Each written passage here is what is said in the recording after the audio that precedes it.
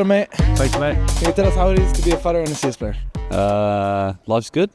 Can't complain. It's the best feeling in the world. Get to do play my favourite game and also be a father. Amazing. I love you as a father. I have a question. Since you got a baby, well, around the same time, you started becoming like very consistent and a lot of headshots, and I'm grateful. Thank you, sir. What happened? I don't know. Apparently, you just get a daddy buff. You should try. It works, but I don't know. Right now? At 21, or you need to wait with it? Give me what's the book? I think you just got number 7, so mate, depends after this year. If you get worse than number 7, top 7, then I think you should try it out. Yeah. If I get for me, yes, yeah. So Apex says if he gets a double, it gets better, and I reckon if you get twins, it's the jackpot. If I get twins, I might contend Zawi for number 1 or Dunk for number 1 or something. You never know. Never know. You know, no, I don't think so. I don't think that. Yesterday match against Virtus.pro, kind of a long one, but you finally won Anubis on B, and I think your B partner has been carrying you on B side, and like very knowledge and calls a lot, and he knows a lot about B side. Yes. Can you tell us your input on Anubis, and if you wanted to be kicked for the Maple, please? Well, first off, yes, Anubis needs to go, or at least needs to be fixed. I just want to give a shout out to Dunk. Yes, Dunk, always a good shout out. To my brother Flamesy. I don't know if you know him. He's my B site partner, and I think he does a great job. He makes me a better person in the game and outside the game. So He's coming to us. I'm sorry, my lord. I'm sorry, my lord. That's all I have to say. Yes, fuck Anubis. The T side. Only the CT side. Yeah, I agree. I think I gave a shout out to Dong because you remember yesterday he does an interview and fuck Anubis, kick him up, blood. And I think everybody would agree with it. Let's go to Zayu. Yep. Anubis, kick or ban? Kick. Shit map. We go to Robs because they died to fame a lot yesterday. Anubis, ban or kick? Deleted. Delete it. So I think, as you can see in Vitality, we all really like Anubis. If you're against us, you can pick us. Let's move on to the next. Ansha. We're picking Ancient against anyone who plays against us. So be careful, huh? Be careful, because we're gonna fuck you up. So this is our man. What's your name? Matt. Okay, I'm already thinking your name is Frank. I'm Mini Frank. Mini Frank. Asian Frank. And Matt, you're in charge of. You think about the skits a lot, right? Yeah, I help Frank with the skits. I press record on this camera sometimes. We do random stuff with you guys. It's always fun. And I think you've been doing an amazing job on the skits department, because I think all the fans really like the skits. Can you share, how do you guys think about it? How is it, like you're sitting in a room and thinking about skits before every tournament, or it just goes to your head and you type it in a Notion and everybody sees that and thinks if it's good or not? Yeah, so Frank's process is he locks himself in his hotel room. He comes to Katowice like 2 weeks early, gets himself in that hotel room, sits with his laptop, and he just cooks. Okay. Later, boom, skits. So ESL has been, you guys are not giving any space to the employees to breathe air? No. Nothing. Okay. We just deliver food into his room. He doesn't leave for 2 weeks until it's banger after banger. What's your title in ESL, Mike? I'm a live creative producer. And what's your role as a human being? To just be all around good vibes, be positive, make you guys feel welcome. Yeah, and make people love the content that's been out there, I guess. Yeah. Can you share with us about what's your struggles in the job? When do you hit a wall? To work with players when they're not happy. You know, like sometimes people get miserable. Can you give some names and give some names? I'm Bullet. not giving names. We pay you money and you give some names. I think overall, But wait. Is it because you put them to? Is it because they wake up at 6 a.m. and they have to do midi days, or is it because? all of this. Yeah, like many excuses. Yeah. That's part of the job. So, yeah. But you can keep going. Yeah, I stopped you. Sorry. No, it's all right. How are you doing? Amazing. Every time I come to ESL tournament, they shove me up with a mic and they tell me, if you don't do that, we're gonna fucking fine you. So, go do that. That didn't happen. Can you prove it? I handed you the microphone and you were like, okay. I'm just sad that 2 years ago I was. We can start. Oh, Okay. they're going for it. Okay. Messi? Everybody's been interviewed there. How is fatherhood? Perfect. How is Robin doing? Is he happy? I've already had this conversation with him. Now you interviewed them. Does he look happy? Yeah, he does look happy. I'm visibly happier. You guys won Cologne. Yeah. Now you get a little bit of pressure. The curse, the apex curse, is it a real thing? Well, no, not this year. Feels like it's the first semi-final in my career in Spodek, in Katowice. So, guys, I'm in interview. So please. Let's go. Let's walk this way. Let's go this way. We're coming. Yeah, so the curse is real. I would say not anymore. Not anymore. Okay, The boom. hotel, people don't know, but Vienna was cursed. It's not me. And everyone knows about that. Too dark, everything. Oh my God. The Mercure is treating you better. Yes, it does.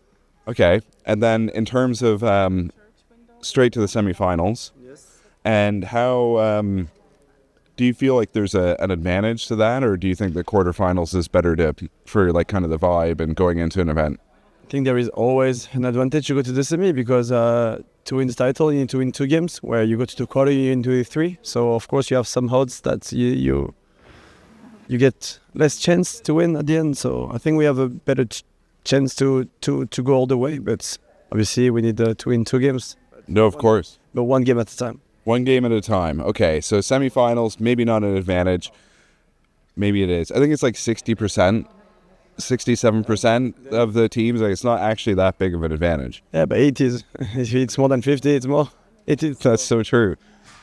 And in terms of the overall vibe and the kind of like, settling in terms of Robin, Yeah. right? And, making a big swap like that. How's it worked out so far? He seems a lot more motivated at the moment.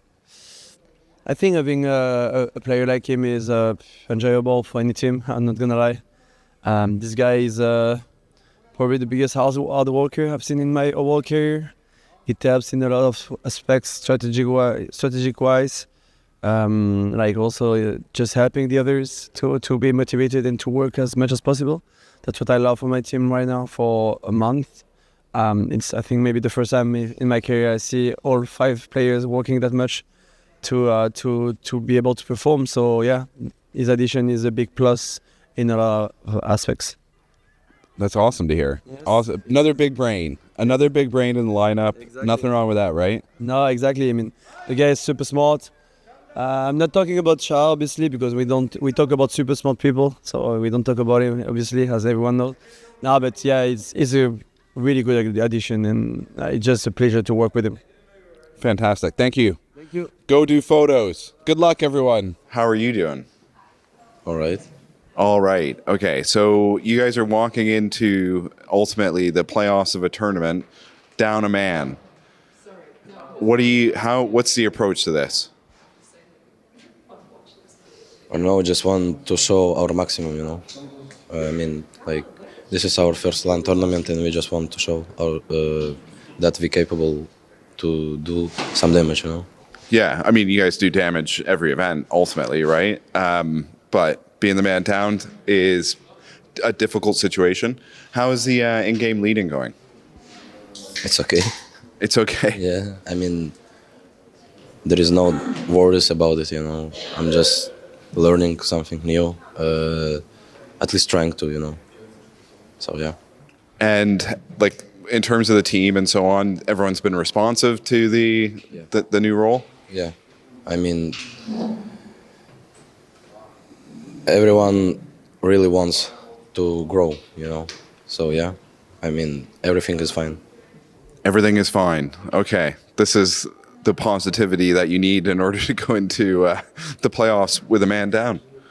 In terms of like settling in with the roster and so on, obviously, you're filling big shoes in terms of James, right? You had a fairly short time with him in terms of, I guess, with like the whole VP alignment and how you guys play the game and so on. How is it all new what you guys are doing, or are you trying to take some of the building blocks that was from the previous team when you first joined? Of course, we took something from the back VP, right? But we're trying to do something new, you know. We want to build a new system, I will say. A new system. Because the old VP system, it was like IJLing system, so it's kind of different, you know. No, of course. There's like game time, the whole idea of running the clock down and so on. You know, we're not seeing that necessarily from you guys as much, but there is something in that, right? Yeah, I mean, I don't want to tell that much about it. Okay, no, that's fair. And then also in terms of map pool and so on, what are you thinking about Train? Perfect map. I mean, like I like it a lot. You know, they have to fix it a bit, you know, but still, it's a really good map. It's a really beautiful map. Beautiful map. Yeah, dark. Obviously, you guys are walking into this kind of wounded in terms of the lack of one player. What? How's the approach change? How are you guys approaching this? I don't know yet. Maybe we create some, I don't know, crazy tactics for the Spirit matchup, I guess, yeah. Maybe we create some crazy tactics and I don't know, we will see in the game. I like how both you and Electronic have been, you're just kind of like, we'll see, right? That's all you can really do, right? I don't know what can I say because, yeah, we have a substitute on the playoff and it's going to be a hard match for us, even with our full lineup. But with substitute, maybe it's even harder, but, you know, maybe it's could be easier, maybe it's some magic happen. Okay, and then in terms of, do you guys change your approach when you're doing in a situation like this? Have you ever been in a situation like this? No, I mean, I think no, never. I never played with substitute, never. No substitutes. It's the first time for VP. Yeah, like this is a pretty wild ride for you guys, I think. Were you expecting to make playoffs? Before, you mean? Like now, like were you expecting to get this far? I'll be honest, I wasn't expecting you guys to get this far. Thank you. I don't know. We just start to play together like months and a half ago, maybe after the New Year, and it's hard to say if I expect it or no. When you're a new team, you just want to win every game, and it doesn't matter. You don't have any expectations because you don't know your power, and you just need, you know, to gain this confidence game by game, and you need to gain some wins. And I don't know. I didn't have any expectations. So, like take one match at a time. That seems to be kind of what a lot of the teams are kind of saying in terms of their approach is one match at a time and not thinking like we're going to win this event. Just we're going to win the next match, right? Yes. And in terms of, is there any players in terms of outside the VP, you know, camp, and then in terms of, I guess, Russia, when's the next donk coming up? What is there a new donk eventually? You mean on the Russian scene or CIS? I don't know. You don't know. You don't know. Talking about Kiyosuke, you know this guy? Yes. Yeah. On the, how to say? He's a new prospect, maybe. I don't know how to say it in English. No, it's prospect. That's right. Yeah, he's playing in Spirit Academy, and everyone is calling him second on. But I don't know. Actually, it's a lot of guys on Faceit play right now, playing like same like donk. Oh right, yeah. No, it's all the kids. Premium, you know, it's always dangerous because even you take like 3 stack with experienced players, like veterans, maybe, and you get the 3 new donks, and it's, you know, it's dangerous every time to go face. Okay. It's nice to see new blood coming through the scene, right? Like it's gets the audience excited, right? In terms of new players to watch out for, you know, donk obviously in terms of like entry fragger, aggressive. It's fun to see, right? We haven't really seen that with VP, you know, over the course of your time with them. How has Electronic been in terms of the leadership? I think he's feeling, he's doing great, and he's feeling good. But you know, when he didn't IGL for a long time, and he need to gain this confidence, to gain this experience, and it's not like that you just come on your first event or second event and you start to be very great. But he's doing very great. The Mongolz. They are in the playoffs. Now, traditionally, we would have like an awkward conversation because they're from Mongolia. So what we're going to do today is just we're going to give Mizinho the microphone. Hello. Mongolian. За юу вэ? За энэ тэгэхээр хаана нэрсэн байна тайлбарлаарай. Virtus.pro ирсэн байна. Тэгээд Katowice ирсэн байна. Үгүй одоо яг хаана юу гэж байгаа? Зааланд ирсэн байна. Цагт тоглох чинь. Хааш. Зааланд ирсэн. Тэгээд Spotak Arena-гийнхаа зургийг явуул. Тиймэрхүү. За хэдүүлээ юу хөө? Юу ярих хэрэгтэй вэ? Spotak Arena тоглох болсон сэтгэл. Ойш орч. Spotak Arena тоглох болсон сэтгэл. Гоё байна. Үргэлжлүүлээд одоо өгнө бах таа. Маш гоё байна. Дэлгэрэнгүй. Spotak Arena тоглох маш гоё байна. Чаац. Үргэлжлүүлээд гайртай хараа.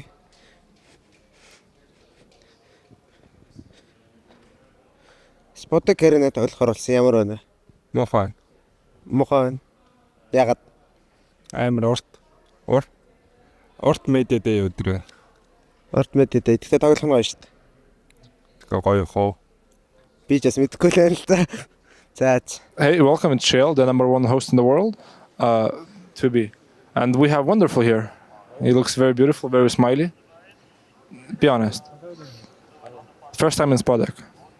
Your thoughts? Excited. We're gonna play a game. More than one sentence answers. How do you feel in Spotak? Fine. Okay, never mind. If you had to choose 3 tournaments to win for the rest of your life, it cannot be 3 majors. It has to be one of each. What would it be? Major, Cologne, and Katowice. So this tournament is important for you. Very important. Okay. On a scale from 1 to 10, how ready are you? 10 out of 10. Okay. The team? 10 out of 10. Okay. What's your... No, 9 out of 10. GL is not ready. That's 8 out of 10 then. Okay. Dream run in Cologne, starting from semifinals. Dream run? Yeah. What teams would you face in semifinals or finals? I don't know. Everyone. Semifinals? You have to pick a team from the 6. Spirit. Final? Vita. That's going to be like that. You saw the script right now. Yeah, that's cool. We'll have to go to Alexei. Alexei, you're not busy at all right now? You're not doing any order? Why is Spotak so special? Because they played easy friends back in 2018. Okay. Did you play for Ends in 2018? Yeah. Did you make it to the final? Yeah. Did you win? Nope. Damn. So we're going to change history right now. I mean, we're going to correct the history. Hope we're going to win. We have found team spirit. We were going to just mosey up here. Right. We'll begin with you, Chopper. We don't really hear much from you, right? Why is this? Why do you think we don't really hear much from Chopper? Because my English is so bad. Your English is so bad. Well, let's improve that. Let's change that today. How has everything been going in terms of the leadership on your side? Do you guys feel like you're really strong at the moment? I don't know. It's also day by day. One day you're really strong. One day you're not strong. Something like that. That's like Dong's attitude. It seems he kind of comes in each day, and obviously he has to do a lot of the interviews where it's just take it game by game, right? You can't kind of walk into an event like Katowice and think you're just going to win the whole thing. You need to go one game at a time. Has that been your guys' approach? Yes, it should be our approach because we don't think about take championship or win something. We think about we need to win one match, and we try to do focus for one day. Yes, sometimes we have bad days, like in match against Navi, because we play really bad. They play better than we are in that day, and I don't know. Now we should play in Spodek, and it should be good matches. It's said that Virtus.pro should play with replace with Mir instead of Flamus. But we think now about first match. If we win this, let's see what happens the next match against Naya.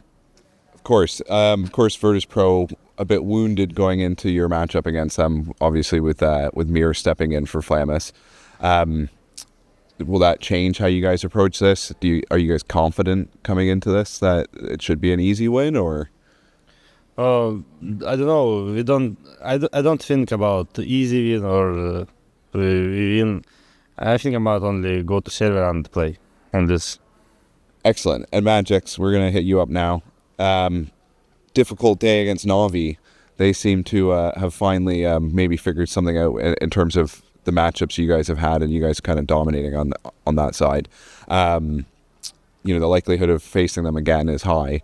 In terms of that Navi matchup yesterday, what went wrong, I guess, would be the big question.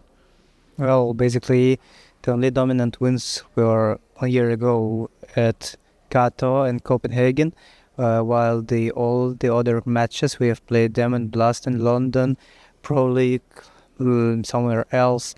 It was always pretty much closer games than in the beginning of last year, and this time it was decided by the number of mistakes that we have made throughout the game. We played pretty poorly, and that's why we lost.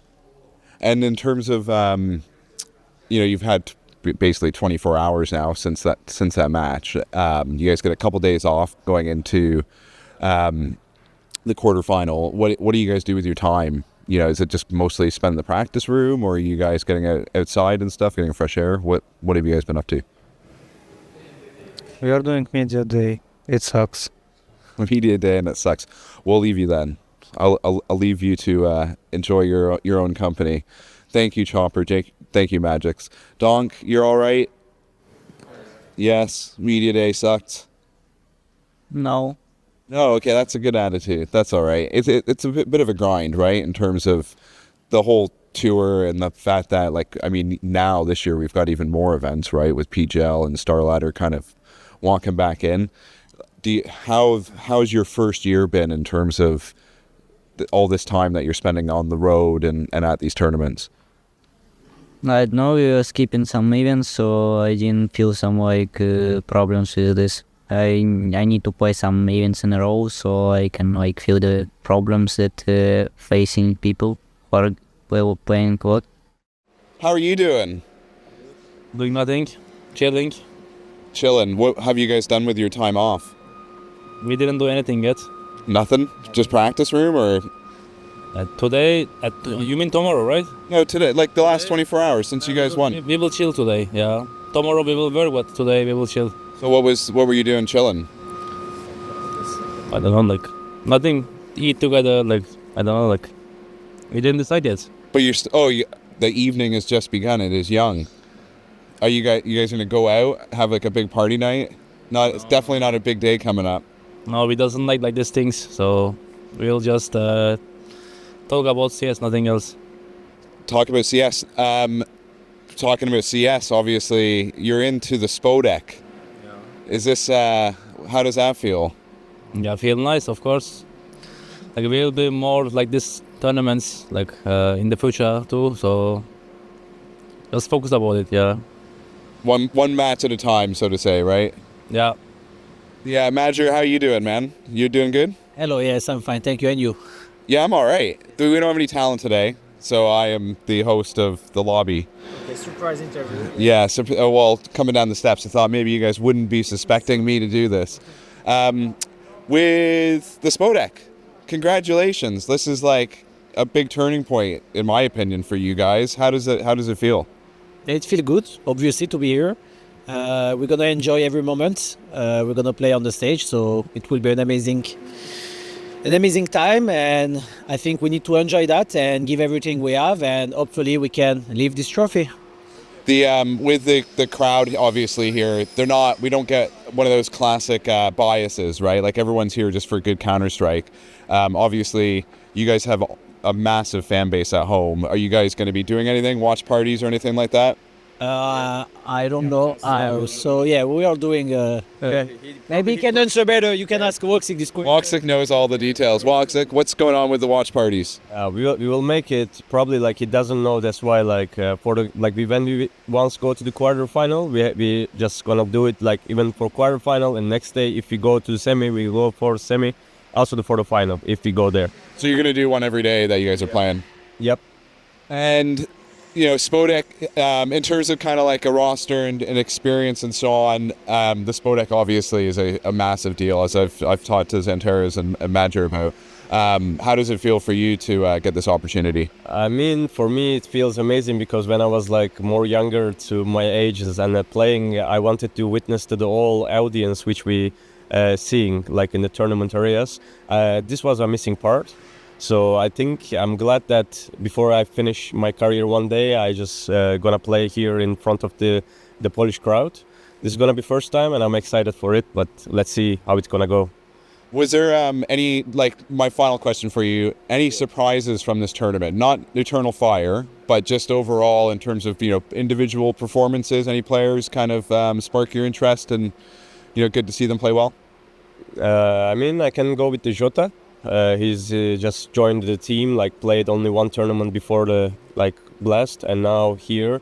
I think he's just doing really well. At least he's young and also didn't play too many big games. And let's see how he's gonna play also in the quarterfinal in front of the crowd. This is gonna be first time for him.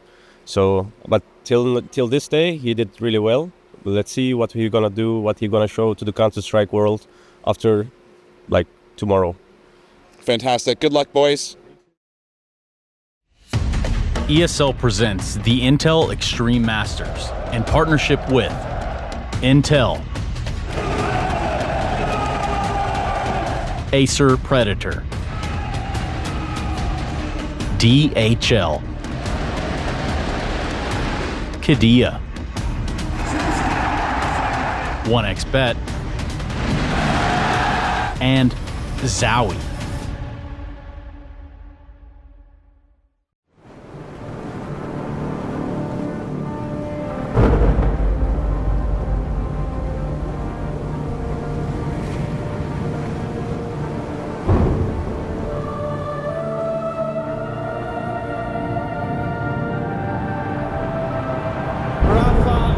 Making history, absolutely phenomenal. And Ace is the champion of the Intel Extreme Masters World Finals. Storm's still not quite done. MC is going to take this fight though. 3 seconds left. Last 2 rounds of match, it's got to start it well for ESC. And this is a massive move for Zez, but he's not content with just a Nexus kill. He wants to win. And it's all done. Astralis winning. Unbelievable Rogue with a 4-0 victory over Classic. And they did it again in the grand finals. It's Novi! Give it up for your Intel Extreme Masters World Champion!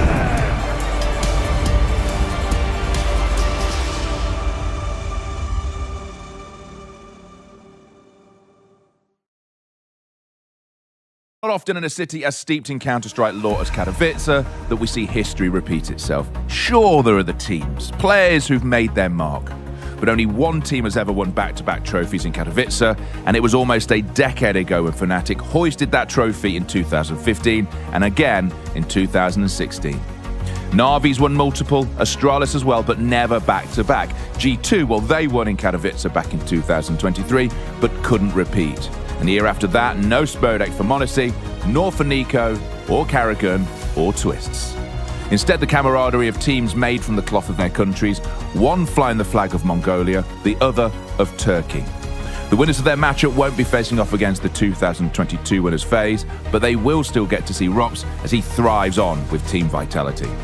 On the other side of the bracket, repeat winners Na'Vi await in the semis. They'll face either VP or Spirit, and if Spirit win, well, that's just one step closer to history repeating itself here in Katowice.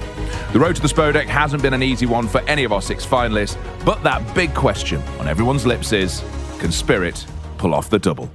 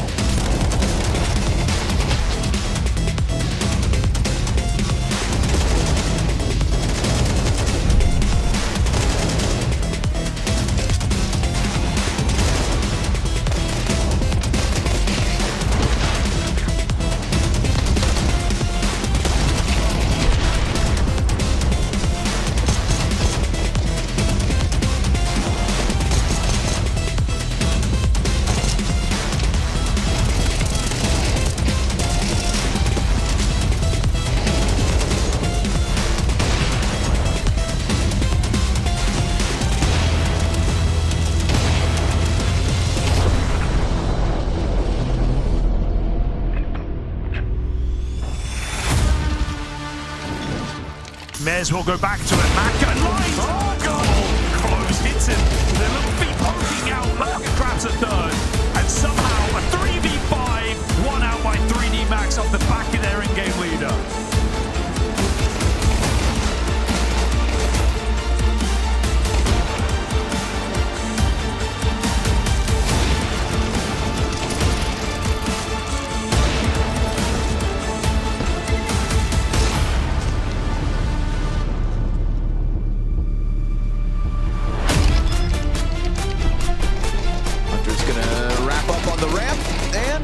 Surrounded.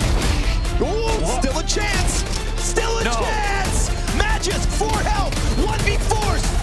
Surrounded and successful.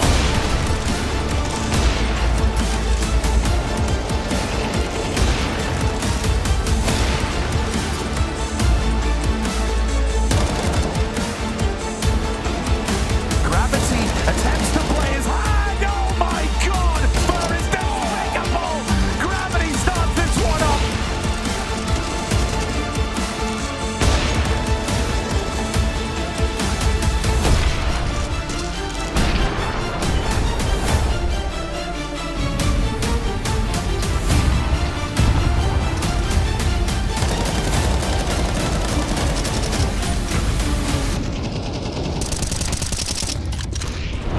Yeah, it's up for the jump. Told them before, enough is enough. It's never just luck I erupt. They came up this out of the slump. Me, why they keep eyeing me up? See, I got the quietest touch. Please, I'ma keep firing up. That's why I am the one. The ring of fire, man, I've been through it. Hard song, let me sing to it. The narrow path, fighting on the cross, but the smoke clear. Let me bring you in, oh Lord. Tell them I really want more. I came to settle the score. Yeah, I'm about to get on the north. This ain't what you want. He's looking for that final headshot, and Dog is designed for violence. We arrive at the storied Spodek steps to kick off the Intel Extreme Masters Katowice 2025 playoffs. My name is Fresh Beers, joined by Steel and Yanko. Down in the concourse where we get to absorb the energy of all the fans arriving today, Yanko, for what is going to be an epic weekend of Counter-Strike once again. Yeah, absolutely. Some of the usual suspects are not present, but we've got some very exciting teams in the playoffs as well. I think the first game, Mongolz, Eternal Fire, 2 teams that have been on the rise last year, finally getting into the Spodek, and I'm excited to see how that game goes. Going to be really messy gameplay and really exciting gameplay, because messy equals exciting, and we all know that. And I can't wait to see if Spirit gets to do a rematch against Na'Vi on the other side of the bracket there, and see if they can go and get back-to-back Katowice championships. We'll touch upon that potential eventuality in just a moment, but I think we need to recap what went down in the group stage, because a hell of a lot of action going down.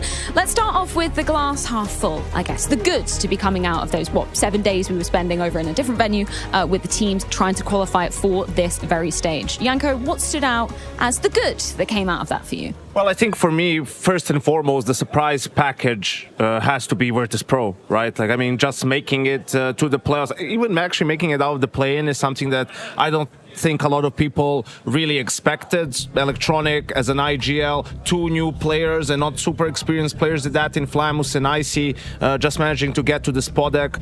Big feat for them, unfortunately not going to be able to field their full squad. And the other 2 is our first quarterfinal, right, with Eternal Fire and the Mongolz.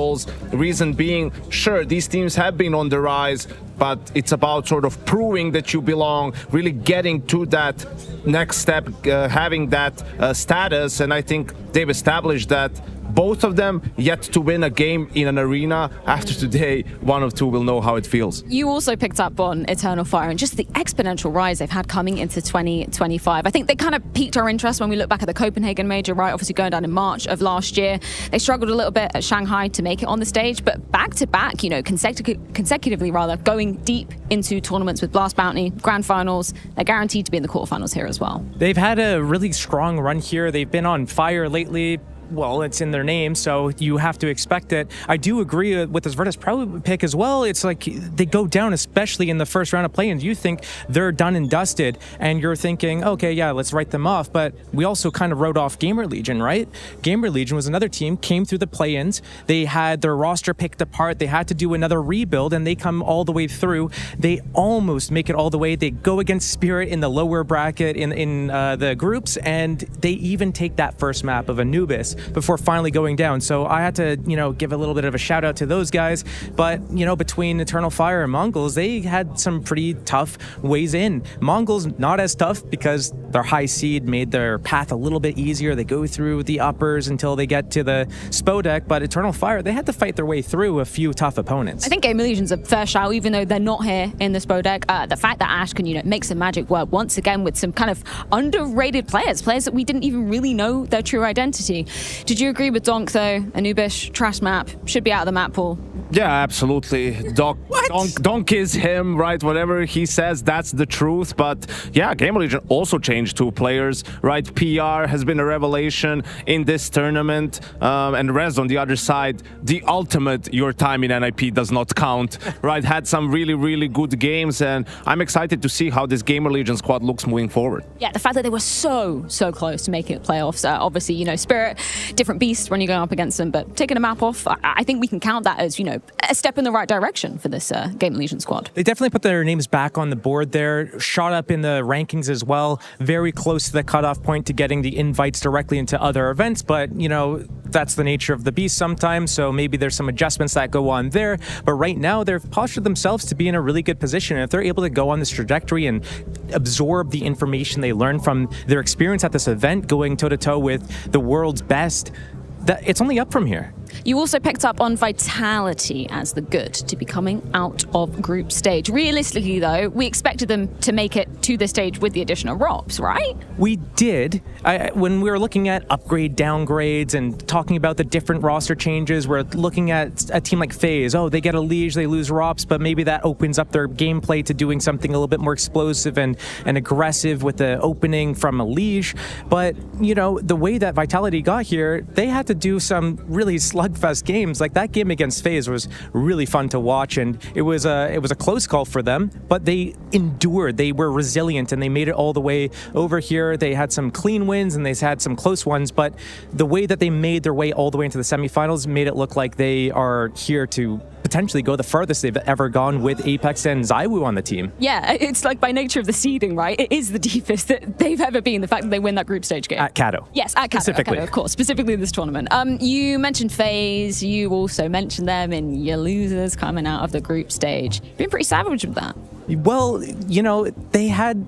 FaZe is always a team that you're going to get something fun and enjoyable from them in terms of the game. Sometimes they come out with a really good game plan, they're really strong, sometimes it's a little bit sloppy, but they'll always have their individual moments where you'll never count them out of a 2 versus 4. Brokey, I think, was in part of a few of those on the Nuke game before they finally went out against... Eternal Fire, actually, for Eternal Fire to qualify all the way to the Spodek. So, really fun matches, but they were second place here last year. They are a team that have made so many grand final appearances, and now they don't even make it all the way to the arena. They don't even make the quarterfinals. That's a loss.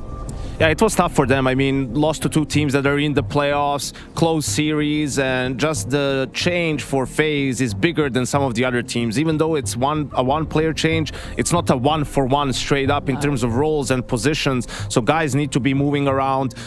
They have an approach for right now. Whether this is how it looks like 2 months from now in terms of their positions, maybe not. Obviously, it's going to be devastating for Carrigan not to be back in the Spodek, but I think he was very candid in his loser interview, saying that he knew it was going to be tough to make it just because of how much they needed to change, and the season went long for them last year, right, all the way to the grand final. So maybe a little bit of extenuating circumstance there for FaZe Clan. You guys also had a handshake over the fact that G2 was one of the losses coming out of that group stage. Why's that? Well, yeah, I mean, they were the second best team in the world towards the end of last year, right? I mean, they made playoffs after playoffs. They won 2 tournaments towards the end of last year, and you make one player change, sure, it's Nico, and you're not even in the playoffs. I think that's going to be very disappointing. Also looking at, losing to Virtus.pro in your opening game, like that's just something that G2 couldn't really allow to happen, it feels like. And then in that lower bracket, it was always going to be a hard run. It's an uphill battle. I mean, going against such big teams that were getting knocked into that lower bracket. On one side you have Spirit kind of blocking everyone out. On another side, you're getting teams like FaZe down there. Eternal Fire on their hot streak is also falling down to the lower bracket. So, once they went down into that lower bracket from round 1, it's just like such a tough battle all the way through, especially you're making those role changes. You're losing out on Nico, you're having Mongolz fill in his shoes, you're losing a big voice in the team, and then you're bringing in a heavy god who's done pretty well for himself as an anchor on this team, but it's just not enough to get over the hump of, you had that Nico Monazy. There's 2 of them on any team. It's going to be a top 5 team, and then you lose one piece of that puzzle. It all falls apart. I think also for me, just both Astralis and Furia, who played against each other in the lower bracket. I mean, you look at some of the names on these squads, like that's a super disappointing result for both teams. Furia, I think right now they're just calculating how many points they'll lose if they make a roster change. They already pulled out of the next tournament after accepting the invite, so probably, a lot of stuff going on there. And Astralis, they were last place last year. This year didn't fare too much better, and, just for some really big names, some tough times. Just to round out your list, Steel, you just put the entirety of Group B in there. Why was that? Once you have that Na'Vi Spirit matchup, you're going to play one of the 2 teams. And if you ignore the VRS standings, maybe they are the 1 and 2 on the VRS, actually. Like Na'Vi had a huge, monstrous year all of last year. Spirit coming out at the tail end after stumbling kind of in the middle section. They win the major. Na'Vi's also there. Na'Vi wins the head-to-head against Spirit, and that means that, well, you were going to get either Na'Vi or Spirit down there. This time it happened to be Spirit down there, and that is just unlucky for anybody that's in that side of the bracket with Liquid, for example. That's the end of the line for you guys. Well, plenty of teams' hearts broken, as of course the final 6 will be entering the arena. 2 quarterfinals going to be going down today. Our first, Mongolz versus Eternal Fire, and we've got some catch-up courtesy of Shox. Major, hello. Welcome to the Spodek, a situation for which I think you fought for many, many, many years. What is it like to know that everything you fought for, having to not be, away from your family for so long, working for so hard, and finally you get to play here? Yeah, a lot of sacrifice to be here, to be honest. Like not seeing my kids since maybe 20 days now, so I miss them a lot. But I'm here to enjoy, to give everything I have. Like you say, it's first time in Spodek at my age, 34. There is a new at everything in life, and I think I'll just enjoy the moment, and because I love what I do, and I think this is the most important things, like giving everything I have today. Something about the game and about the development of Eternal Fire. It feels like that FaZe win was absolutely huge, and it also feels like you've taken such a step forward in terms of adding complexity to your game, layers to your game, the way you can react to situations, that combination of things. Do you feel like it's in a good place to really go on a really deep run here, possibly, in the Spodek? Yeah, I think I'm not like watching ourselves in the future, just focusing on the match today. But like you say, I think we are growing up as a team since last year. There is good things, positive things. But today it's a new atmosphere for us. We play in the Copenhagen Major against Navi, a first match on against in front a lot of people, crowd. So this is maybe second time for us.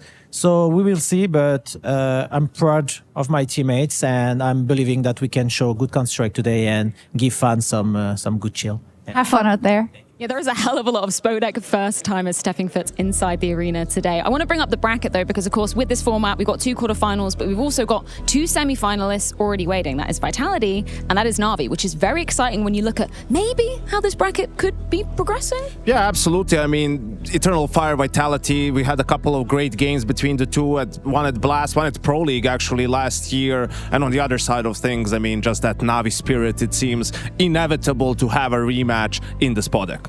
I look at that Spirit Na'Vi rematch, and that's going to be one of the points, because why are we counting out Virtus.pro right now? New in-game leader, but they also have a slight issue with not having their full 5 roster here right now after they played all the way from the play-ins. So that's going to throw them off balance a little bit, but this opening Eternal Fire Mongolz should be very interesting, plays into their map pool, and it's going to be a very just back and forth game. It's going to be messy. There's going to be a lot of gunfights, and it's going to be very chaotic. It's going to be fun to follow. Virtus.pro, the Falcons of this year's playoff bracket.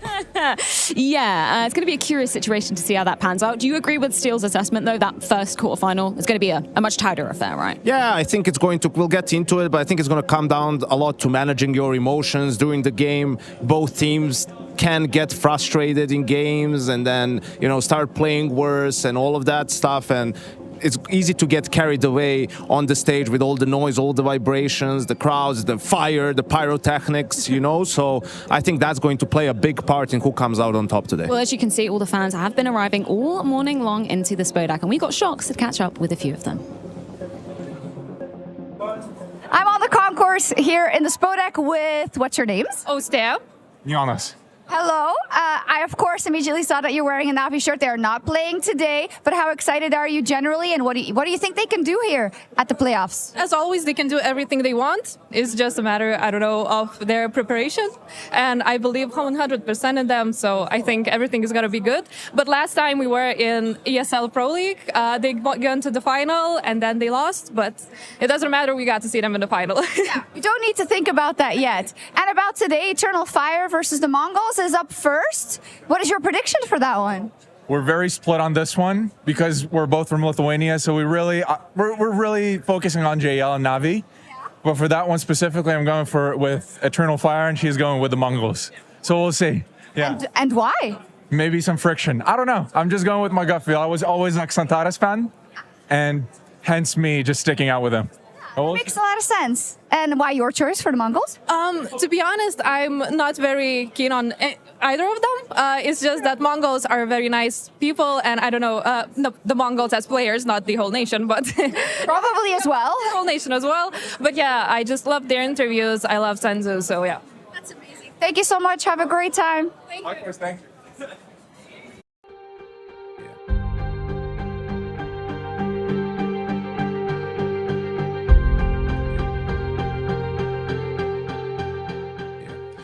It's a hive of activity back here behind the stage as we count down to match 1 here in the Spodek. Mazinho and the Mongolz take on Xantares and Eternal Fire, but that's not all we have in store, as at 7 p.m. local time, a wounded electronic-led Virtus.pro take on Donk and Team Spirit.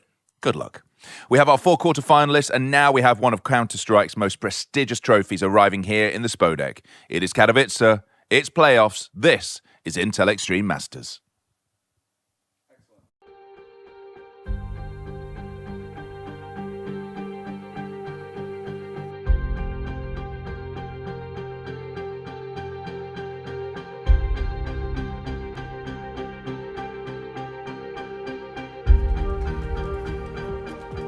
Hello and welcome to the 1xBet Power Rankings with myself and Harry Russell. We've got the brackets in front of us and we're both going to try and fill it in. Of course, power ranking the teams from their first to exit the playoffs of Katowice all the way to the champions of Katowice. This should be easy, right? Yeah, although I do think I'm coming in with an alternate spin here on some of the later rankings. How alternate are you? Pretty alternate. Okay. I had a dream. Okay. Someone else has said a sentence like that before. Yeah, It's not, I don't think you're the first. Yeah, no. I had a dream the other night. The Eternal Fire win Katowice. Well, you saw it. You saw I them saw it, lifting and the it was trophy. so real. It was so real, and it moved me when I woke up. I was like, "Oh my god!" Okay, so they actually did it. They actually won. Can we reverse engineer your dream? Did you see who they were playing? Yeah. Oh, you did? Yeah. Okay, so let's fill in the bracket. Okay. Okay, right. so obviously We're doing Eternal the Fire dream versus run Mongolz. Yeah, Eternal Fire won that. They won that, did they? Yeah. Was that like a 2-mapper, 3-mapper? What do you I think reckon? it was pretty convincing. Convincing like, 2-0? shook the nerves off. 'Cause Wow. They were going into the final. From That's what I huge. remember in the dream, they were like really feeling good. Okay, and they are feeling good. We just did a podcast with them, so the vibes are good right now with true. Eternal Fire. Okay. On the other side of the bracket, look, VP probably the worst team in the playoffs purely because they have a stand-in and they are a brand new team. Yeah. Now maybe you can say like, oh, it's so new anyway that like they were dealing with some stuff and they still made it this far, and so it's like, sure, I think that's fair, but they're also up against Team Spirit. I feel like mainly because of the stand-in thing are firmly one of the first. I'm sure they could have given him a fight, but operating with a stand-in, it's very hard to look past Team Spirit versus Na'Vi getting a rematch in the semi-final. Which is sick. Yes. Which is sick. Now, Na'Vi beat them in the groups. Yeah. But does that happen again? Because this was like the first win for Na'Vi in a string of losses to the Spirit squad. I think they're like 2-7 or something. Yeah. Can lightning strike twice for Na'Vi? That's, I guess, the big question there. The common adage is you learn more from a loss. So I'm sure that like there'll be extra polish on Team Spirit coming into this one. I think Spirit's style like levels up when they get to stage games as well. True. So that leaves us with Vitality EF. Yeah. Semi-final number 1. Now Vitality have been looking like they're in pretty damn good form. Yeah. But Zantares, Woxic, Jota like is a revelation. If Okay. he can keep this going, like the thing that's been so impressive is in a lot of their like high pressure games, he's been a difference maker. But this is like the biggest crowd he will have played in front of ever. Okay. So you know, like it's a hard one there. Yeah. I don't think it's impossible. In my dream, Eternal Fire had beaten Vitality and they were playing Na'Vi in the final. They were playing Na'Vi. They were playing Na'Vi. So in you the think final. lightning strikes twice and Eternal Fire beat Vitality. Turkey win Katowice for the first time. I don't know. My dream scenario was EF win. They beat Na'Vi in the final. All But right. that's my dream one. What's the realistic? Can I be the voice take? of reason? Yeah. Okay. I'm just gonna kind of channel like the cut and dry Chad Birchall kind of. Okay, yeah. Okay. I'm just Can gonna you do try. the accent? No. Fist? No, I'm not gonna do it. I got South African after Okay, like yeah, one yeah. word. So okay, Mongolz EF have, like they're like 3-1 in their head-to-head. Mongolz win. Okay. Sorry, and I No, much love that's to fair. EF, but just to counterbalance it, I think Mongols win that quarterfinal. I think Spirit win their quarterfinal, so we're all good there. Then you get Vitality Mongols. Vitality win that 3-mapper though, respect. And then the Na'Vi Spirit game, Spirit win that. You get a Vitality Spirit final. Does that sound like kind of Birchall-esque? Yeah, I think as well, if it plays out like in the quarters, how you're saying, I think that becomes very likely, the Vitality Spirit final. Which could be a banger too. Which would be a banger. Donk v the Woo. That would be a sick final. Yeah, No obviously doubt. your vision, because Yeah. you're like gifted like that, Yeah, you've yeah. seen the future. I have seen the future. So if you believe Harry is like, the chosen one, and he's actually seeing glimpses of the future. Which I could be. Which he could be. Like, you don't know. This is the real test. I'm Yeah. throwing it all out. I can't believe you said it. It's on live. So if you believe I can see the future, go EF. If not, Vitality Spirit. Yeah. And who lifts the trophy in that one? I haven't decided. Wait, let me see if I can summon a vision. Oh, Vitality. That's weird. All right. What the hell? Okay. But yeah, that's maybe how it goes. Vitality lift a trophy. Apex is crying. I can see it now. Actually, his first Katowice. After just getting Cologne as He's well. just missing that Katowice for the like Infinity Stones. Yeah. All right. Well, that's it. That's the 1xBet playoff power rankings.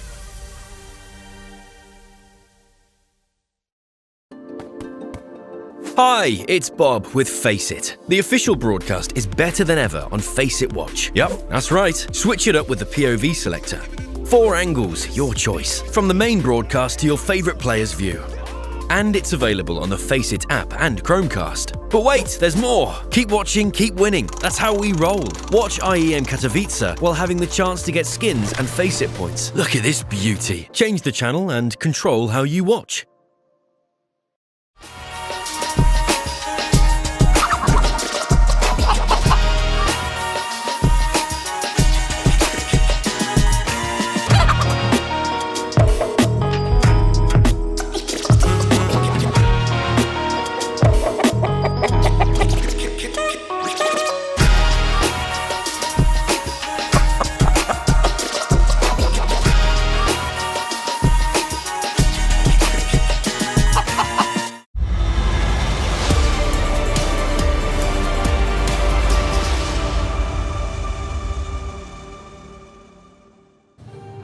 Chad and I have the opportunity to be bringing you the first quarterfinal in the Spodek, the playoffs of Katowice. I mean, over a decade of history in this very hall, in this very arena. There's so many big names inscribed on that trophy, and some more history going to be forged over the course of this weekend. Yeah, let's hit the headlines. Taking a look, the Spodek reigning champs are back. Spirit from last year around, Donk in his domain expansion. Will it be another title run, taking on Virtus.pro as their match later today? Yeah, I'm actually really excited to see whether or not there's more to this Apex storyline. Has Rops been the talisman to Apex, overcoming his Katowice curse? This is the highest placing he's had at the Spodek, and he kind of secured it in the second stage. Yeah, so going to see if they can do it on the stage. And, well, the match we're going to be covering, history being made today.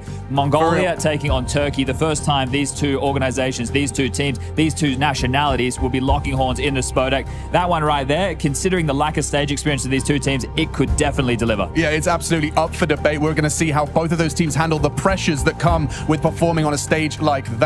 Trace, this day could deliver in a very big way.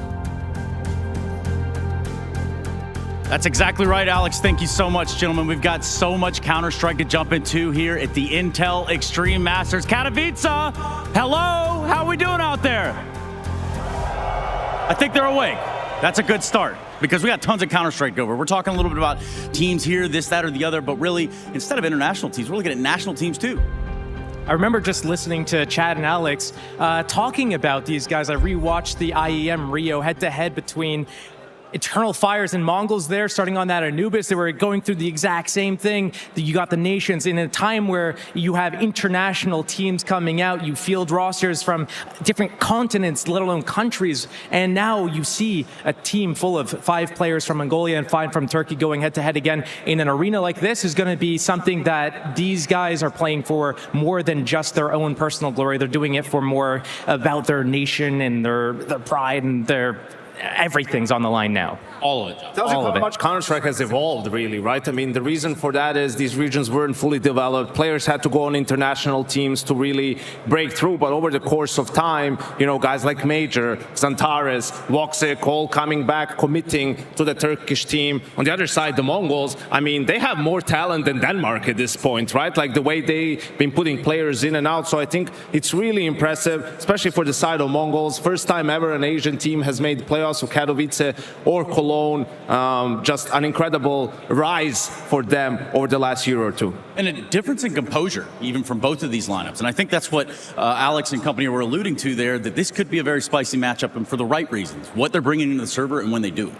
I like how they have so many players that are kind of emotional. The way that they play, they're very passionate, but you get the good and the bad. It's a double-edged sword, so you get the really high highs, but then you get the low lows. And when we see the teams, the play style, especially of a team like Mongolz, you get to see them just go head on and try to really brute force their way through every problem that stands in their way. And for a team like Eternal Fire, they've been kind of developing newer talent. You're seeing Joda coming into the equation and trying to balance out and even out their play style, but then you have that kind of on-fire pop-off potential of Voxic, of Xantares, who, you know, he's 29 years old and he's now peaking. Everyone's peaking in their you know, senior years. You got Major, who's leading the team, in-game leader. He's 34, so, you know, anything's possible these days. Anything is very much possible, Josh. I love what you've said right there, and it's possible for us in this moment to hear from that Mongol side through Freya. What you got?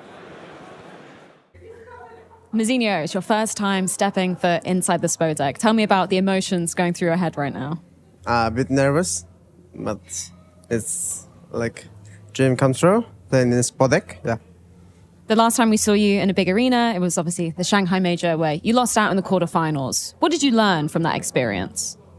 Learn, I guess, the stage is cold. Learn that. And yeah, just like, tell myself, like, don't get nervous about playing on the stage, yeah. Did you feel nervous last time? Because last time around, you had a really good rating, even though you lost out in the quarterfinal matchup. Were there feelings of nerves, even despite that? Yeah, there was a bit nervous. Yeah. Has your coach given you any tips onto how avoid this nervousness? Just focus on the game. Yeah, just don't think about others, yeah. Obviously, you faced Eternal Fire, I believe it was 5 times last year. How well do you feel like you understand Eternal Fire and their playstyle? Unpredictable sometimes. Yeah. But Major, yeah, they play like very pack and just play together, yeah. Maybe we can manage to win, I guess, yeah. I appreciate your time, Mazinho, and best of luck in the game. Yeah, and just looking back right there, just even thinking about what he's taken from Mazinho, what do you got? Yeah, I love just what he said. What did you learn from playing on stage? It's cold out there, man. Like, that's probably not on the top of your list when you're thinking about playing on a stage or playing in playoffs, but that's just why you need the experience. So many things are different. The way you get into the game, this whole opening ceremony, right? You're sitting around, you're waiting around, then all of a sudden, let's go. So I think it's really important. Of course, you need to focus on the counter-strike, but that's a little bit more difficult in this sort of an environment. Yeah, because this environment is starkly different to what we've had for the stage 1, stage 2. Now we find ourselves in stage 3. Josh, tell me a little bit about some of this group stage performance we got from both sides. Yeah, the group stage performance, we talked about a little bit earlier how Mongolz had maybe arguably an easier path on the way through here. They had to take out teams like Liquid going through whatever roster changes and role changes that they're going through. Twist as a new in-game leader. You go into Gamer Legion, a team that no one really expected to do so well, but they did. And then finally, they go into the upper bracket game against Na'Vi, but they've already qualified. They've secured the SPO deck, maybe not in the high seed, but then you turn to look at Eternal Fire and it's a much different story. Yeah, absolutely. And I think you also need to remember that for the Mongolz, this was their first tournament of the season. They have 3 best-of-3s under their belt, and that's it. Meanwhile, on the other side, for Eternal Fire, in this tournament, played 6 series, 5 series, a couple of weeks ago. So they have way more reps in the new season with their new player. I think that might also be the difference maker here in the quarterfinals. Well, speaking of reps, you talk a little bit about Eternal Fire having so many more to have had getting up to this point in the tournament. Does that help or hurt? I think it helps, absolutely, especially when you're incorporating a newer player. Sure, there's more tape involved for your opponent to look at. Oh, Mongolz is going to study them. They're going to know exactly the maps. Everyone knows what the maps are going to be. Come on. It's just like they go to their go-to pick. We've seen Eternal Fire, how they are on Anubis. We know Mongolz. If they can pick Mirage, they're going to pick it. So when it comes to these types of moments here, it all comes down to you have a new system, you're working out the kinks of everything, you're on fire, you had a good event a couple weeks ago, you're coming into this event, you've played against really high caliber teams and you've overcome that challenge, you're feeling good about yourself, and the more opponents you play and the better you do, it's going to keep that momentum going through. Yeah, and for what it's worth, there's a lot of different moving pieces over there on that Eternal Fire side, and I do think that we have put some emphasis, or rather he's shown us that he's back. Henry G's got to be proud of this one. Yeah, I think Voxic, he's the guy with probably the most tier 1 experience in this international situation because of his time on Mouse and playing under Kerrigan and having some, tournament wins there. But yeah, the experience is definitely on the side of Eternal Fire. Also, when it comes to the individuals, Madger has been around for ages, right? And Zataris, yes, last year, first time in the top 20, but I think a lot of people will agree that he's been pretty good for a long time, right? It's just about having the team around them and the pieces around them, where now these guys as a unit can really do some damage. You got to look out for the unit, especially when they get that heavy, hot start that they look for. Actually, everyone happens to look for, weirdly enough. Speaking of which, perhaps Voxic has gotten his day start off in the right direction. We're going to find out right now.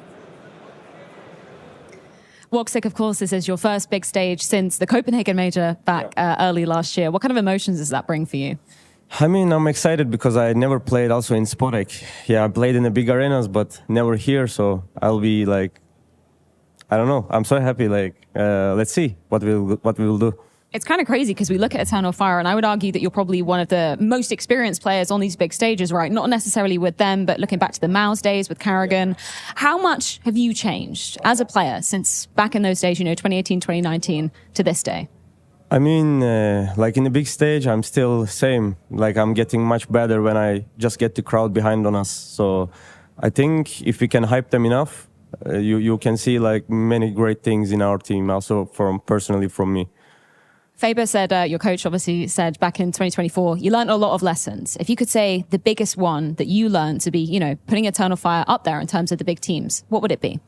I think to playing finals or going to semis and eliminating from there just gave us a lot of lessons because also if you are experienced player personally, it doesn't matter if you're not experienced well as a team as well on the stage and on the finals.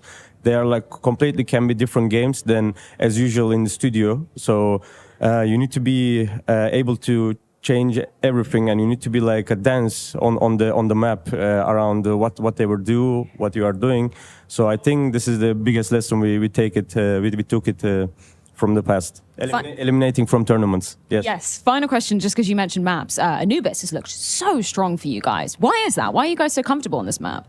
I think individually also people like to play on that map, and also I think we have a great game plan, and also our coach and captain doing great work about fucking their mindset so our opponent. I think that's why also like people really enjoy when they play Anubis.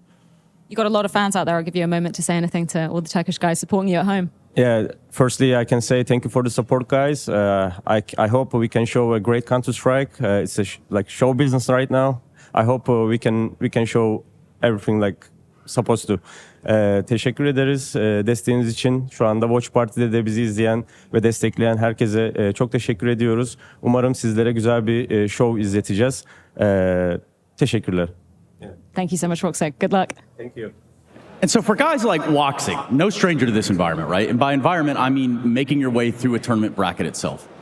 Yeah, when you heard it from him, an arena such as this is a little bit different from what he's had before, but 42 lands attended, 18 playoffs. That's a pretty big deal. And we look at the teammates he's with like Major at 34 and everything. He's had people leading him that way through, but this is no small feat. I mean, obviously, you look at other players that are anomalies in the region. Like, this is a pretty big, still statement to make here.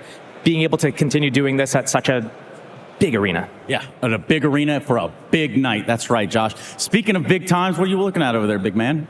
Yeah, I mean, we had Woxic talk about Anubis and how everyone likes to play it on Eternal Fire. They're undefeated on the map in this year, going to be their pick, no doubt about it. So I'm going to show you guys what makes them so good on the map. Whenever a team is super comfortable, that means their default is really strong. And here is a round where, against FaZe, Eternal Fire completely owned them on T side. You'll see some of the opening utility they always throw towards Dark. Xantares with the mid utility, the mid combo. You can see that the defense is pretty spread out because early on Eternal Fire was hitting the bomb sites with some executes. Now FaZe is trying to play a little bit more forward and sort of prevent those executes from coming in, playing in front of the execute.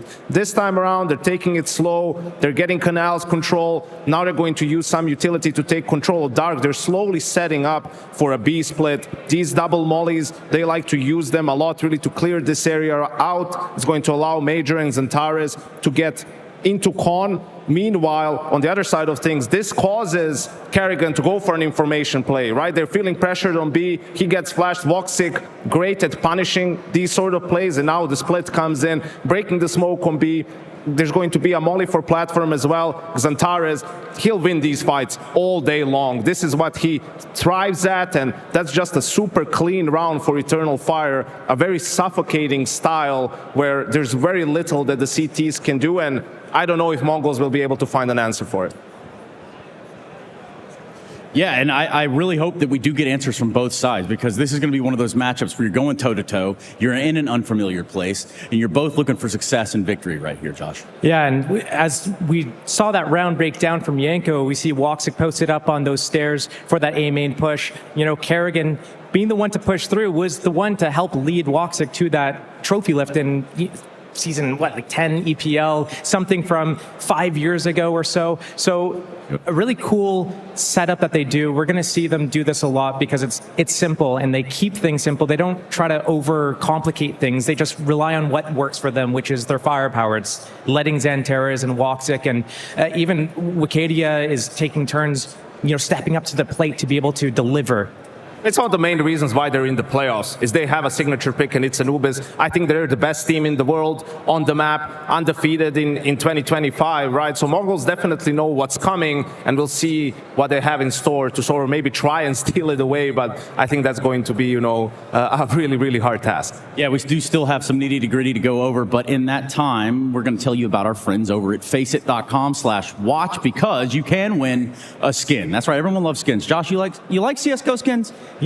Skins and I have a very turbulent relationship, so on and off. Yeah, on and off. Well, maybe some other time, Yanko. But anyway, that's faceit.com/watch. You can go over there, get involved in the giveaway.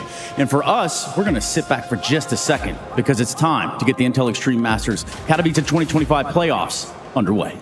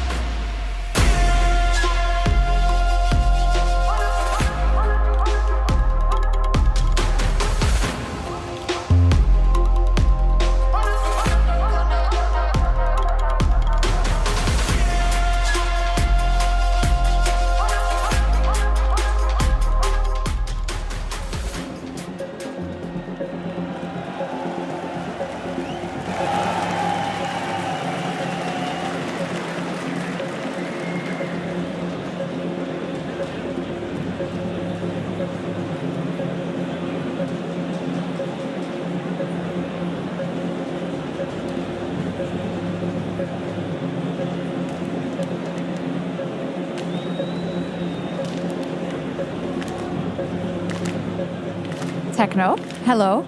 Welcome to the Spodek. How are you feeling? I'm good. Good? Yes. You got to already do a test, I know, yesterday, but now you're about to walk on. What does it mean to you to be able to play here? We are the first Asian team that came here, and it's an honor to play together. Yeah, that's it. Gonna make the fans proud. And what about Eternal Fire as an opponent? They're really good in performance right now. We will do our best. Good luck. City, go that way.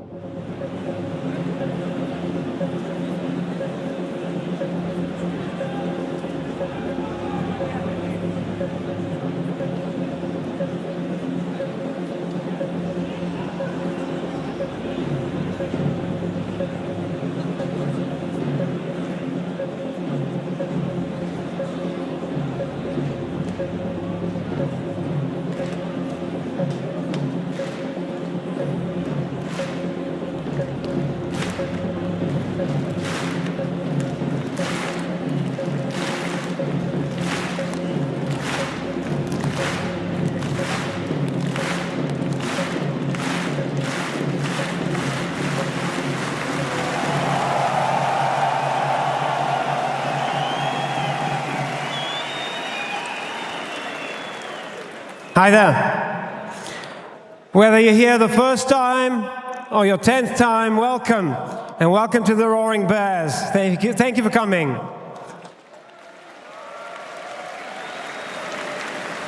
I have a little story for you today. It's about Donk, this guy you might have heard of. He came here last year. He is barely older than the trophy.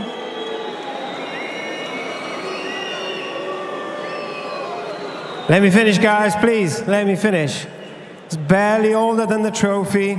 The trophy's 18 years old, just a little bit younger, than the kid. And it's seen many, many champions come and appear on stage, but we haven't ever seen anything like him. Showed up last year, looking like a middle schooler. He made some amazing players, superstars, look very, very average. He won the whole thing. He put his hands in his pockets and went home without a care in the world. And his story is a story that it doesn't have failure or strife in it. It's a fairy tale. It's a fascinating fairy tale And it was amazing to watch at the time for many people. But it's totally not what life is for the rest of us. Because life's hard. Life is sometimes humiliating. We face doubt and difficulty. And on the way to our dreams, we get punched, we get kicked, and we fall down. But if we want it bad enough, if we have the heart and hunger, if our dreams are worth it, we get up and we go again and again and again and again, as many times as it takes. So for some players that come here, it only takes one time. For others, it takes over a decade, or in some cases, 11 years.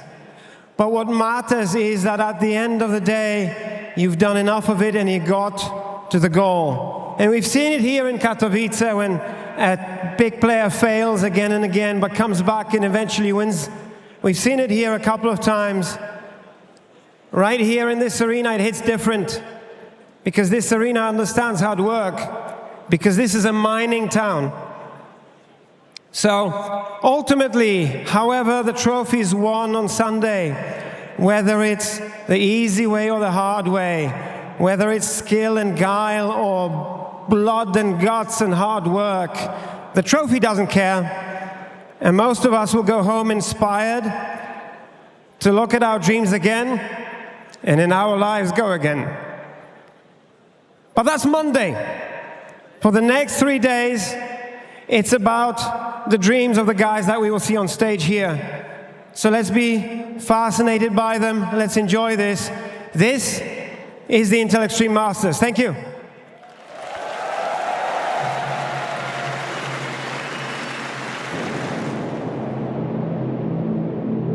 Ladies and gentlemen, put your hands together for your Katowice champions, Virtus.pro! Nico, really good upcoming player. He's so young. He's got a crazy career ahead of him. Olaf Meister, probably one of the best up-and-coming players in all of Europe. These are no ordinary names. These names are not given. This is the difference between gods and mortals. Fnatic are just god tier. They are chosen. There's so many Deagles on the map though, Anders. One of them is held by Nico. Nico comes up huge! Double that with a Deagle! 2011, I think I was 14, I was starting to grind for this trophy because this trophy is insane. They are earned. Perhaps undetected, who knows? Thank you very much! Whispered. Zipex seems to be aware. Feared. Device will not miss! Idolized. The loss of his father, no doubt he'll be smiling down on him now. Simple is synonymous with Spodek, but today he goes against a young talent that could shut him down. Built in the server. The Shepherd staff takes down the GOAT! Until they are more than an alias. The team doesn't betray him this time! Just keep working, guys. Keep believing in yourself. Until they are immortal. This is unprecedented, eclipsing all. A star is born. Dunk. Individual excellence from Sykes created the opportunity. Forest wins the game for Fnatic. And Navi will win the Intel Extreme Masters. Leo, the machine. This is sensational play from Pasha. Crims goes wild for Fnatic. This is all Feister's turf. The voice is unleashed. Flush shot! He's gonna clean out connector. And the last to join the circle is Dupree. What is his name? Number 1 in the game. He's done it again. Time and time and time again. But now Nico knows. Revolting from Doc.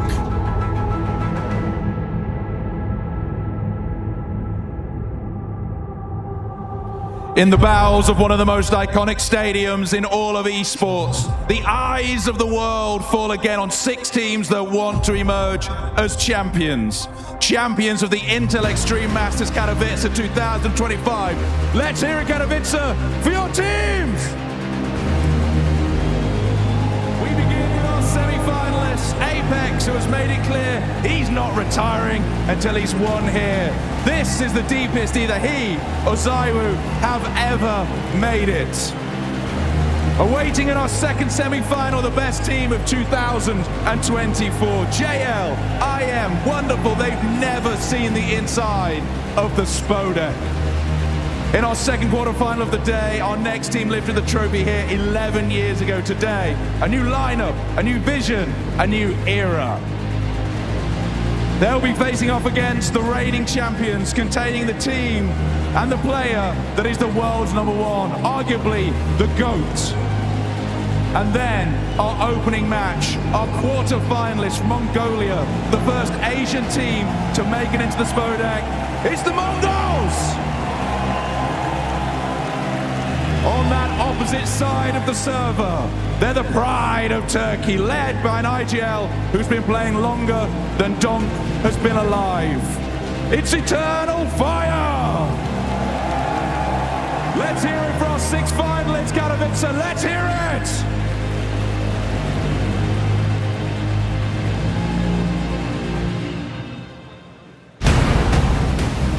Please welcome a 2-time Intel Extreme Masters Katowice champion, a 4-time major champion and inaugural winner of the Intel Grand Slam. He epitomizes cool, calm, and being collected. The clutch minister walking down onto this stage, bringing the oldest and most revered trophy in all of esports. Katowice, Intel Extreme Masters 2025. Please welcome Zipex!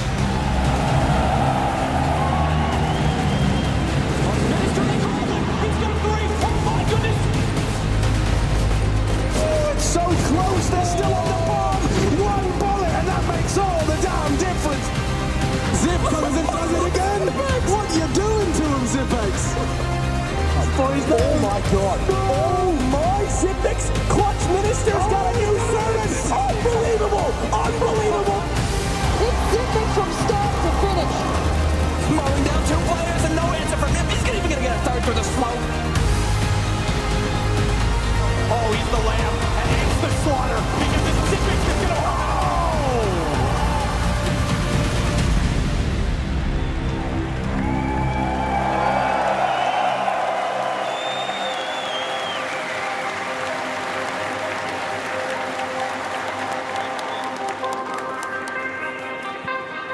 Here we got the trophy. We've got a man who's lifted it twice. What is it like lifting this trophy? It's fucking amazing. You heard it! You heard the word, so let's get this underway. We have got a stacked server. The Spodek is stacked. Who's winning our first quarterfinal? Is it the Mongolz? Is it Eternal Fire? That was very equal. One more time. Is it Mongolz? Is it Eternal Fire? Let's get it on!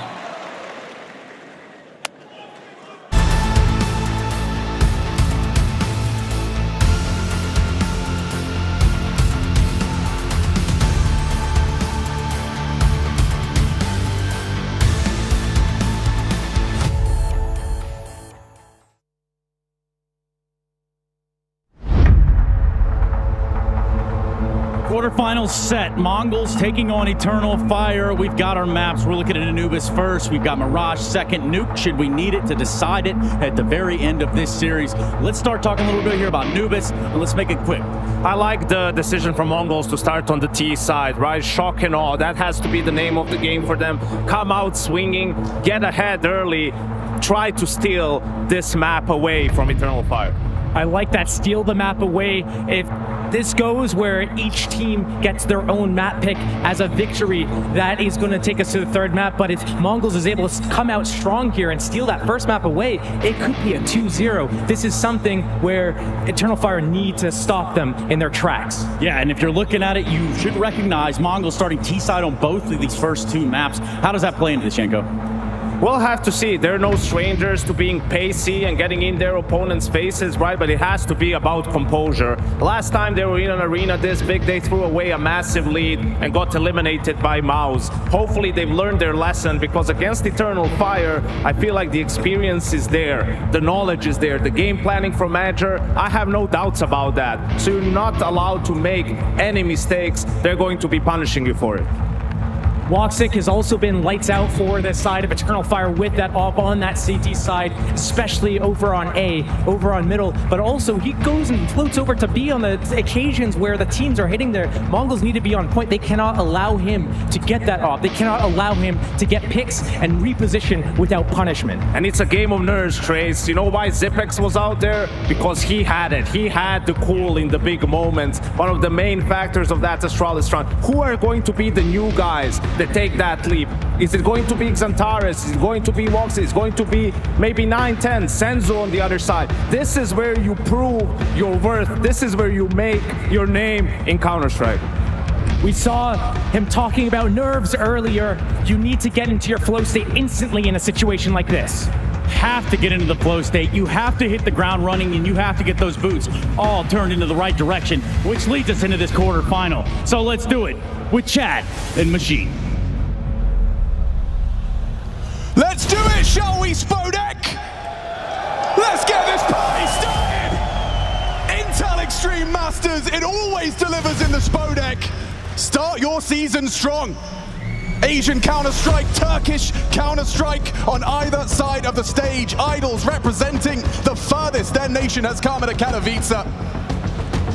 And for them, this ritual of a stage match, thousands of fans hanging on to your every move in the server, it's still a spectacle.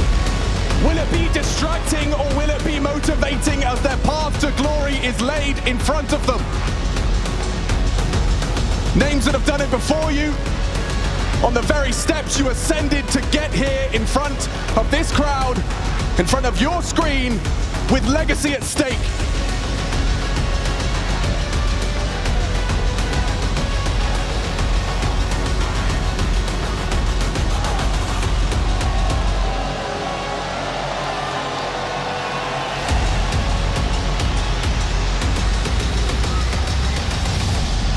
Let the quarterfinal begin!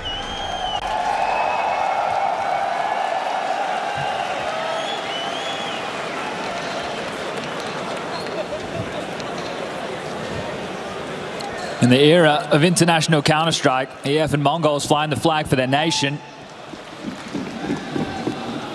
Locked horns in 4 best-of-3s in the last 12 months. Mongolz coming out on top in 3 out of the 4. Anubis, a strong map for EF short. 8 in a row. 8. All played in 2025 with Jota as part of the team, but the Mongols, they've got 6 under their belt. Contact found over towards A for Woxic. A lot of responsibility. Take a look at the radar. Look where the bomb is. Blitz is nowhere near the pack, so leering forward for a fight are the Mongols. They want this basket control, and they'll get it, but they're going to pivot. Slow, methodical pistol. They've really put a lot of thought into this. It's about how you start, Anubis. Get that juices flowing. 9-10 puts Jota on notice. A headshot at range. Woxic hasn't moved. And Blitz now is. Okay. So they didn't find what they were looking for the opening. An aggressive maneuver potentially for EF has been negated for now. Blitz is joining the team. The util for the execute. 2 smokes, a molly, and a flash. He's all alone here, Chad.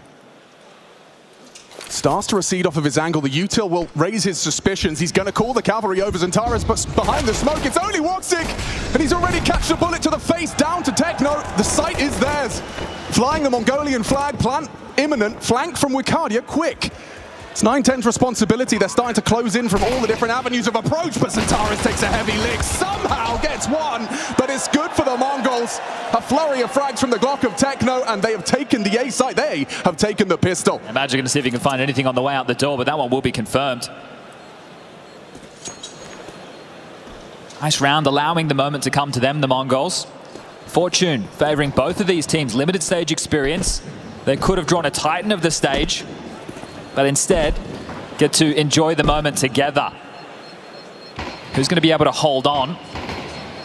Who's going to be able to handle the nerves? That's the question. And reflecting again on Anubis, last time these two teams faced on this very map was back in IEM Rio last year, and the Mongols destroyed them 13-2.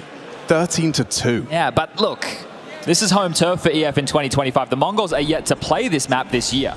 So we don't know what their Anubis looks like if there's been any changes, any additions. They had the false start to the year. Senzu might catch a shot of it. His hand injured. Yeah, coming into 2025. Not ideal for one of the sharpest aimers of Mongolia. No, and not when you miss Blast Bounty. So you have to come on in. Your first officials being played in Katowice. Well, this is going to be the force buy from Eternal Fire. Yeah, and this is that first kind of, tripwire for the Mongolz campaign. You lose this second round, this force buy from your opponent. That pistol was for nothing. Jota's going to get tested in middle. The Molotov doesn't quite spread, and so doesn't need to commit to the fight, but the fight may be coming to him. Here, Blitz. Will Blitz overlook this possibility? It's an MP9 versus the AK. You can't lose the AK, and he doesn't. Weathers the storm of the first engagement. Now, while the reroute from Eternal Fire, nothing came their way in towards A main. They're going to back off and look for a duel together. The pack, Woxic, Centaurus, and Wakadia. And to be outmaneuvered. Blitz going to join the likes of Senzu and Mazinho over towards A. Techno, that late piece, traditionally the B extremity player, having to deal with an awful lot right now, but Eternal Fire are not aggressive across the map. Looks like they're gambling incorrectly again, as a wide open bomb site prevails for the Mongolz. Keeping it simple. Nice layering of flashbangs, Molotovs as well. Reduces the necessity for diligent flight paths into the site. And the round will be theirs. And for Jota, I'm just recapping how his quarterfinals started. You get to long-range Glock to the face in the pistol, and that ends that. This one, solo mid, and an AK wins the duel. Yeah, well, that was a tough duel right there, and Blitz on his own could have given away an AK-47, so risky stuff from the in-game leader of the Mongolz, but gets away with it, and all five looking to stay alive as the double dip for EF into the next. I think to note, during the Virtus.pro series, which we covered off against EF, that train game, Jota was exploited towards the inner side. Now, he came from the academy of EF, but then was on Sangal. That's where he made a bit more of a name for himself in recent times, and then was put back onto the main squad, the Pride of Turkey, joining the likes of Centaurus and Woxic. The name stays. And we heard from Woxic talking about how he has got some big stage experience. There's no denying that. Feels like a lifetime ago, 2019, doesn't it? Yeah, for real. But for Jota, this definitely feels a little bit more unfamiliar. Now, there's a shot right there. You can see Senzu's hand still taped up. Had something a little bit more heavy duty on when I first saw him during stage 2. Yeah, the wrist seems to be healing nicely. Oh, about 30% according to Mazinho. 30. And it's not from the horse's mouth, but we'll find ourselves with a bit of a technical timeout. 9-10, having a discussion with the referee. This one's sorted for you ASAP.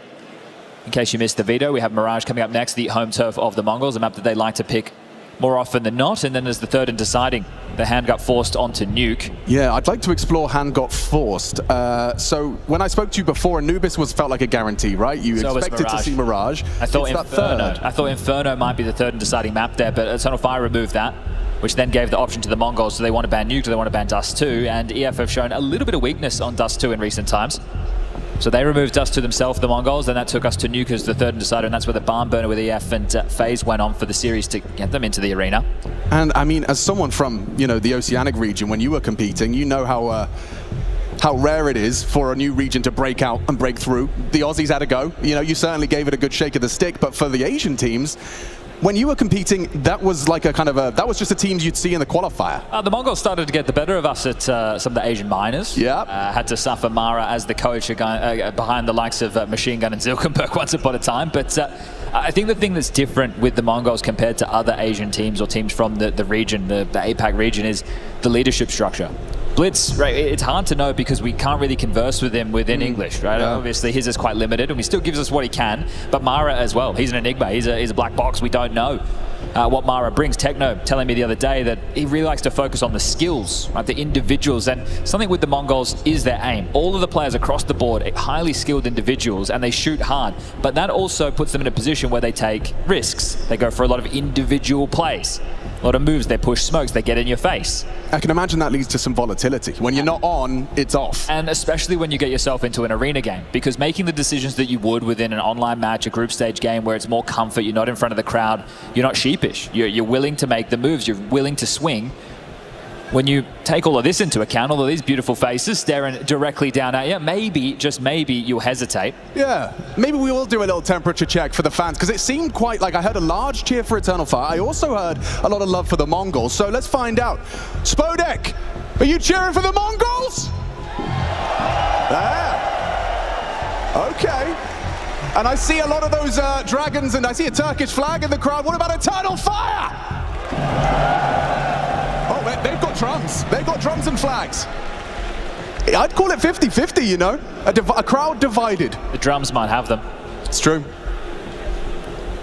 Just keeping everyone up to date, maybe 1 to 2 minutes on this technical timeout. So enjoy the moment. Whether you're at home, whether you're here in the arena, we'll be getting things underway ASAP. I always wonder if the players can enjoy this moment.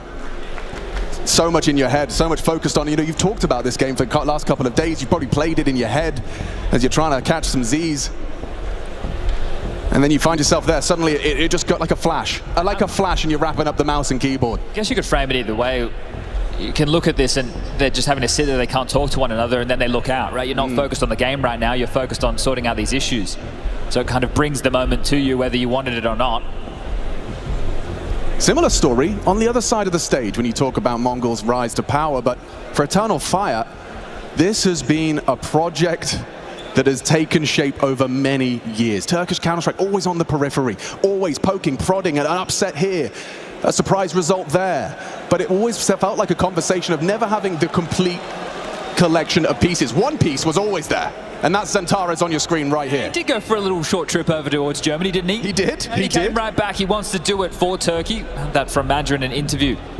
Madja used to play in French Counter-Strike within the realms of 1.6. He's been doing this for an awfully long time.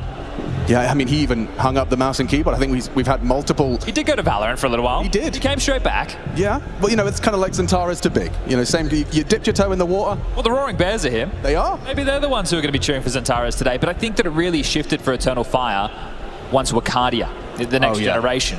And then Jota as well. Those two young names both can deliver in the firepower department. It's no real knock at Calix. I think that Jota just has more initiative. Calix was definitely an impactful individual. And he could shoot.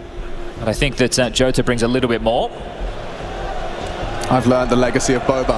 I have no idea. Is that a beaver? It's a beaver. Okay. Yeah. Can you tell me about the beaver? It's just a meme. Oh, okay. And there's various funny videos of Polish people chasing beavers saying Boba.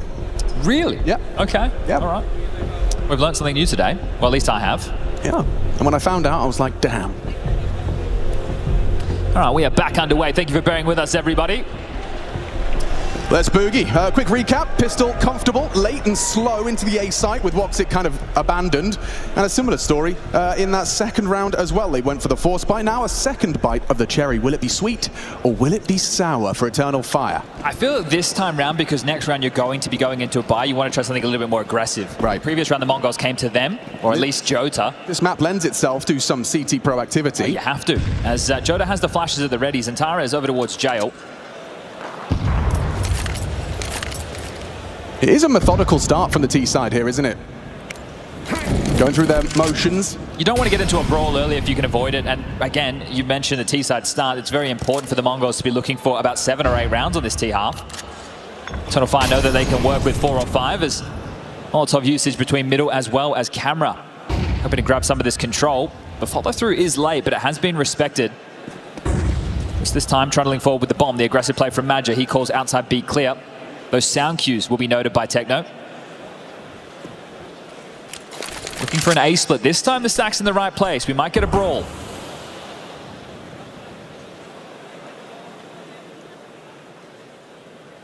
Blitz at the front of the pack with Techno as well. This pincer movement into the A site. SMGs primed and ready. Can Eternal Fire disrupt this assault? Mazzinho doesn't think so. No, Woxic's not looking. Zentara's down. A swift double headshot from their captain, and Mongolz make it 3. Tidy stuff. Really important that they let Mazzinho play first, getting blocked over towards main. He pushes through the smoke. He draws all the attention. Then Blitz can activate. And Blitz is going to be a big conversation point throughout this series, especially with the head-to-head. He defaults middle. Zentara's holds middle. See the brain versus the aim. Question to be which one's on top of their game. Madja gets away with something. His position now identified, and they just have to sweep him under the rug. They want to hold on to these Galils and the AK in the hands of Senzu, so don't give anything over, whereas Madja wants to do some financial damage. Steps out and removed. 3-0. Pretty damn clean start from the Mongolz. Some poised CS within the early stages, but Faber, the coach, knows this is where it begins. And it might very well be, you know, this is that potential fourth round where you go without a kill. You know, you're trying to get into the swing of things for Eternal Fire individually. Wakadia, Jota, Woxic, yet to just see their name in the kill feed, at least with the kill. We can talk about where they'll be taking these duels. Wakadia is going to be anchoring A, Jota's going to be playing over towards Dark. Majo will be the B extremity player, Xantares mid, and Woxic, he'll float around here, there, and everywhere, but he likes to lean over towards A a lot with the AWP. And just another default spread. The Mongols are in no hurry whatsoever, but that's a nice nade down the gullet. Huge damage onto Senzu.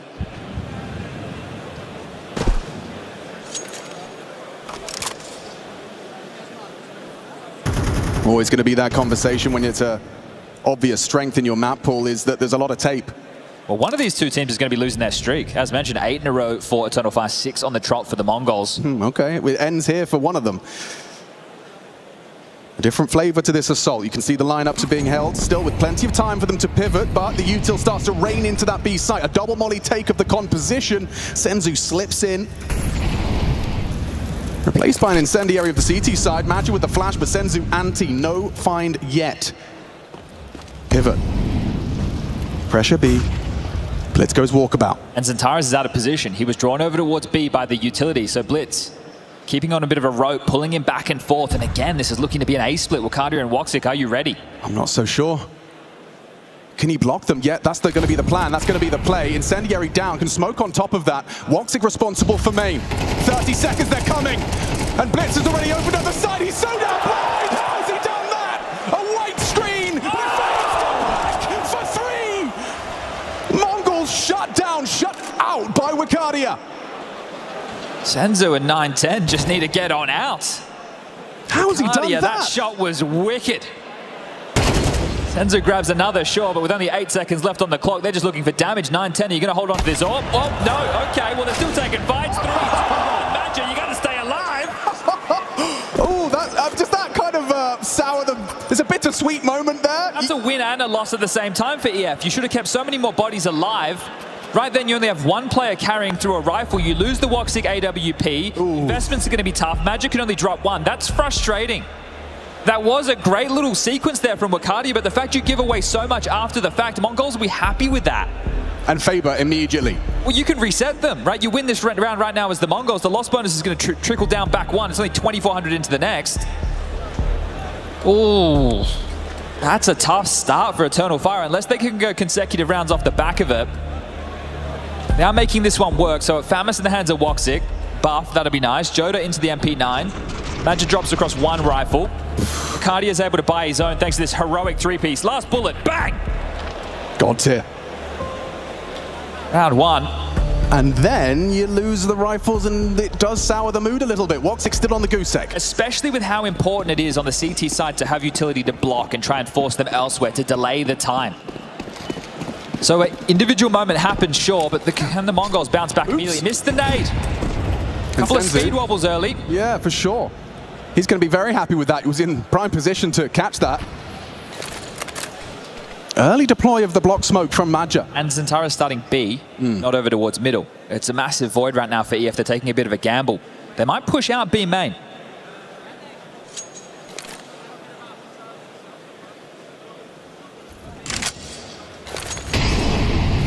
Baskets being vied for. Block smoke forced out by the A anchor. He has got that flash, Chad. It's just going to be a question of timing. Techno's very safe from this, doesn't get blinded, confirms that there's aggressions. You jump up on that box. Okay, Xantares brave enough to at least get the info. Spots out Techno. Headshot is a hard one to hit on a moving target, but he's having a good go. Senzu progressing con at the same time as this. Jota, good restraint, doesn't give him what he's looking for. Still 50 seconds for the Mongols to work with. So a bit of friction. They tried to cut them off on the way back, but a nice block smoke will buy them the passage. A reset for the Mongols, but into what is looking like a B finish. 9-10 to rotate around the world, joining the likes of Techno and Blitz. Senzu in through connector, and Mazinho will be late. 30 seconds now. A lot of pressure on these two. Xantares may very well have his first opportunity to save Eternal Fire because Jota's under so much scrutiny, and just like that, it's only Majo left with a voice in the round. I say that, Wakadia actually arrived just in time. Could be the double, can't control it. Senzu an important Shutdown of the defender. Rotation from Woxic versus the Orb, but 910 does not miss. Does not buckle. Success into the B site. Mongolz, they just feel like they've got all the time in the world to piece these rounds together. It's tough for Jota there as well, 0-5. You're going to keep an eye on him, right? The newest man in the Eternal Fire jersey, the least experienced member of the team, and it is going to be tough, especially CT side at Anubis is a very brutal start. Imagine looking to save if he can. Has been able to thread the needle. Senzu's the one trying to sniff him out for now. But it could be back-to-back rounds where oh no, bottom spotted. Now he just has to get dealt with. Trying to run, trying to hide, drops on down and removed. Clean sweep. Touched on that loss bonus before. The injection into the bank balance, the high end is 2.8k. It's just going to have to be a partial investment from Eternal Fire, some upgrades into the pistols, Deagles, 5.7s and the like. Next round will be the next round where they can get out a bye. Yeah, those last couple of kills on the only EF round. The 910 find onto the Woxic Orbit immediately haunts them. It's calm and casual for the Mongolz so far. They're not doing any fast plays. They're just default spreading. When I say that, here you go. Here's some aggression. Oh, God! 910 throws caution to the wind and throws his Orb into the early fight. Ricardia humbled. Rotation through, and Zentares reminds us who he is. A Deagle headshot punishes a walk into the angle. Molly's going to get a bit awkward here for Woxic. What's he supposed to do? A P2K. Deagle from Zentares has to do a whole lot more if he wants a chance at this round, and 910 makes sure it's not happening here. A comfortable conversion of their 5th. Jota and Magi, just for Jota's sake, play an off angle, try and get a cheeky kill. Yeah. Once you know that you've got one in the column, timing might go against him, so trying to hunt something down. See if he gets an opportunity to get the jump on Techno. Oh, this possibility. Right now, the fact that we're talking about exit kills is the highlight for Eternal Fire. Things are starting in a pretty rough situation. Just as you're saying, it's like slow, calm, default-centric. Hiding guns. You ain't getting anything. Unless... Oh, there's bodyguarded now by Blitz. Sure, you get that headshot. You got what you requested, Chad, from Jota. Gets himself on the board. But I'm not sure he's getting his hands on that AK. Magic could catch Blitz here, but covered by Nazinho. They'll sweep him up. Avoid AK-47, one-shot headshot falling into enemy hands. Now for Eternal Fire, it feels like you're dictated to. You've gambled correctly once, otherwise you're getting picked apart. The default spread, it's working wonders for the Mongolz. Do you now try something aggressive? Do you do an all-in? Do you get the T-stairs smoke? Do you push through middle? Do you push through dark? Push out A main? Do you try and take some fights? We've seen them go aggressive B main, sure, but that was a pretty standard response to teams taking mid control. But we are back underway, and it does just look like a default opening. This time round, Woxic's Orb will head over towards B within the early stages.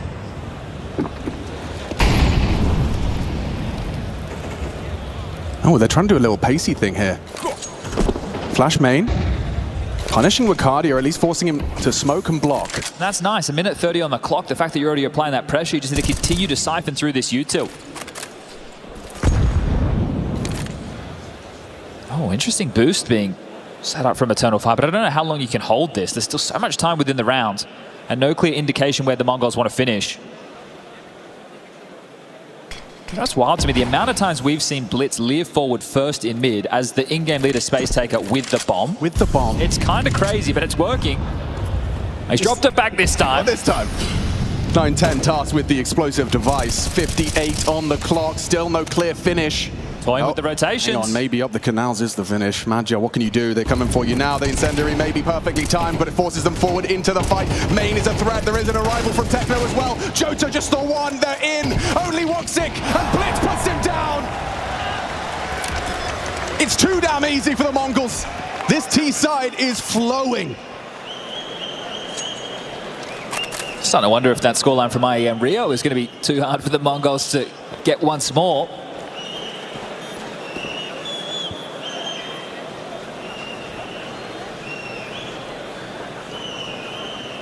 Oof. Yeah, just reflecting on How that. bad was it? It was a while ago. It was a 13-2 scoreline in favor of the Mongolz on Anubis, but it was an 11-round CT side. Oh, so they might just do it on the T side. It could just happen real damn quick. I mean, you know, this is where Eternal Fire will be reminding themselves that it is the CT side. But this moment, if I'm Madra, I feel like I'm in a bit of a box. When they come our way, we're not winning the initial exchange, which means then someone has to get a multi-kill. And they're not even doing that. So now I feel that we need to go aggressive. Lost bonus is built, sure. We can only partially invest once more. But it does feel now at the moment things are desperate. You need to start going for those, mid-leers where you push forward and try and take the fight on a bit of a timing. But the Mongols are just starting in, well, pretty default spread, so you should be ready and set up for that. So Eternal Fire, they're being swallowed at the moment. Flame Snuff, they can still ignite it. There's plenty more time. Remember, they only need 4 to 5 rounds. Yeah, Zentaris with this saved M4 may be a difference maker. It could be an opportunity for him to give that elusive second round to Eternal Fire. I've never really given him a heads-up duel either, right? The double mollies in mid, the pressure on the other sides, he's always having to rotate to one of the two. This is a boost for Zentaris to be set up for success. Slips off. Mantles up on Jota. Oh, he hits the first headshot. Can't finish his meal. Nade does do significant damage. Zentaris and Jota worse for wear. Magic gifted that rifle. Oh, that could have been the first opening kill for Eternal Fire. Still yet to get one on the board on this CT side, and that is really the difference maker at the moment. Pressure applied all over the map simultaneously. There's mid utility, there's con players. He just had a shot fired off. Jota communicating that. They're everywhere. 7 rounds deep, and you're still yet to get an opening frag. Gambling A this time round. A util blocks smoke. Feels like a fake. Confirmation of 2 bodies there. A second layer of flashbangs. And Zentaris proactive with that low HP, takes a risk and picks off Mazinho. They're running light on time, Chad. Mongolz running very light on time. Jota caught on the rotation though. 9-10 trying to pivot with the bomb. You haven't got the time. 13 seconds. Zentaris gets hungry, starts haunted now by his overextension. They might actually still plant. They might actually still win this round if 9-10 gets the bomb down. Denied. Magicus has to live. And Eternal Fire convert their second down to the wire, down to a 1 versus 1. How does it get that close? Oh, the buzzer beaters for Eternal Fire. That's the only way they've thrown these rounds on the board. 15 seconds, Chad. 9-10 has the bomb outside main. Looks like he's running away. They might have been conceding yet again like we saw them do earlier on in the piece. Sure, they've got residual cash to work with.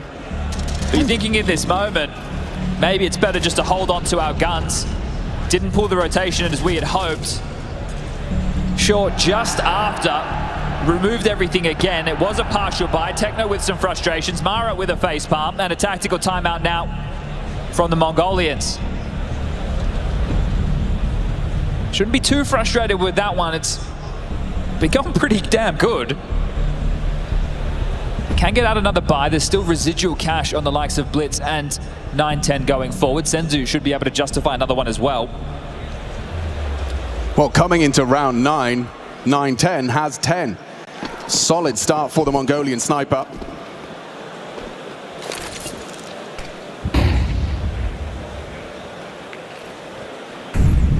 Boxy will have to fight. Oh, spotted. Yeah, and he's still not shy. Known to be quite a feast or famine style AWP. When he's on, it's very hard to get him off. Yet to see his name with an opener, with a frag, no less. Stark contrast to his rival on the other side of the server. Blitz again with mid-control. Bit quick, a bit more direct this time. There's an opportunity for Woxic's first here. Not blind. What? 9-10's just quicker. Nails the shot with Cardia. Humbled. And again, Mongolz successful. This is their 7th already. Well, let's see if we start the minigame. Does Blitz call his boys off? Does he send them out for the hunt? Does he send them to try and strip this away from Eternal Fire? Senzu's already heading over towards spawn. Ooh, okay, Zentaris has been spotted out, loses his 4th death there, Blitz, and Senzu as well. Zentaris is managing to prevail, at least in the save. That'll be it for the Mongols. Likely just to hold their haunches at the moment. Don't want to send too many boys to their death as Eternal Fire will retain these 3 with the loss bonus. They can drop out 2 more M4s.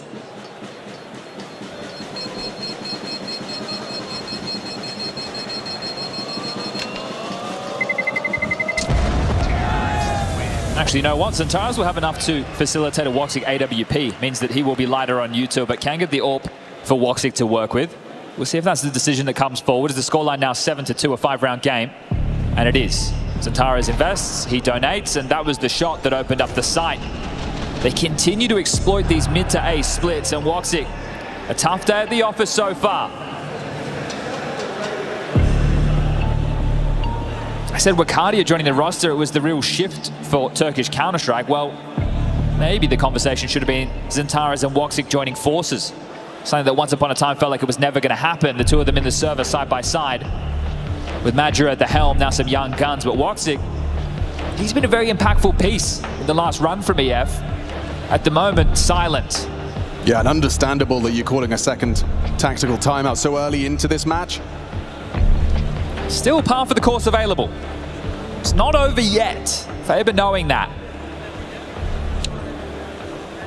So they can battle through the mud that is the CT side of Anubis, currently copping a lot of flack. Zentaris might have to fight in mid. Right, if they do the standard double mollies mid, oh, hold up a second. This is quite aggressive. Yeah, but this is where Woxic is posted, so a golden opportunity for him. Wakadia throws his typical util, block smoke main. Could boost him over this, or will play in front of it, actually, in combination with the incendiary. Wakadia doesn't take too much damage from the HE. All 5 of them are here. Coming for him. The flash is perfect. Turns it. Dips away. He's been spotted on the edge of the smoke. Punished. Techno, huge frags. Now Woxic under scrutiny. Has to extinguish. Trying to find an angle he can operate with. Has something and delivers something onto Mazinho. Lives on 1 HP. It's all he has to work with, but still connects.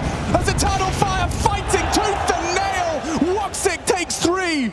His first contribution, and it's a multi-kill. Could translate into their 3rd. Zentaris can't finish it off. How is 910 allowed to get away with that? There's Jota, and Jota can close, but so can Techno. Brings it down to the 1v1. No info on Madja. Fake plant signifies an absence of intel.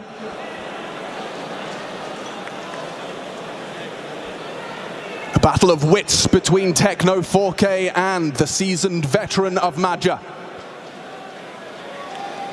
On one of the biggest stages. Time's the problem for Techno. He's overthought it. Can he get to B? Time if he hits the W key shortly. 17. Madja's going to see the site clear. He might be able to cut him off with a pass. Techno has to run now. Does Madja knife out? Still no intel. Starting to move. He's starting to move. 8. It's a 4-second plant. Needs to read 4. Gotta punch it in. Gotta punch it in. Madja's running out. Here's the sound cue. The balls to fake in 5 seconds. Another round down to the wire, slipping through the Mongol's fingers. I cannot believe he hasn't just punched that one in. The balls on this guy. What's he done that for? You think he's just going to go for the stick, don't you? No, they have the buffer rounds to work with, sure, but that's a very winnable 1-on-2 for Techno. Oh, it was right there. And just as we were discussing, Woxic, he does step up, helps secure it, doesn't want to stick it, knows he's in the open, time's against him, Madja's close. Oh my So damn close. Look at that buy again. EF are still in the bin with the finances. 3 MP9s, a FAMAS, 1 M4. Every time they've won a round, it feels like it's kind of soured by the economy. Chances to replicate, not easy. Win this, you can break Mongol's finances, and you can be the ones walking away with 5 to your name. Jota versus Techno, though. Good flash, brilliant flash. They set him up for success. He hits the headshot, and the nade doesn't finish it either. Look at this. Okay, now he's a dead man. They throw the kitchen sink at Techno. First frag, nice opening with no rebuttal. Second opening so far. They have to convert it. Woxic's triple. Techno's audacity has put a 3rd on the board and a chance, as you highlighted, to give an open runway for a 7-5 half if they don't start losing bodies. Jota down on that exchange. Rotation cut off here by the 910 AWP. Oh, this could be a nasty death for Woxic. Gets the info, backs away. Zentaris wants this fight, they need some space.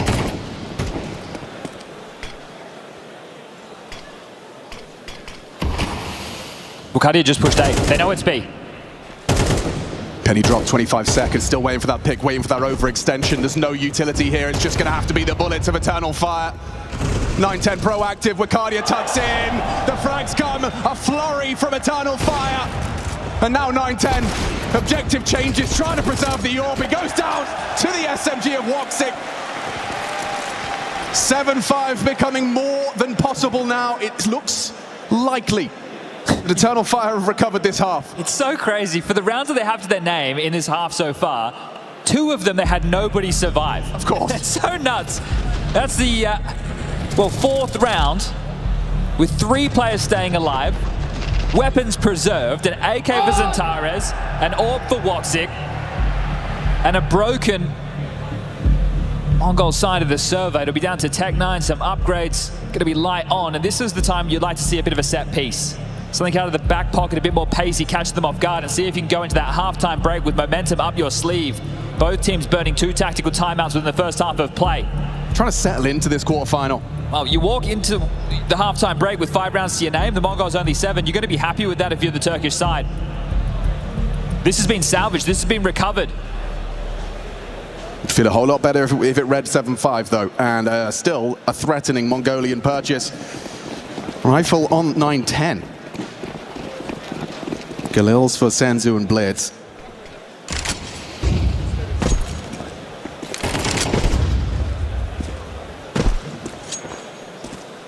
This time the problem's going to be the Molotovs. They've been double mulling mid a lot to be able to force Xantares back. He's going to oblige and give them the space regardless. Blitz will spam through with the Galil. Sector clear, 9-10 and Techno brave the smoke. An A split again. This has been working for them. Xantares on the prowl. Blitz. Oh, wins the Angel. That was against Xantares with the weapon advantage for the Turk. Vicaria though. Vicaria, he can't handle 9-10. The disrespect just waltzing into that A site, claiming it for their own, and now a very difficult retake. Near impossible for these 3. Full belts of util, sure. But Blitz, oh, he wins his duel as well. A second from their captain. Unfazed by the stakes of this match, Blitz has come in and played his game. 13 frag total for him. Madger and Woxic locked out. Flashes, smokes, and 5 members of the Mongols still await.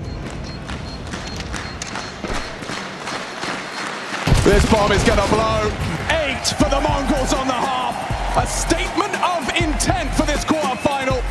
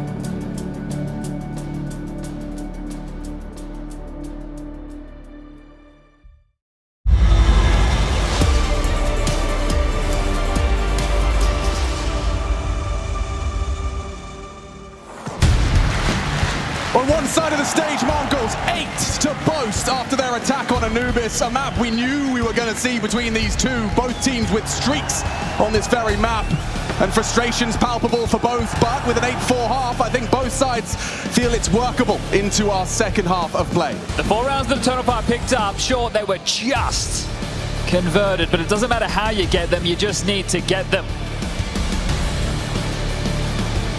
Can they extend that streak from 8 to 9?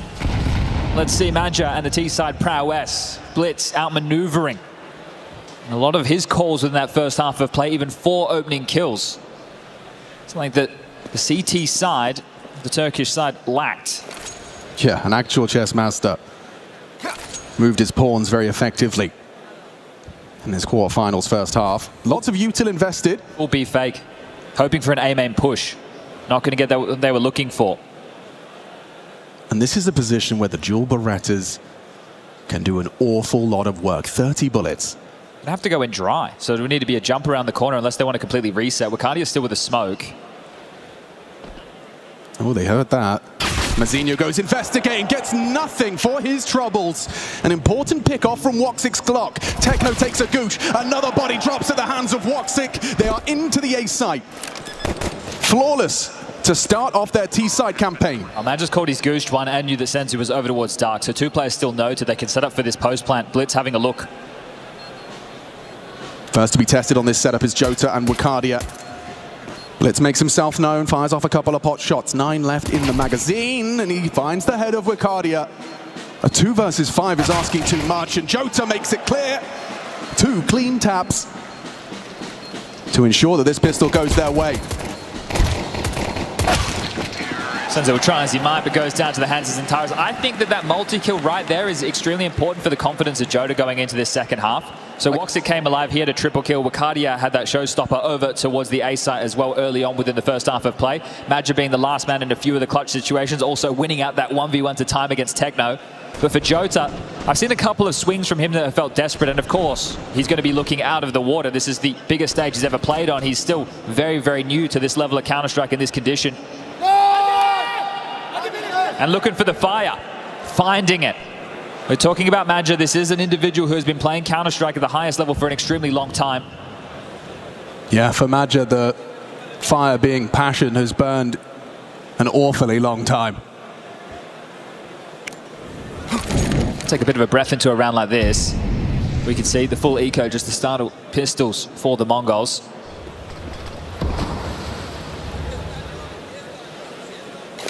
But both teams on their T halves really taking their time.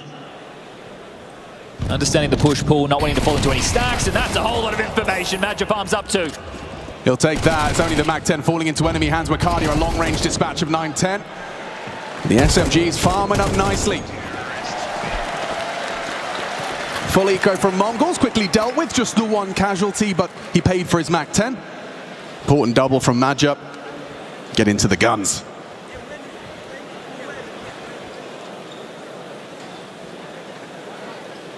Desk highlighted a lot of the harass utility that Eternal Fire like to use over towards B to guarantee control. Dark Molly, Pillar Molly. There's a lot of other details. We'll see what the opening appears to be. 3-man B start for the Mongolz. Zinho solo A, so under a lot of pressure, the 17-year-old. I'm intrigued how they handle that deep con smoke thrown out. They'll actually just throw one of their own. Ooh, spam not far off. Techno trying to return fire, but Woxic's definitely got the edge in that exchange. Not a single point of damage done to this attacking force just yet. Now pivoting towards, perhaps investigating into this one-man hold. Go. It's Wakardia tested, blinded off. There's a layering to this, and he still has a fight. He wins it. Important. But Jota falling as well to Senzu. He can leave with both of them here. He can secure an advantage for his team, spamming away, expecting Wakardia to have eloped. And underneath and over the top, Senzu finds it. And no reaction on the other side of the map. They're actually coming back to help. So no space has been taken from EF. They need to get this one together quite quickly. Start trundling towards that A-bomb site. Mazinho in a perfect position to catch this info. Actually swinging in, confirms it. And it's Blitz that takes the first contact, removes Madja from the pack. It's Zintaras and Woxic though. And together with their powers combined, oh, he can't finish. A chance onto Mazinho, a chance to get that bomb down and clutch it up, but it's not to be. Mongolz with their first round on CT. Really well handled there from Senzu, understanding what he had. Knew that Wakadia was done like a dog's dinner after the dink, just had to hunt him down. And didn't get flustered by the necessity for a reload. He'd also dealt with the support. So at that point, hey, I've already dealt with one of the individuals helping him hold this space. How many more can there really be? As Zentara's frustrations are starting to show. Eternal Fire can buy back in. It's not great though. Only one AK, 2 Galils, a couple of Mac 10s in the mix. Some are changing the setup. 9-10 supporting Blitz in middle, who is the one floating back over towards B. Senzu and Techno calling for aid after the deep dark smoke. Really putting a lot of pressure on Mazinho. Go back about a year. He could look flustered on some of the more important matches. Sure, for someone his age, you can understand why. And then you look at Donk. But he's definitely starting to find his comfort zone. Important piece of the Mongolz roster. Oh, miss smoke there. Oh, that's an invitation, is it not? Looks like an open runway to the pillar. How tempting that must be to Zentaras as he sees this smoke. He knows it's not intentional. And so he starts to investigate. Senzu caught off. What? The aim on this kid. He's got another as well. Senzu has stepped up. The B site is being taken. Forced to respect the flames as Blitz. Bomb planted, 40 seconds on the clock. 9-10 has a kit. In the absence of Zentares, eyes on Jota, Wakadia and Woxic. Double con setup. Jota on main. Smokes will not last forever. Kit is present for the Mongolz. They are going to give this a good shake. Into the side now. Mazinho leading the way. Jota spotting the cross to Wakadia. Wakadia draws them in. Wakadia gets the headshots, but the Mongolz prevail. Double digits, quick into the second half. Broken hand, no worry. Senzu just breaking some faces out here. Massive round from him. Gets himself up to 9 kills. It's been Blitz leading by example. 17 frags for the in-game leader, 16 for 9-10.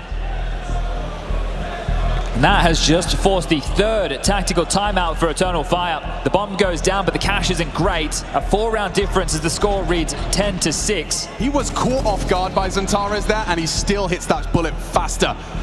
Second one's beautiful. You can see, imagine they're trying to swing desperately. Blitz and Senzu in combination. Make sure that B bomb site does not get out of control. And it's so easy to understand why the fans are, well, fans of the Mongolz. Just the way in which they can hit hard. It's entertaining to see someone play at this level.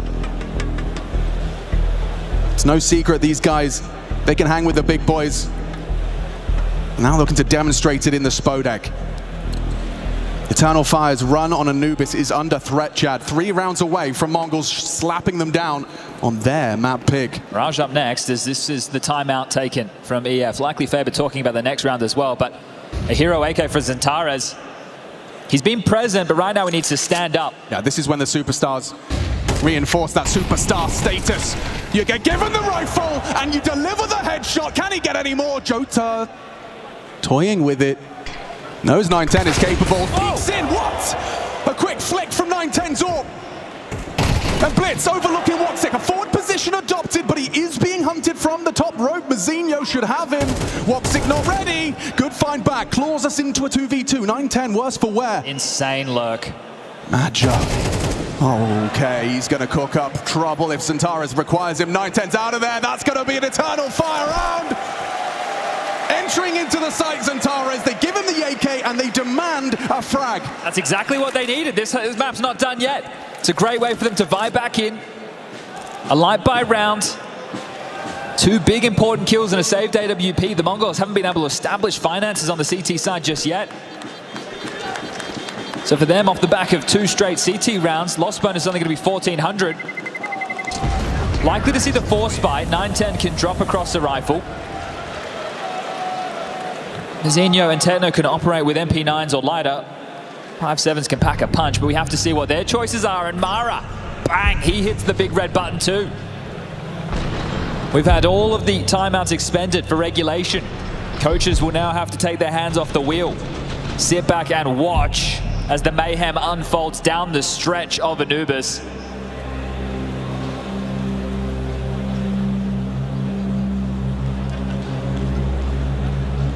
Mara first here in 2016 with the Mongolz. Organization changed hands for a while there, but they're back, and back in the biggest way ever. An aforementioned force by starting to take shape. Yeah, ending their last year very strong, starting this season as they mean to go on. They made history in Shanghai. First Asian team to ever make it to a major playoffs. We're going to get the sticklers out there talking about the Aussies, but no, we'll give it to Asian Counter-Strike. Don't you worry about that. A couple of 5.7s, Deagle, M4 for Senzu.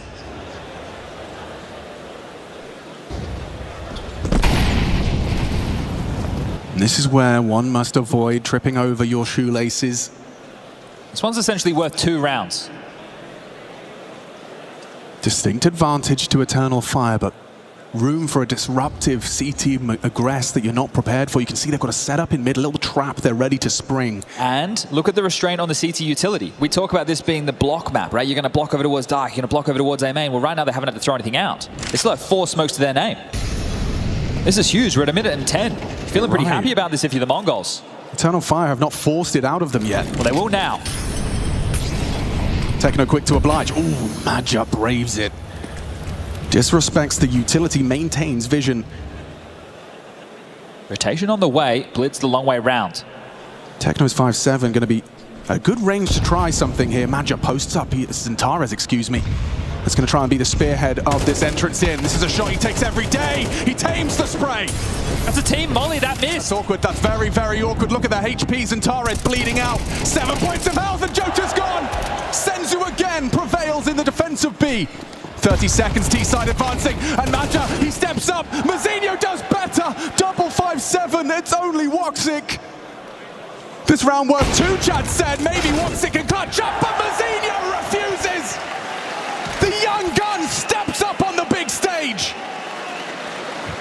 Senzu again, he's the stopping power over towards B.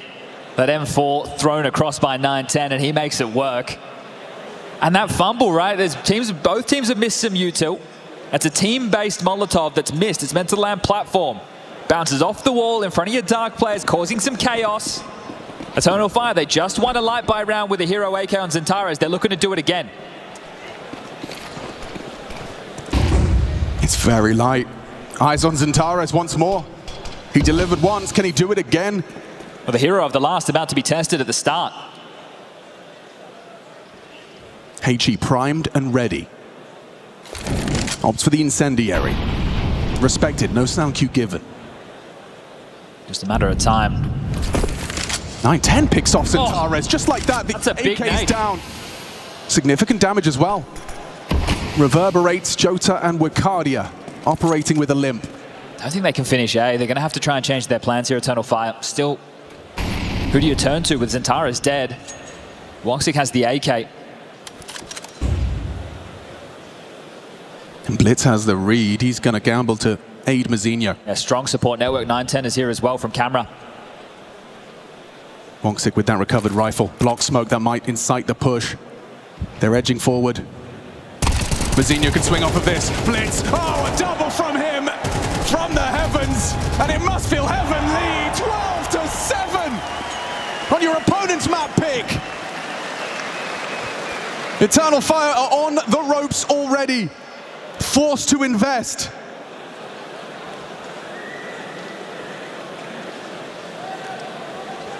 Haven't been harping on this one round in, round out, but we have established the fact that in 2025, since the addition of Jota, this has been the home map for Eternal Fire. The Turks have won 8 consecutive Anubises in the early stages of a new year.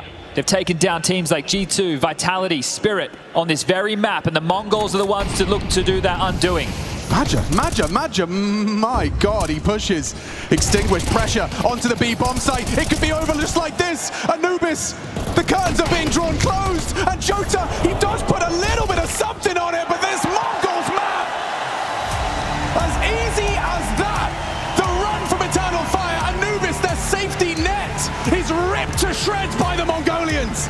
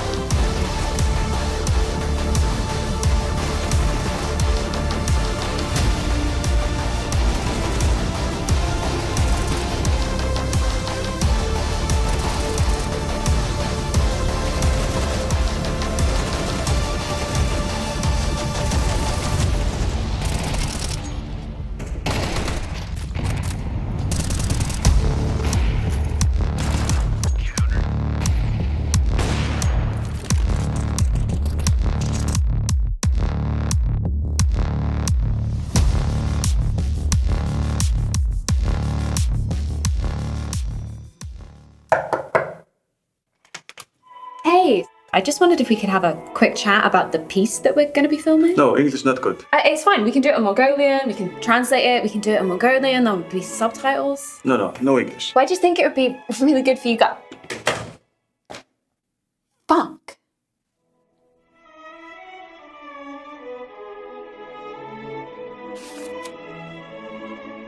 Loquacious, 21 points.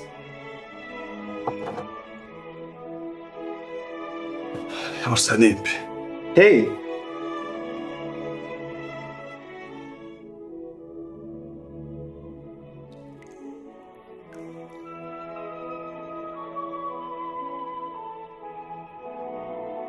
When the smoke bellows in palace, the king rushes to the throne, for it takes guts to obtain glory.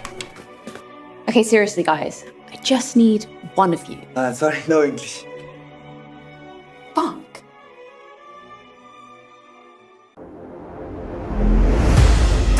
They've got that cutthroat mentality, they're happy to back their aim. Strategically, they are up to snuff with the rest of the world. Now this team is looking confident. They can walk around and be proud of the type of Counter-Strike they can play in the pressure moments. The Mongols continue to make history for their region.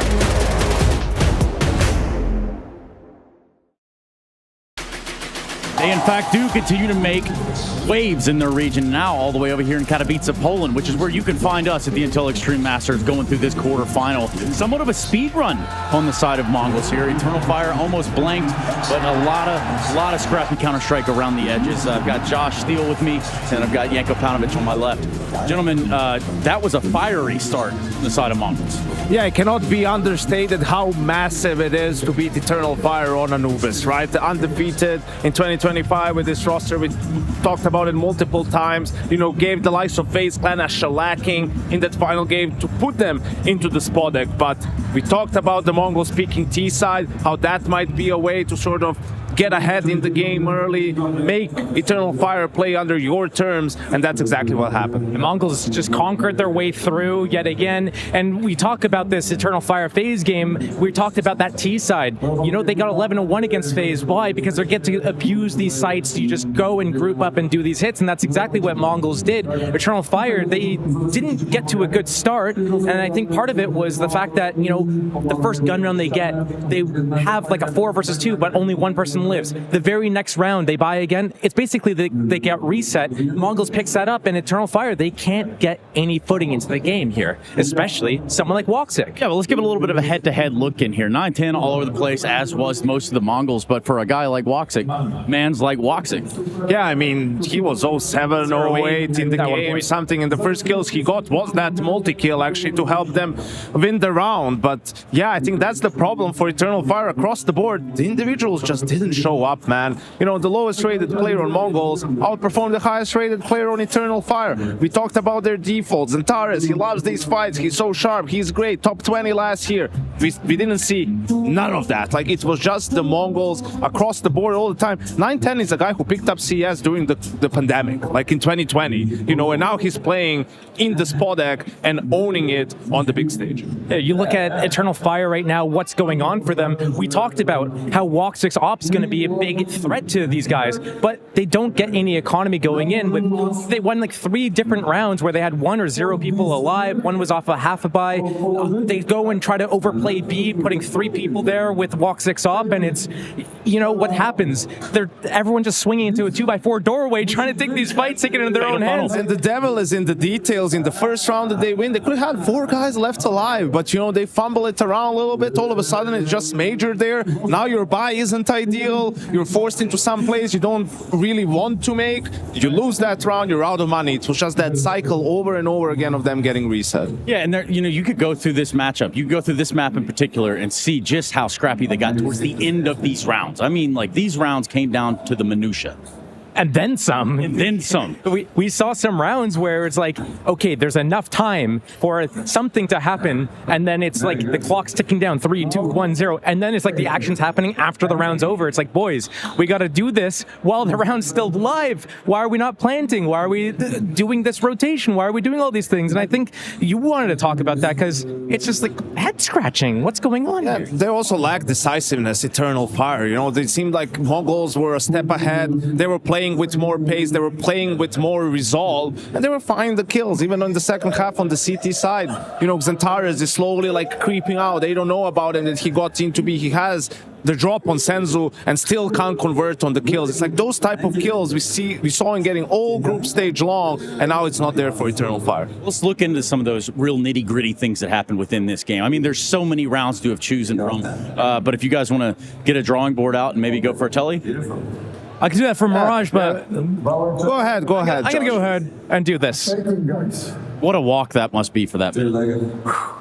You know, I'm over here now, and it was a long walk, but I am here. And, you know, I wish I had something to show you for Anubis here, but I actually have a round for Mirage. Okay. And what I wanted to do is talk about, just real quick, going into Mirage, we got the Mongolz there. This is their home turf. We're just talking about Anubis, which should have been Eternal Fire's home turf. We talked about how Eternal Fire actually should be winning that, and if they don't, then they're going to have a tough time. And I'm going to show you exactly why. If we bring this up on the screen here, we can see this is the standard opening that we're going to see from the side of Mongolz. So what are we seeing right now? We're going to see a pretty standard opening. We're going to see the smoke going off into top middle. We're going to see another smoke going into the window, and then we're going to see a molly open up into this connector area. This is all pretty standard, but what is happening is kind of like off the screen. So normally what we see from teams is something happening with middle, and Mongolz is going to do that. They're going to follow through and add another smoke for the top of connector, and they're going to refresh this window smoke. And that is basically the brunt of their T side, but what they do is the extremity plays. So sometimes they have 3 players in this A area, sometimes they're going to actually group up and do 3 to 4 players up in this upper B halls area, and then they're going to take these really early timings. And if they're not doing this pressure at middle, then you can usually expect them to be just setting up at around a minute 40 doing this A hit, just sending people out with the right side smokes out A main, but you will see this probably at least 75% of the rounds, this mid pressure followed up by either A or B timing plays. Usually they do the re-smokes around this like minute 10. That's when their split's going to come in through A main. So look out for that, because they're starting T-side again here, and we just saw what they got to do on T-side against Eternal Fire on Anubis. They didn't have any answers for it. Yeah, Josh, come back over here real quick. Let's talk a little bit about when we look at these two teams and that stylistic matchup. Yenko, what can you say about that? I think for the side of the Mongolz, right, like they don't care. They're going to play their style, like you pointed out. They're very decisive when they go for those hits. And it's going to be up to the Eternal Fire players to step up and to stop them, because right now they're not showing up at all. And that can play both ways. Either they'll get stomped, and this will be a quick 2-0, and Mongolz will be in the semifinal. Or right now, they're kicking themselves in the behind, trying to get into gear, because Eternal Fire has not yet showed up for this quarterfinal whatsoever. When we talk about just like the nerves and the pressure and everything being on the stage, oh, it's cold, you're taking yourself out of it. I feel like there's 2 moments where you kind of get into that flow state zone. One is like everything's working, everything's clicking, and then you just slip into that zone where now you're just in the Zen state. You don't notice everything else happening around you. And I feel like the other moment is like you've just kind of accepted defeat to a point where you're like, man, we just lost our map pick. We're in this mode X, so much pressure. You just kind of like turn off all the other cares. That pressure kind of alleviates itself. It slips away from you, and you're like, I can do anything now. I feel like we're going to lose it. And then suddenly you just start winning. You're like, wait, are we doing this? And you accidentally fall into it even when you're losing. So I'm wondering to see which version of Eternal Fire we get. Are we going to get the version that they put themselves in it, or they just slip backwards into it on the heels of defeat? And it's going to be the anchors who have to step up. We talked about Jota as well a little bit. The new addition, he seemed a little bit shaky on Anubis too, right? Because if Mongolz are mid and you fight for mid, the extremity players are going to try their hands at a 1v1 fight, and you need to be positioned to win those if you're Eternal Fire. And then again, if they're not doing it and you're alone and they're coming your side, you need to be able to buy time for your teammates to come in. You need to be able to get a kill or 2, right? So without stepping up on an individual level, they don't have much to look for in this matchup. Yeah, it's all about that A defense. You're either going up against these timing hits, or you need to be sniffing it out, figuring out, is Mongolz going to do a B hit this time? Are they actually towards A, walking through ramp, getting that flank, getting that gamble rotation information for your teammates? Hey guys, I don't think it's going to be A this round. Start stacking towards mid or B. Yeah, and last time we got this matchup, we're looking down at Rio. Just real quickly, just to run it all the bells and whistles here. It kind of looked like this across our 3-map series: Anubis, Mirage, Inferno. They traded each other's picks back then as well, so, you know, it's not beyond the scope of imagination, but I think for Eternal Fire, again, just mentally, they need to have one of those talks, right? And be like, guys, we got to this point playing our game and now we're not. You know, let's just forget about losing, forget about anything. Let's just go out swinging. It's also different stakes. Back then, it's like a group stage game. Here, you're in the Spodek, you're in the arena. It's do or die right now. And we also got to see that it was Inferno as the decider game there. Now it's going to be Nuke. How is that going to be a little bit different here? So very interested to see how this shapes up, and it all comes down to that start again. Yeah, and that start again brings us right to that second map of the series. A T-sided start on the side of the Mongolz and Mirage. Gentlemen, does this quarterfinal conclude here? I think it does. The Mongols just seem more ready, more prepared. They're way sharper, and that's what it's all about. The fundamentals, I think they close it out 2-0. I'm thinking the same thing. I'm thinking everything's going to be decided on these mid-fights early on, and if there's no good sequence from Eternal Fire to break through that and really stop them in their tracks, it's not going to be looking good for them. Is it easy to point out on the Eternal Fire side perhaps some sort of weakness, or maybe even looking at a player that might be on the stage right now and feeling a little bit colder than usual?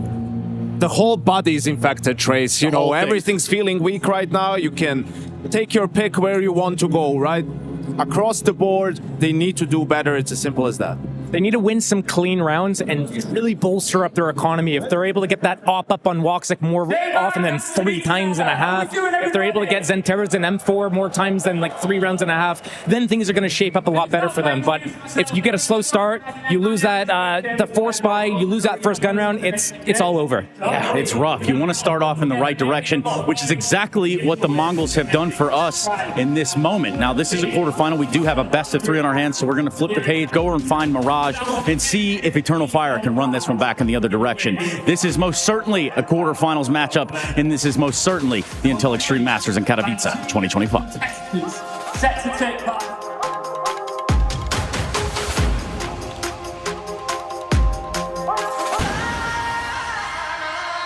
What's your name? Lee.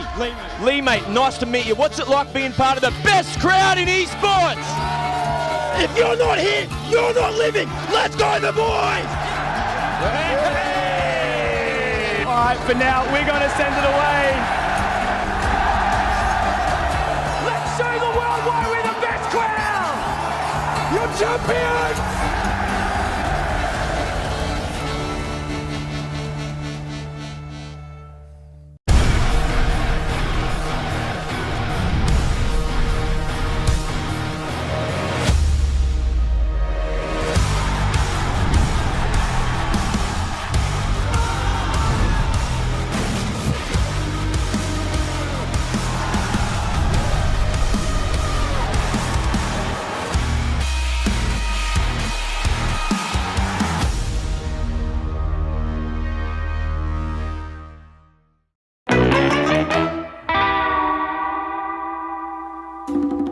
All right, we've got roll swap once more. I've got Eternal Fire here, and we're going to try and make some eternal ice. Well, it wouldn't be it's not eternal ice cream, but yeah, we're going to make some ice cream. We've got, this is our fancy new shop, hanging outside the Spodek. Hopefully we can serve some customers, make their day better. The sun is shining in Katowice in January, and yeah. Have you ever worked in like an ice cream shop before?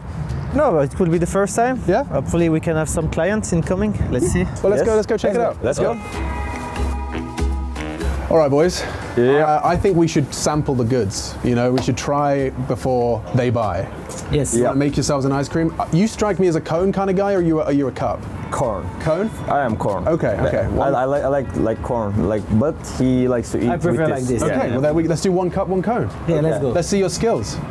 Let me show how you can do it. Works. Let's see your scooping method. So.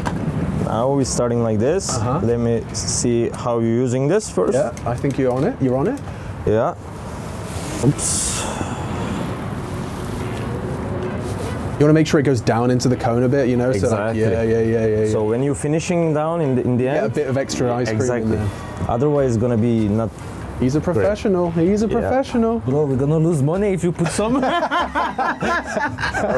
double. That's price. a generous. Yeah, that's a generous. Okay. We need to make clients happy. Exactly. You got to keep them It's happy. more important than money. Nice. Yes, of nice. course. Okay. So, do you want any sprinkles or sauce? Okay. What are we doing? We should do it over something, right? Otherwise, we're just gonna get sprinkled. Yes.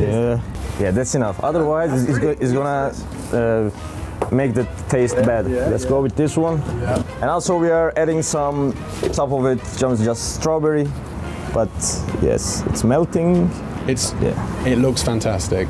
Would you like to wrap one around the cone? Yes. Also, there you can go. you help me with that? Yes. Yeah. Oh my God. Lovely. Yes. Ooh. I mean, can you give us a taste? What do you think? The crunch, the chocolate. Yeah. It does look like it's melting a little bit. Yeah, just a little. But it's amazing now with the strawberry. Yeah, the strawberry, the chocolate, nice. They're friends. Yep, they are friends. Okay. And let's try with let's try with the waffle as well. Yeah. Excellent. I mean, that's a product we can sell. We can sell that. Yeah.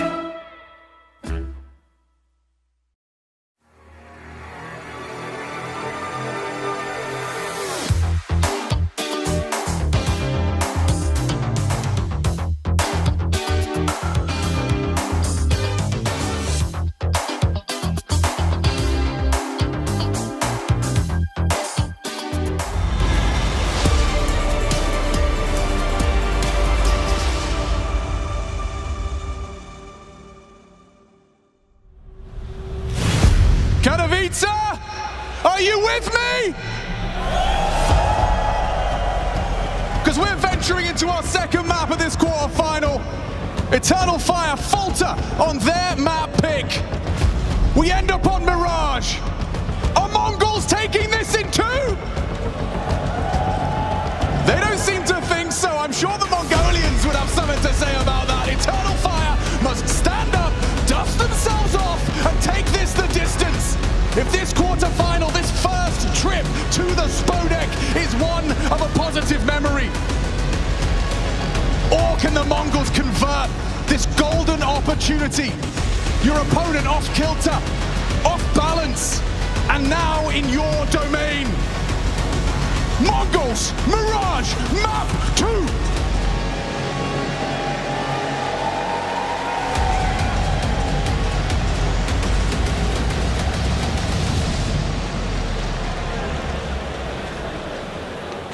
Mongols have played this in every series so far in the Katowice campaign. 2 wins and a loss to Na'Vi. You'll take that one on the chin. But history shows EF can bounce back on their opponent's map pick. You go back to Rio, we talked about the 13-2 in favor of the Mongols on Anubis. Well, EF pushed that the distance by snatching this very map away. The Des discussed T-side starts. Well, Mongols, it looked fantastic on Anubis. Will their T-side have just as much complexity here? The Des also touching on Jota. Yeah. This newer individual to be tested anchoring A, and he's got a whole lot of bodies coming his way. I have a little angle to work with around that blocked smoke. He does. He can stay on his pedestal over the stairs, trying to chip away at the advance. Out of Palace, Techno has got boots on the ground though. Crossing in, tip of the head spotted, bomb already being planted, and there is a flank. There was. Oh, no! Oh, Ricardia! 12 bullets and he can't hit it. That was a golden opportunity to cut down 9-10 clean. Instead, the bomb site's lost, and Maja, he's not giving up without a fight. Smoke and kit. If he gets another headshot, they are cooking, but Senzu, he's taken down with cardio. It has to all be Maja. Is there anything left from him here? The veteran with just enough bullets to make it a reality, but then look at the time. He needs a kill. Smoke towards the bomb site, still hiding out on triple. They're closing the gap. Senzu just about pulls it off. Saves the Mongols. Pressure till the very end of that pistol. Well, we saw the car crash that was Ricardia. But Techno, in the meantime, in the chaos, leapt forward 2 big Glock kills. We'll catch that in the replay. Techno pushes the smoke, grabs the first, and jumping into the second is Zentaras. Imagine having to go for the ace in that situation. Part of me, as I saw that jumping tee, I thought if he hits that headshot, gets on the bomb, there's a world. We just don't live in it. Oh, Madja's been able to find his impact throughout, even though map number 1 falling by the wayside. He's going to need to step up and lead by example, because that's exactly what Blitz did on Anubis. Very strong showing from the Mongolian in-game leader, and we don't get a mirror matchup in terms of the positions. Both of these in-game leaders servicing different roles. You get Madja as the B anchor, so he's going to be doing a lot of jump spotting towards Van that everybody, I'm sure, is extremely familiar with. You get the likes of Jota anchoring over towards A. Wakati will be the short player. Zentara's connector, Woxic window floating around with the AWP. When the Mongols flip over, they will have Techno anchoring the B site. Zinho having to deal with any pressure that comes his way over towards A, just like he did on Anubis. He stepped up. Blitz will be the connector player. Senzu short, and 9-10 here, there, and everywhere. A little pause as we get the technical timeout sorted. You can see Jota with the headset off, so want to make sure he's situated and comfortable. I mean, audio, it's one of those biggest differentiating factors from, you know, a studio or a home to the stage. Thousands of people watching you play, making noise. Yeah, that whole thing. And also, even just moving from standard events that you'd be playing online to an event where you're always wearing the in-ears, you've got the headsets over the top with the noise cancelling, you need to make sure TeamSpeak's on point, and anything that doesn't feel right, you're already in the deep end. You don't know what's below you. You're kicking as hard as you can, and you're hoping nothing comes up and bites you, and right now, Eternal Fire are bleeding. I mean, that pistol would have been a real nice way to shake it off, remind yourselves, like, okay, second map, shake it off. I think likely during the break between the maps, the conversation will have been from the coach, from Madja, hey boys, we're not playing like our usual selves. We're not getting the Zentara as confidently looking for fights. He did Woxic, you're not popping off with the AWP. He did just get jumping blocked. I know, but this is the type of fights they were looking for. They were dictated to in that first half of play on Anubis. They were outmaneuvered. They weren't getting stuck in. You're right. And what that could really have effects upon is Eternal Fire overextending now, being too aggressive. You know, you're trying to turn it into a brawl, but if you overstep the mark, you're going to get bit, because the Mongols showed some great default work on Anubis. Looks like we have a technical as everybody from the Mongols is running back towards spawn, so this one's just called not live. So still with some issues. But that can happen, right? You have a match of Counter-Strike, it's your map choice. It's like, okay, boys, it's fine. We're in an arena and things didn't go our way, but this is our last chance right now. We're a little bit shook. And the way that people tend to remedy that is by, like I said, getting more aggressive, thinking, oh, we weren't taking enough fights. And that can come back to haunt you. Absolutely, and, you know, respect to Jota as well for not having the confidence to voice concerns. Hey, this doesn't quite feel right. You know, I can imagine you could get swept up by the moment. You don't want to be that guy. You're hearing a little rattling in your headphones, whatever it may be. But he's called this timeout, and it does, of course, put Mongolz under scrutiny as well. You've got to think also his teammates as well. Yes. Because still, it's not comfortable for everybody, and conversation being had with multiple Eternal Fire players. It's interesting to see you take a look inside the arena. You see the photos taken on Media Day of Senzu. He's still got the cast on, just taped today. Yeah. But has had no problems hitting those heads. You can see right there. It's a rarity in Counter-Strike that injury is a part of our conversation, but there is times. And to think the way it happened, you know, he was walking on ice in Mongolia, slipped over, broke his hand. Great. Apparently it was minus 30 degrees. Standard. Kind of cold. Yeah, chilly, for sure. Well, they're just plugging the headset into the sound card, seeing if we can resolve any of the issues. Yeah, it's going to be soon. Counter-Strike players will be getting their wrists and arms insured, like Beyonce. Sure, maybe Nico does. Probably at this point. Like Beyonce. Apparently you made a beaver pun before and I missed it. It's okay. It was very subtle. Like, you have to be looking for the bober to find it. I'll say that production was talking to me and that's why I missed it. That's right, yeah. Or it went straight over my head. Attendance fantastic for a Friday. Katowice, are you having a good time? Do we give recommendations of our favorite spots? You know, send them out to ramen joints. It's already packed. A couple of cafes around the corner. Couple of cafes. Good way to be spending your Friday. A menu of fantastic Counter-Strike. Later today, get to see defending champs Spirit. And Donk back in the server, going up against Virtus.pro. Chinese fans. We're just down in Shanghai to finish off 2024. Special event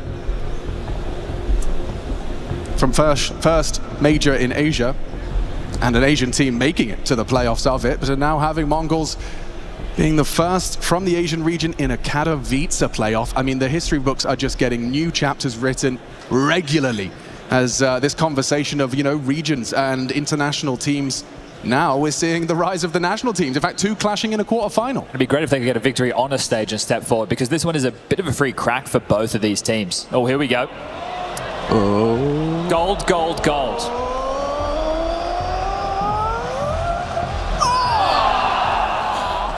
Oh. It's like that meme, just keep digging.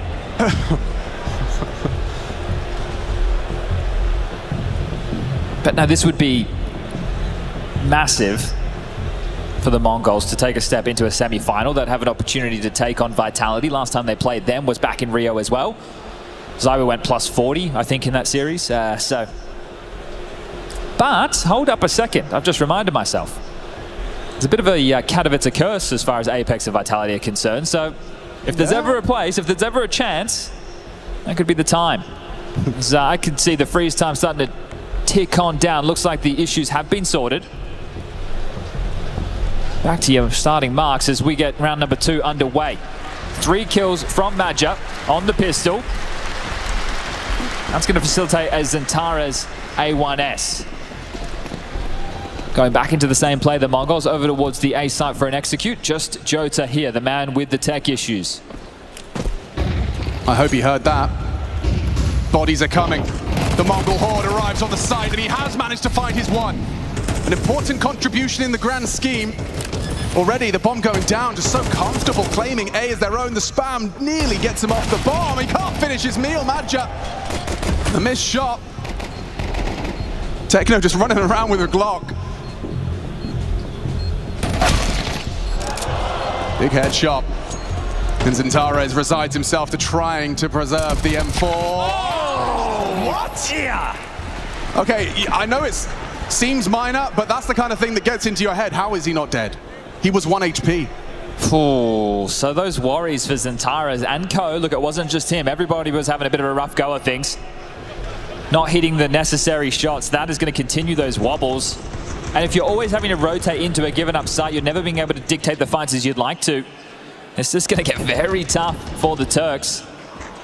As winning against the Force Spy does find them now up against the full eco, and the vibes looking sublime. Quite the opposite for Eternal Fire. The worst start.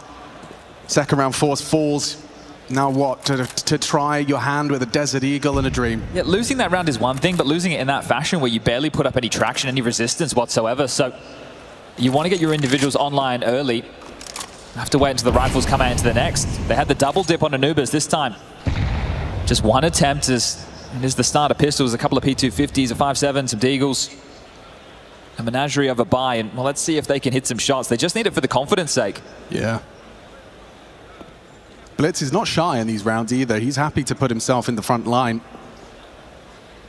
And Zentares has a go. Can't trifle with Blitz, comfortably converts.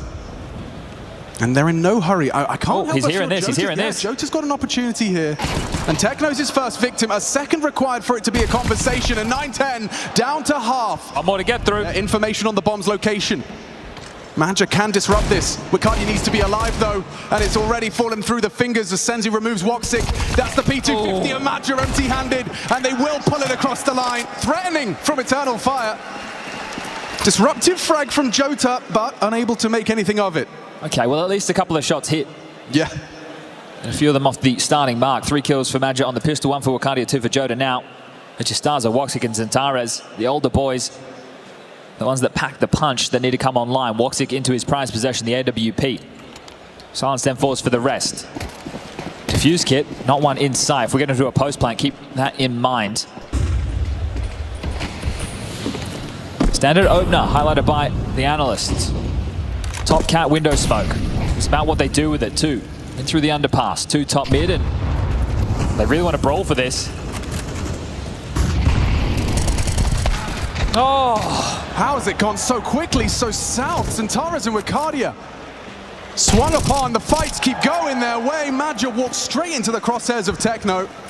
See, this is what I was saying. It's standard to go for mid-brawls on a map like Mirage, but they get nothing. They step out, the flash is good, don't win the opening fight. Well, here's something back. Okay, Woxic. Know where he is. They don't have to finish B. And they're not. Starting to pivot immediately. 910 has one of his exits covered. Blitz trundles towards the A site comfortably. Woxic yet to move, has no info as to how his backdoor is covered. Well, he has to hope they come to him, because now that the bomb gets planted, he's got absolutely no chance. So it's about the save. So 910 containing that. The bomb gets planted, 40 seconds on the clock. He needs this AWP into the next, and 910 can remove it, just patience. And he prevails. 910's form in this quarterfinal, it just feels like he's straight away into his absolute prime. Yeah, really not showing any worries on the stage, are they? Now, this is a pretty comfortable head-to-head for the Mongolz. This is the 5th time they've faced off in best-of-3s in the last 12 months. The previous 4, or 3 of them, the Mongols picked up. Right. So they have a lot of confidence when it comes to this matchup. And they're just going through the motions right now. Tunnel fire, lost bonus, give themselves a partial. MP9s are plenty. Kevlar to work with. 4 players gambling. Imagine the only beacon of hope over towards one side of the map. And look how quick Senzu's up. With no resistance. Completely unaccounted for. Jota into the Palace position. So there is a bit of territory for Eternal Fire to work with. You've parked Senzu in a real powerful position to cut off rotations, make things difficult for the CT side. A bit of a gamble, an informed decision from these MP9s. This partial investment and no breaks, so there will be a sound cue required if the Ts were to flank B. Looks like they're gambling correctly now, Eternal Fire. From A to B, as U2 starts to land. It's a good read, but you still need to hit the headshots, and Senzu gets away with murder. A 1 point of health keeps him in it, starting to commit. Woxic, good for 1. Blitz will trade, has the bomb on his back, but they're into the site. The MP9 shy, Wakadia can't convert. Mazinho can, and again Zantares resides himself empty-handed, 5 rounds deep in a must-win map. Blitz has looked great, hasn't he? Map number 1, fantastic from him. Map number 2, him and 910 just continuing. Senzu getting an entry. Only 1 opening kill in the first 5 rounds of play for Eternal Fire again on the CT side. Again, that was the same story as Anubis. The individuals need to start hitting shots out the gate.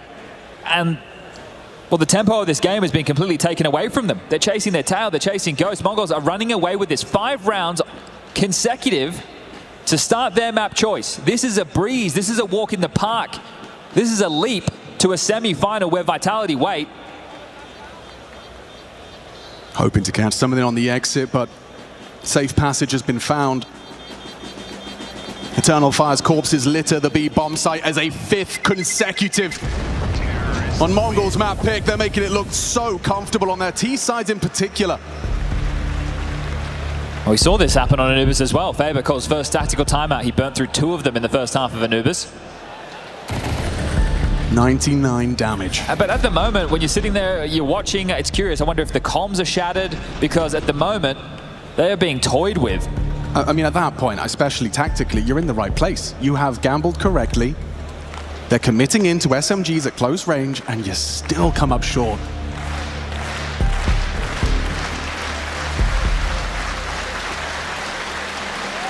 The people want to show.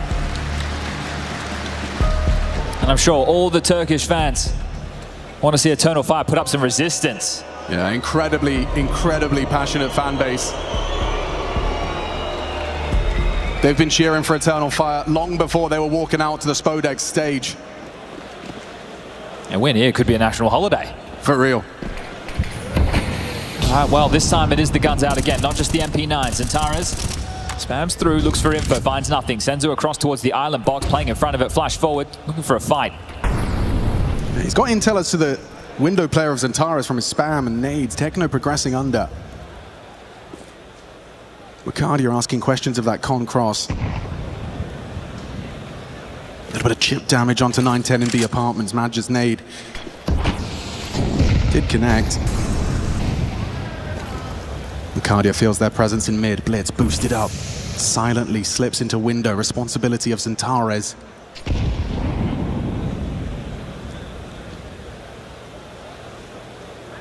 He goes investigating. Blitz versus Xantares. It has to be! God. It had to be Xantares flying, drops off. Gravity, no match for Blitz. Knife out. Madja can't believe it. He's been given a gift there. Can they defend this B hit? Wakadia and Madja have to sidle up, step up, and deliver for Turkish Counter-Strike. There's numbers. They have to convert this one. It's theirs for the taking, but a messy spray. Senzu has other plans. Wakadia puts him low. 9-10 on 10 HP. Pushes all forward with 25 seconds left. They have to plant. Senzu retrieves the bomb. Will be planted, uncontested. I say that, he's off the bomb. Woxic pushes the sound cue. The shot does miss. Senzu running out of time. 9-10 is flanking though, and Jota's there! Eternal Fire, finally, on the board off the back of the timeout. Oh, it wasn't pretty. Far from beautiful. You got to ask, did Xantares step on a crack? Did he break a mirror? What happened? That's so unfortunate for him. He's clearing, Blitz starts backpedaling, back opened up, he's got the, and just dropping. Oh.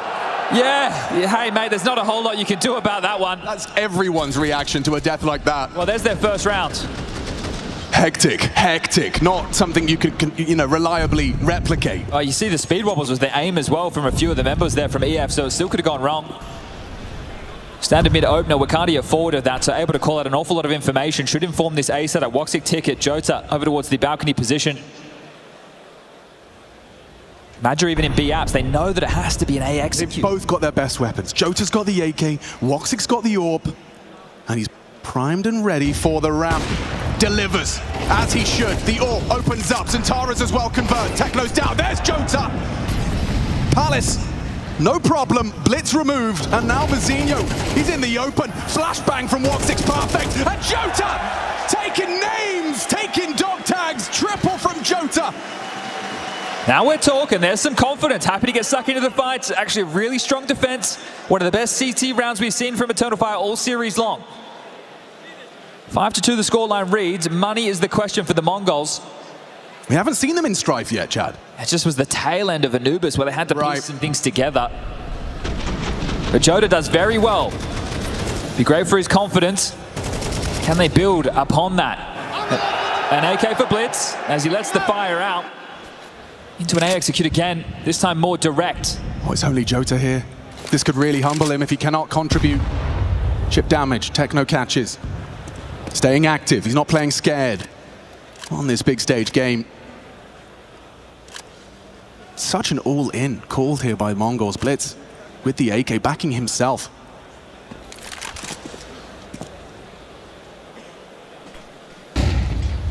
Smokes rain in. Body starting to commit into Jota's bomb site. He's under so much scrutiny. Can he weather the storm? Can he deliver? Does. Control the spray for one. Tags up that sandwich player. Another from Jota. Just collecting them. One by one into his crosshair. Jota's done enough. Defends his site valiantly for more consecutive. 3 on the trot. A timeout forced. Mara hits the panic button. There's a partial with a hero AK, another confidence building round for Jota. So back to back, the fact that they want to play him with heads up Counter-Strike, and now they're having a good time. You need that from Woxic, you need that from Xantares. These individuals need to start activating if you want to push this one the difference. Or the distance. So right now, the difference is just 2 rounds. Talked about that timeout, now that the guns come back in, Mara wanting to make an adjustment with the approach.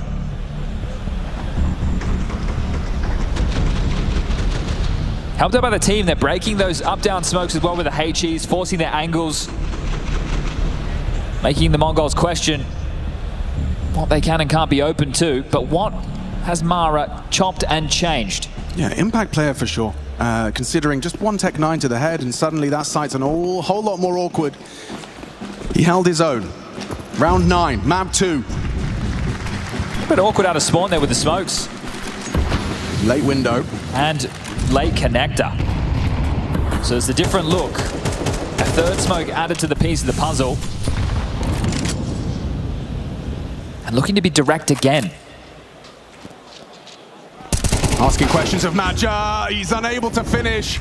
Wakadia's got so much work ahead of him now. They heard him. They know where he is. Can he control it? Oh, 2.5. Tags up another Mazinho, walking wonky. 9-10 posted on their cross though, through market. Look at the damage inflicted. He's got just 9 points of health. The AWP is poised, ready to collect the cross. Santara spots him, gets closer to the angle. 9-10 ready for a wide swing. It's too comfortable for the AWPer. This Mongolian sniper. Headshot. Sharp eye, and Jota remains forced to hold on to what he has. Well, Blitz is already here to cut him off at the pass. Was dealing with that lurk over towards middle. Jota aware of the possibility.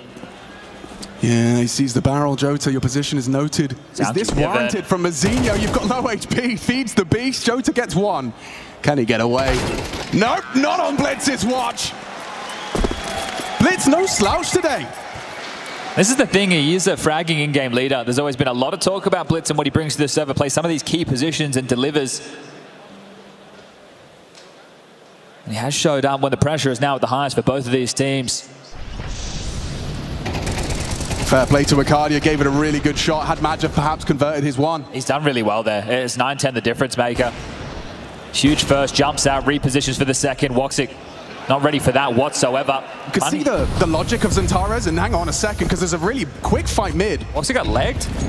Yeah, really early doors, and he's been finished off as well. That's Senzu. It's just Senzu. Dispatches of the AWP along range. Now 9-10 misses his chance at extending us into a 4 versus 3. Could have been in a molly there. HP for Woxic just disappeared so quickly. 9-10 just taking space. The confidence right now for the Mongolz. Look at this pack through mid. They haven't backed down. Yeah, but clearing out that A-lurk is really valuable. Xantares, heavy contribution, tips to the toes, spotted. Info as to the setup. Blitz trying to slip behind enemy lines. Hoping to be overlooked here. Xantares slips into the palace, hoping to not be caught out by this. It's Jota that could as well. Wicardia, forward position. Hearing a lot of this. This can still go wrong for Eternal Fire, despite this man advantage, but proactivity from Wicardia. Goes walkabout and removes Techno. I'm loose. Awkward from Blitz. First time I haven't seen him hit the first bullet. Now 9-10 presented a clutch. He has not got the bomb. Madja, his first victim. Jota, close by, spots out, confirms position, relocating to the window. Held by Wicardia, plays scared, Xantares the one to swing. Team play converts, 2-round gap. And some confidence with some of the moves as well. Wicardia hanging around in that cat smoke, and Molly comes in behind him, pushing through it, making a play, good to see. So starting to piece this one together. Money still in a rough spot for the Mongolz. 6-6 is possible and feels mandatory for Eternal Fire at this stage of the game. Really important from Wicardia as well. Not letting the moment get the better of them. Those type of plays is what you want to see. And now they're starting to get fired up, starting to make some noise. Mongolz are shoves. Khalil, AK, some pistol upgrades. Not a lot to work with. Going to wait out that early block utility from the CTs. Incendiaries across the map. HEs to follow their standard opening util.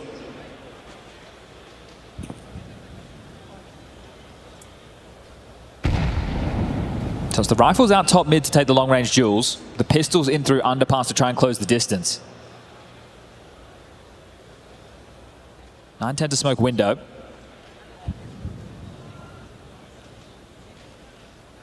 And a deep connect one from Blitz. I think they'll play through this into A. They avoid the brunt of the damage from that Wicardia HE. They've got 60 seconds to piece this together, but a pressure now applied in that window smoke. Woxic's going to be watching that like a hawk.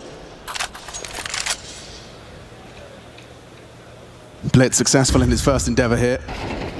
Will he really get another opportunity? He's done it again, and Senzu with a headshot. All onto Xantares on this A site. They're encroaching. Man disadvantage, but for how long? They find Xantares. That bomb site is theirs. They can scoop up the bomb, but short. It's occupied. Blitz aware. Acknowledges the potential. Wicardia trying to walk on up. The bomb has been retrieved. Blitz finds a safe route. Safe passage to a plant.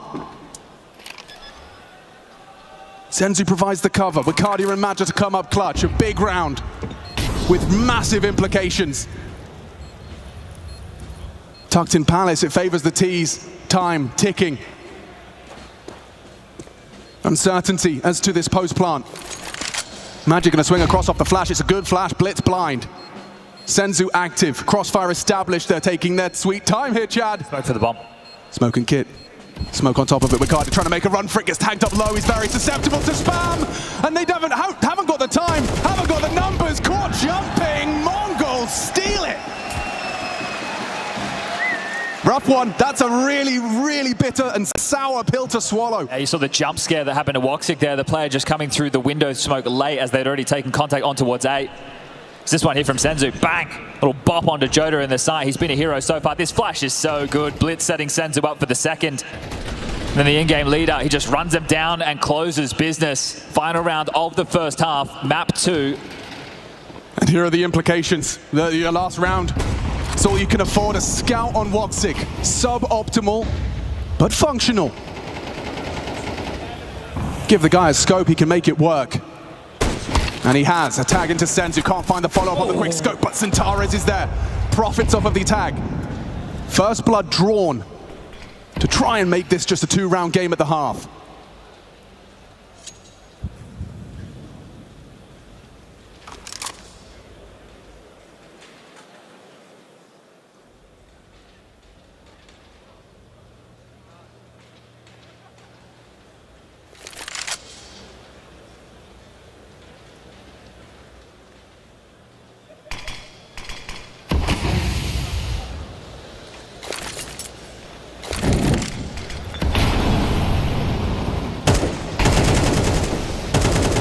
Have to be so scared about the window boost play. It's happened time and time again. But Ricardo and Madja have not moved. Centaurus is cheating over. He's going to be there in time. Here they come. Up short. What can you do? Ricardo empty-handed. Madja the same. They've been rustled. And now stealing the plant. Nice timing on the peak here from Centaurus. Humble though, just the one. Important trade out of 9-10. Woxic scout tag, not enough. And Jota very late to the party. People already got their coats on. An 8th, a certainty. No kit. Waning hope. The crossfire's too potent. They'll peek off of 9-10. Has the cross. Spotted now on the jump from Techno. It feels helpless. Doing anything he can. Trying to close the gap, close the distance. They just shoot too damn hard. It's 8 for the Mongolz. Eternal Fire on life support. Will we really see a third map?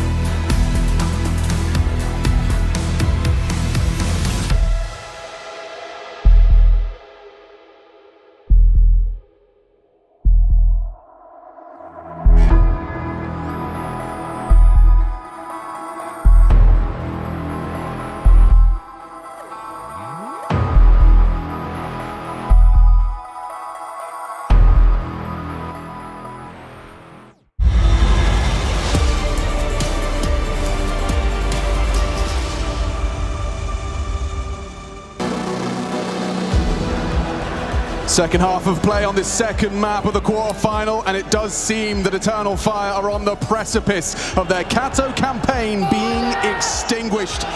Glimmers of individual brilliance, but they don't look like they're playing themselves. They're not playing their game. Mongolz most definitely are, though. An 8-4 haul. What could be the final half of this quarterfinal. A pistol that really holds a lot of weight as to Eternal Fire's hopes and dreams of a deep run in these playoffs. Eternal Fire just not getting enough out of their individuals. The bailout from the firepower, it's not there. The Mongolz have come in today playing a very strong game. Blitz included. Fragging IGL. Keeping up with his superstars. Two dual Berettas in the mix, one for Mazinho over towards A, one for Techno over towards B, and then Blitz has treated himself to a flash. He's in rotation, he can support either side with that. So just starting over towards window, patrolling things, and well, he's got some company coming his way. Zentara's top mid, Majo Wakadia through the underpass. Setting up for what is likely an A split. Oh, he spots a freebie. Maja down, throwing his util timing, favors Blitz as well. Zinho tucks dark. He doesn't want to give away, concede this man advantage. It will be a hard clear with 910's cover. Roxic working. He's out. Undetected. So far, so good. Now he's been spotted. Mazinho rumbled. Couldn't hit his shots, but Jota can. A site taken. Eternal Fire, golden opportunity here. He broke through. A site's yours, but you gotta put down Blitz. Santares empty-handed in the pistol. No kit for this. They'll have to get a bit of a move on. When do they go loud? Senzu's going to be coming in through con. Flash from Blitz to set up the swing. Techno goes looking. Can Woxic handle this? An important headshot from the turn. Can he hit the headshot? He can't! Techno brings him down with the dual Berettas and all onto Wakadia. 10-second defuse. Imminent. 10 bullets. And Senzu just needs to one. 3 out of 4 pistols in the favor of the Mongolz. This one is going one way fast. And Blitz with another impactful round. 3 kills for him. 15 and 5. Dominating Eternal Fire in this series so far. Oh, what a brutal way to lose the pistol as well. Blitz again, a common theme. Both the teams with a couple of woes within that pistol round. So the timing, I think at this moment, Madra is expecting the window to be covered. So the gap taken, Blitz hits a great little shot there. And then 910 losing track of the A ramp push. That's what catches Mazinho off guard. But Zentares, his frustrations have been palpable. Eternal Fire got the plan. They can get a buy to an A execute of their own. Oh yeah, this is already pacey. 910, he spots it out. He's not shy. He's not shy whatsoever. Goes swinging. Mazinho in combination. Down to the Galil. Good, important contribution from the Jota rifle. Repositioning, break of the smoke. It's replenished and they get across, albeit heavily damaged. And it gets worse for them. Senzu spam finds Jota. The Tracer betrays his position. They are in so much trouble. Very hard post plant. You need someone to step up, but not Senzu. Swinging on the stairs.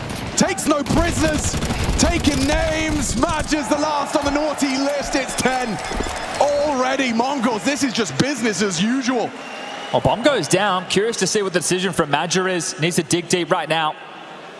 Don't know what can be said. Don't know what can be done to try and activate the likes of Woxic and Zentares, both of which are having a tough time on map number 2. Decision-making not great from Jota here either. Sure, he's had a couple of specky moments over towards A, but spamming through that smoke, he's trying to draw attention so the bomb can go down, but the Tracer's through. The Silenced M4 has no problems eating him up. And second tactical timeout. The chuckles from the Cherub there. You can see Mazinho, 17 years of age. It's the youngest team in the playoffs, the Mongolz. Right now, they are making a memory in the Spodek.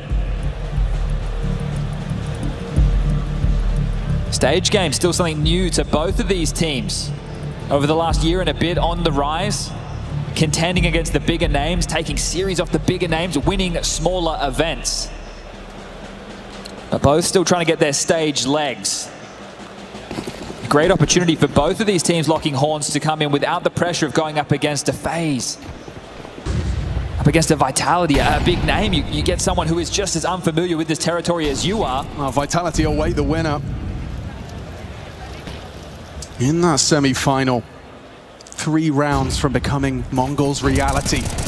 and Katowice upon their debut. Both teams a debut on the Spodek stage, but for one, it'll be a dreamy memory, the other a nightmare. Replayed on those moments of weakness before you fall asleep. Now we have a very important Eternal Fire gun round. I said what we were going to see. Well, they got the bomb down again, and they've actually forced. They need to shift the momentum of this game. So it's light on util, heavy on firepower, but it's just Galil's. It's not AK's. Dink's not enough. One flash chat, and McCarty goes ahead of it. He caught off 910. That's the timing he wasn't ready for. Missed flustered shot, but there's some damage. Well placed HE. Mazinho, under scrutiny now, reveals his position. 910, the overwatch. It's Senzu with one back. Centaurus, an important fight. Oh, and he's not stopping there. Picking up the AWP, I don't know how I feel about that. Yeah, Techno towards the Palace. How many times have we seen him with that defuse kit coming in late from the Palace? Oh, no smoke for his hijinks as usual. So is he going to be able to pull this one off, or are they just going to try and do some damage? I think you're right, the latter. Oh, but a leg shot needs to be converted. Woxic does so. They must know. Techno's tried this so many times. You know who it is? And Centaurus. Important multi-kill round. Gets himself up to a 9-frag total. And Woxic will be given the gift of that AWP scavenged from 910's corpse. Oh, they don't bottom them out just yet. The Mongols still are going to force in, most likely. This isn't going to be the prettiest of purchases, and there's some punch from Centaurus. That's what you needed to see. So opening kills aren't coming their way. He needs to be able to find some space and get a multi, and that's exactly what he delivered for the 5th round. Not done believing just yet as the Mongols. That was a great opportunity to really get things over the line. Can't lose rounds like this in your campaign. Back into the conversation of this quarterfinal. Centaurus, good awareness of the possibility. Can he track him? Does find the head of 910. Lots of damage. Someone else is going to have to play first. Woxic leering up Cat, has the support of the in-game leader Magid, not too far behind. Oh, Woxic! Sick flick. Spins around. Blitz throwing that smoke, signing his death warrant. It's hard to see this one going wrong for Eternal Fire now. 2-man advantage, just pistols they're up against. The biggest problem would be they finish too late into the stack. The fight might come their way. That's what McCarty's waiting for. Mazinho and Techno, they'll be about to oblige. Ooh, a shoulder. A lot of utility on Mazinho, is life valuable for the block. Oh, the bomb is rotating towards the other side of the map, so it might just be a save for these three. It's a good call. It's the right move from Madja. If they're allowed to, Jota's still over towards Palace. Madja, he's going to take these jewels, that information flowing to Jota. He's going to also hear the steps in towards the side, so seeing if he can punish, making sure that they don't get to retain anything, carry it through. Worst case, he loses the M4.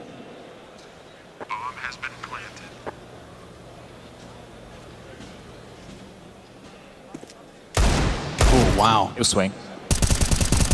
And he converts. And they're boxed in. Senzu and Mazinho, good luck. Just trying to preserve what little they have. McCarty wants to twist the knife, make this one hurt as much as it can. Another gone. It's just Senzu trying to retain his Desert Eagle. Not long for this world is Senzu, removed by Jota. Eternal Fire picking themselves up another must-win round. 6, Mongolz 10. They say picking themselves up while also dusting themselves off. The fact that they don't give away any casualties whatsoever to build a bit of residual finances. Give them a buffer down the stretch. 10-6 4-round game. This one could have gone real wrong. Centaurus not as crispy. This one from Woxic, if he starts to heat up, the two of them combined can be the difference makers. So a full eco for the Mongols.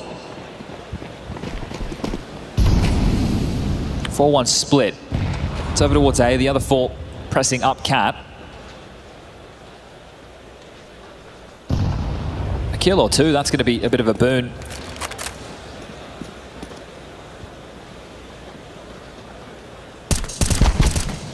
Oh, that's uncomfortable for Madja. It's actually really uncomfortable. Centaurus to bail them out. There's a little more where that came from. Still got ammo, has support. They fall away, but a 3 versus 3 is not how that exchange was going to play out in their heads. Yeah, this is a tough reset. The biggest positive is nothing has been scavenged for the Mongols. They haven't been able to get their hands on a rifle. Highlighted here, the AK and AWP are top mid in enemy territory. If Mazinho gets 1, it would still be a crazy 2v2 in the post plan.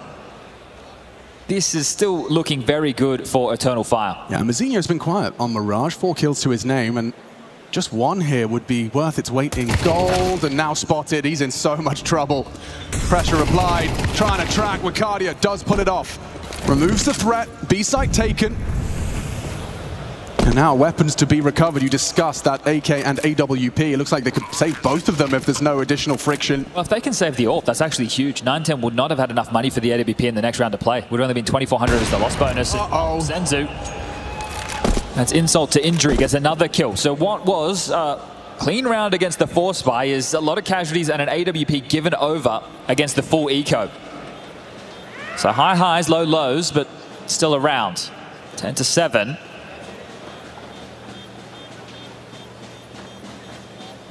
EF can't allow that to sour the mood, although going to have ramifications. I do really want to press this AWP that's being saved, because as mentioned, 910 would not have had it. Right. 2,200 plus the 2,400 loss puts him at 46.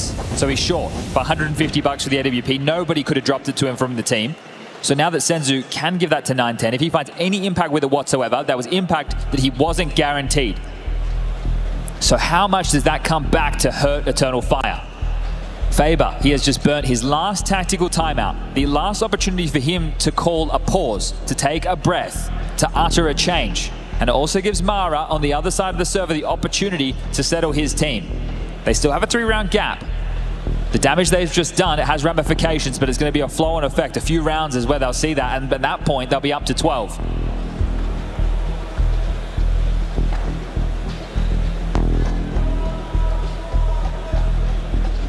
A gift from the misstep of Woxic and Maja top mid against the Eco. An AWP that couldn't have been without that. Now in the hands of the Mongolian sniper. Round 18, all to play for. 2 smokes start from the T side, invested into mid control. The AWP starts towards the apartments. That was the potential threat. It's big info, but Eternal Fire aren't really able to do anything with it. 3 players starting over towards A. Maja top middle. Woxic's going to pick up the bomb. They're rerouting immediately. That's the info on the AWP. They have to move quick. That info fades. Its relevance fades if you don't move quickly. There's no point just going into an A execute. That would remove the AWP anyway. It's the rifles that you're worried about, so they need to take some space, and Maja's going to crawl through middle. Looks like he wants to be the late piece through connector. Blitz is playing forward. This is a big fight. In-game leader on in-game leader. Has he read him? 2 captains at the chessboard.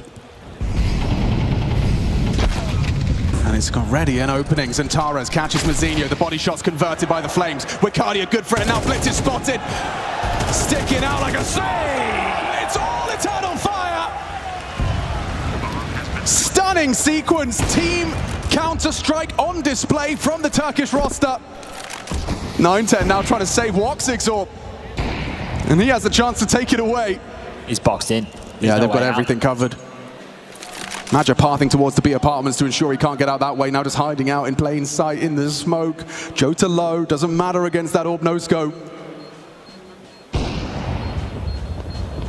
This would be ridiculous. Heist. Yeah, not gonna happen. Not gonna happen. 2 rounds the difference now. It's certainly looking like Eternal Fire not going to let this one go quietly. And remember how it started. It was the pistol with the conversion, but another bomb plant from Eternal Fire. Then they went into heavy Galils. A risky maneuver to call, but it's one where they stuck the landing. Centaurus with a multi-kill in that round. Now it's 4 in a row. The CT finances can now start to establish. It should just be a half investment right now from the Mongolz, with it maxed out as 3,400 into the next. Huge. But really important stuff for Eternal Fire. They are working into this game.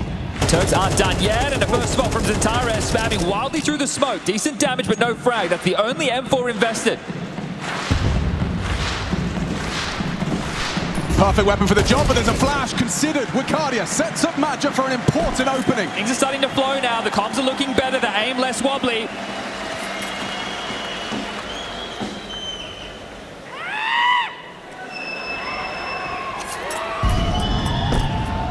The younger pieces of this team, Wicardia and Jota, have both been delivering a couple of nice multi-kills. It's given Woxic and Centaurus a chance to get back in the game. So man advantage. Blitz down. The high flyer for the Mongols. Has to sit and watch. Does he consider the boost? It might have to be another flick at a Woxic. Oh, he's missed it. Against his rival. You want to keep moving if you're 9-10. Woxic would have likely spotted the fact he had an M4 in his hands. Zinho's pushed up A, has some space. Senzu rotating back. It looks like Eternal Fire will collapse into A through connected. This could be risky. But as we can see, nothing for them to worry about. That smoke is the go signal. Well, hold on to the Kevlar. That's the best that the Mongols can hope for now. But a bit of a momentum shift in this game. Patch of 5 rounds. Eternal Fire heating up. Yeah, the bar set 8-4 half. I'm curious what Mazinho's up to here. I think what he might do is attempt to come out of Palace late, smoke the bomb, and hope that they hang around and take a couple of casualties. The finances for Zentara is 10k, 7 for Woxic, so it'll only be very light damage. Is he going to give it a go? Too late now. Was hoping just to get a kill, maybe an AK-47. Gonna get nothing for his troubles.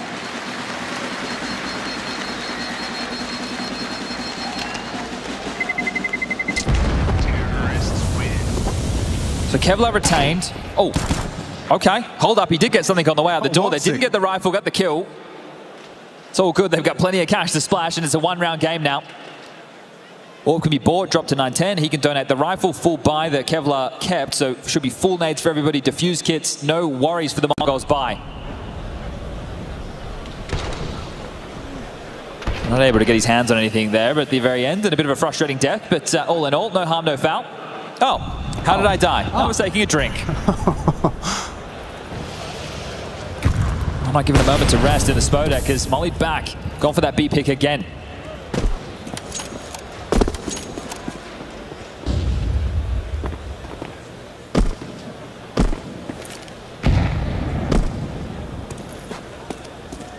Well, 910 is going to be set up for success here. Ghost looking mid. Sweeping the perimeter for a pick, and Maja. Oh, actually, it's Woxic's orb. Catches Senzu going peaky. Shut down. Late response possible, but he misses his chance over the shoulder of Maja. Block util. Thrown out to keep them contained in middle as Techno activates on the extremity. EF regrouping.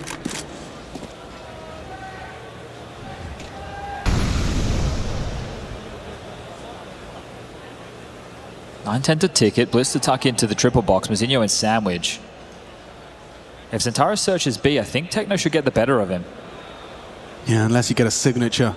Zentara's peak in the Spodek! Headshot! Bomb's committed A though. Yeah, they have to go into this, and Mazinho and 910 are hitting the shots. Can they pivot with 30 seconds? They're flustered, it's stressful, important find. Mazinho removed by Maja, but they're running, and Blitz is in hot pursuit, 20 seconds. They're making it into him, and he falls for it, hook, line, and sinker. Gotta get past 910 though. He's already got 2 kills. He's only got 3 points of health. Zentara's also low. He swaps to the Deagle, turns it. Zentara's does not find him. 8 seconds. They need the kill. And Zentara's obliges. How much stress, duress for Eternal Fire fans right now. These rounds are so not cut and dry. A gift from the Mongolz coach. Faber gets a chance on the mic. Well, right now, I think Mara would be pretty stressed out. Things aren't going as he would have planned. 6 in a row right now for Eternal Fire. This one has definitely shifted the longest streak of rounds we've had so far in this map. Right now, the Mongols are the ones who are showing a bit of nerves. Stepping straight into the orb, 910, trying to make something of this. It was chaotic. Blitz pushing, he was trying to chase them, knew that he could have had a timing if they had a T-spawn, but there was no time for them to go back. Starting to believe now, Eternal Fire. They know they are back in this. They know history. It informs us that this series, these teams can trade out map picks. Nuke is the third in decider if we need to get there. 910 going to do everything within his power to ensure they don't.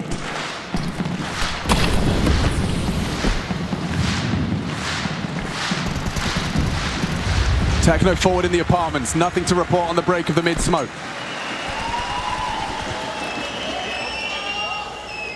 Bit of a quicker timing on this. 910 goes looking. Fading. Yeah, and Zentara's in the open. Who does this favor? If 910 moves a muscle, Zentares will snap to him. Just like that! That quicker tempo caught 910 off guard. Wasn't expecting the default crawl. Okay, now Mazinho and Blitz get a bit proactive. The tips of the toes of Ricardo could be spotted, silent drop, but Blitz, he seems aware up close. And the MP9 profits. Can he get away from that yet? A bit of damage, but repositioned, trapped out, but hang on, Blitz onto Zentares. It's getting weird now. Woxic hits the shot necessary, the bomb can plant and save a conversation. Techno, not a part of that conversation, he goes forward. Woxic exposed on the fade of the smoke goes down. Is that it? Is there more? Blitz repositions from con side. They're asking questions of this post plant. Honestly, and Jota, and okay. You get the AK, you get the AWP, and you get out. That's the plan. Okay. Maybe both. Oh, why not? Something needs to change. Eternal Fire, they break through it. Gren, that looked completely desperate the entire time there.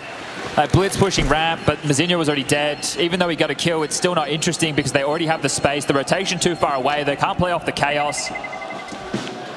And round after round right now, opening kills are falling in the favor of Eternal Fire. I love what you said, though, about this Jota Wicardia. Like, the younger guns have kept it It's a game. Buffer. They kept it a game. A buffer. And now Zentares is starting to look like Zentares. And look at that, right? 910, because of the timing, wasn't expecting that type of pacing. Gets caught off guard completely. Zentares has him dead to rights. So they save the double orbs. 910 can wield one, sends to the other. But Eternal Fire, they're just going to sweep this one under the rug. Just 2 more rounds. 13-10, the score could read. What a perfect call. Against the double orbs, a quick AX egg could be the perfect call. Someone needs to step up for the Mongolz. You need an individual moment of brilliance, and they need it now. Blitz is getting some answers in middle. Distinctly quiet. Mad, you're aware that that information could be garnered. It's full retake setup. What are you meant to do? Mazinho can break the smoke, sure. Blitz can do the same.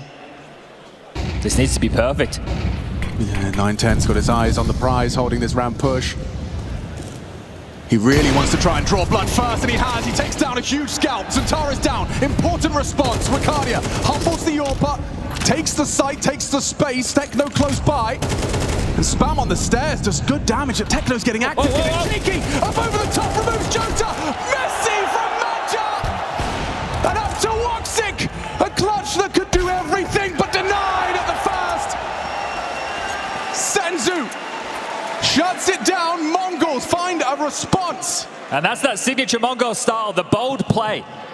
910, the execute comes. He knows he's the only line of defense. He plays forward, triple box, gets the opener, traded, sure. But that chaos is where Techno thrives. Flashes, nades, it's all coming in, but up over the ticket, takes down the planter. Whoa. And then at that point, the comms are chaotic for Eternal Fire. 11-11, we're all tied up.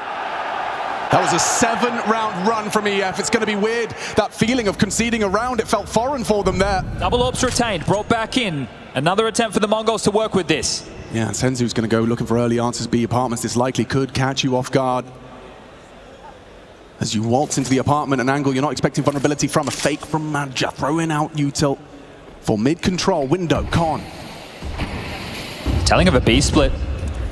Certainly looks that way. Mid-control under progress.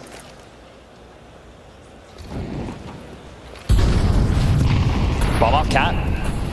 3 players here to receive them. Oh, they've cancelled it. They've backed off. Change of plans. A change of tune.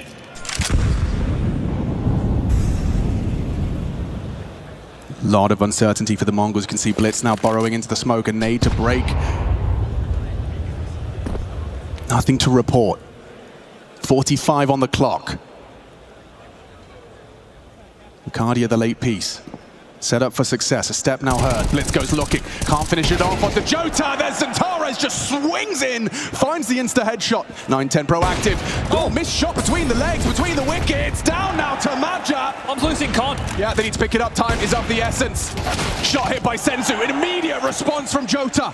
He's found his precision. He's found his game. 1 point of foul for Maja.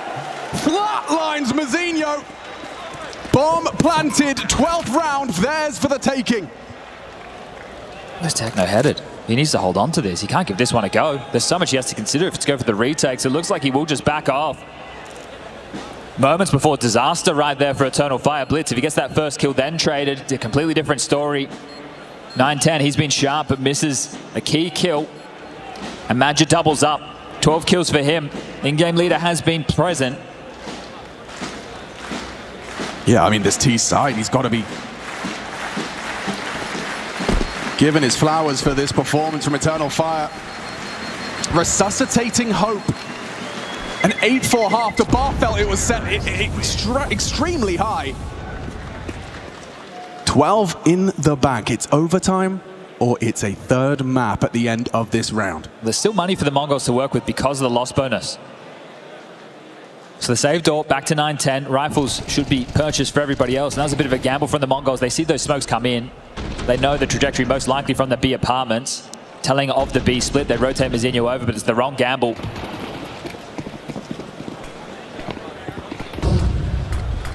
Can Maja call his team to a third map in this quarter? Round 24.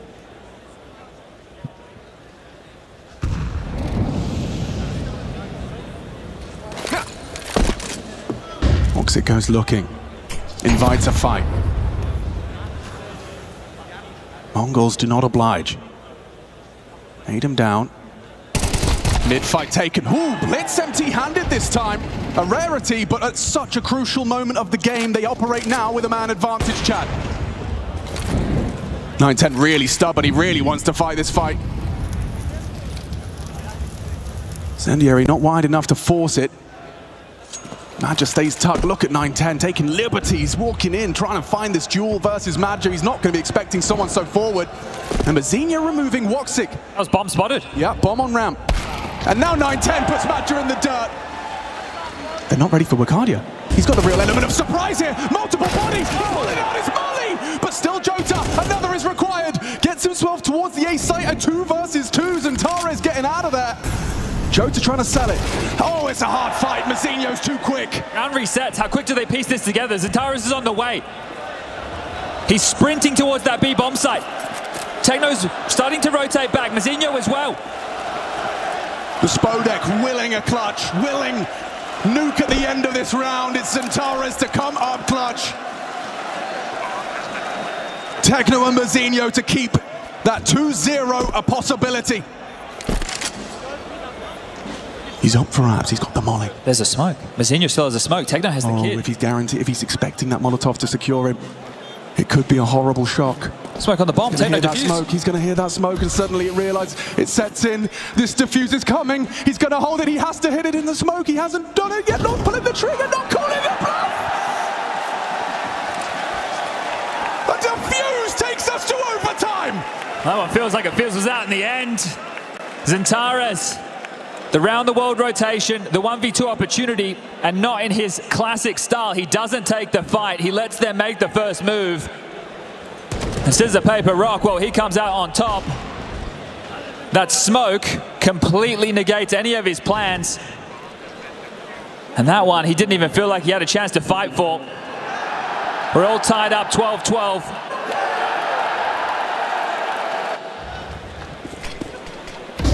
Double orbs a key piece of this defense. Now with the extra cash, they've invested again. Up, down, smokes, land. 2 through palace, 3 through ramp. Here comes the second wave. 9-10 poised and ready. Mazinho consistently a thorn in their sides, but 9-10 punishes Wakadia going looking. Look how much damage he takes though. The wall back through the box, finished off by Zantares. Oh, sharp shooting all over! Eternal Fire slice their way into the side. Techno can't finish a single frag. Look at their health. Means nothing. as the first round of overtime is a convincing EF uppercut.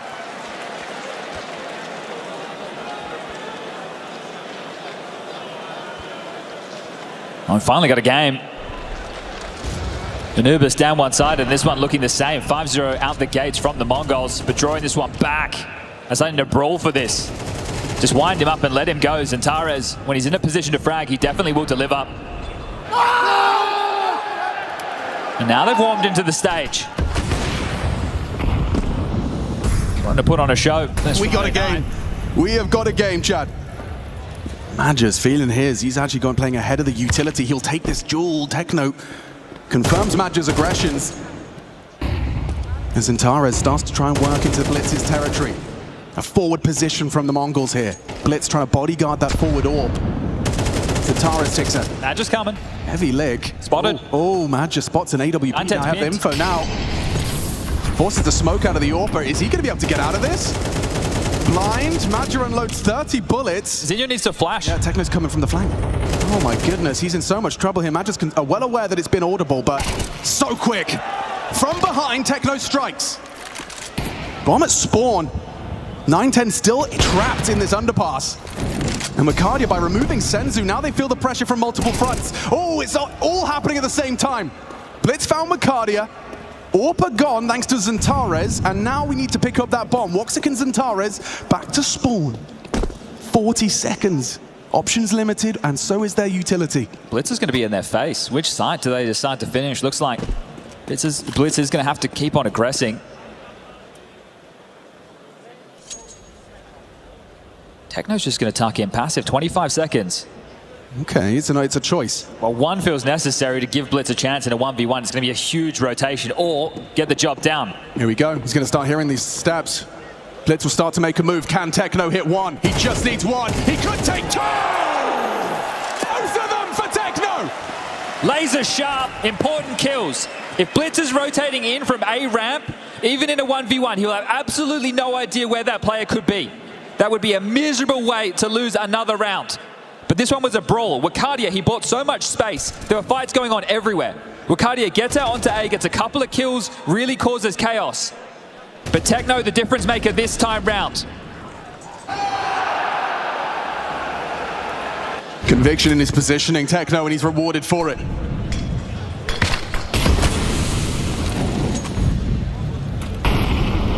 A speedier approach from Zantares. Look, he's not letting off the gas.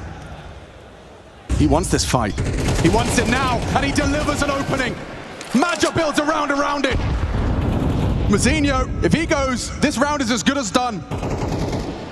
Instead, he steps up, removes the AWP, and makes it just a one round, or rather one player discrepancy. Madger hanging on for dear life at 9 HP.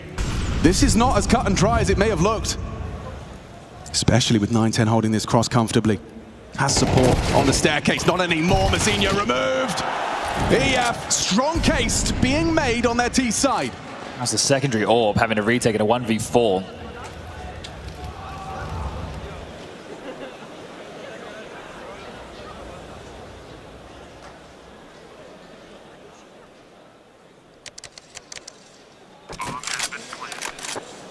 It feels like a certainty.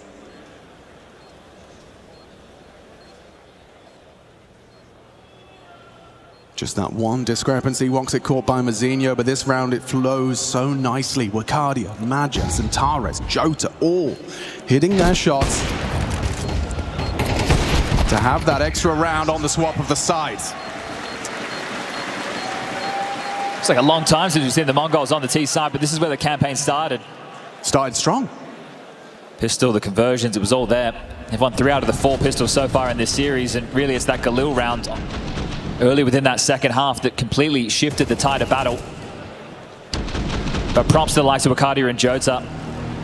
20 for Wakardia, 21 for Jota. It's allowed Zantares, who now has 23 kills. And opening kills is something he has been delivering in buckets and spades within that T side. 7 and 4 now, has had some that haven't gone his way, but contributing some key moments to help get the Mongols in the dirt.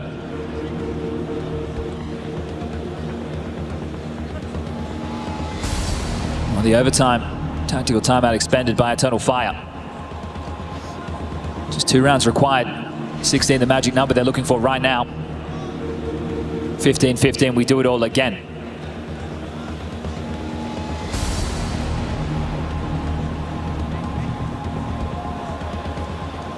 Mongolz need to shake off some of those frustrations that started to brew throughout. Giving up opening picks on their CT side. Well, they're on the attack now. They need to remember how things started. See if they can pick up where they left off.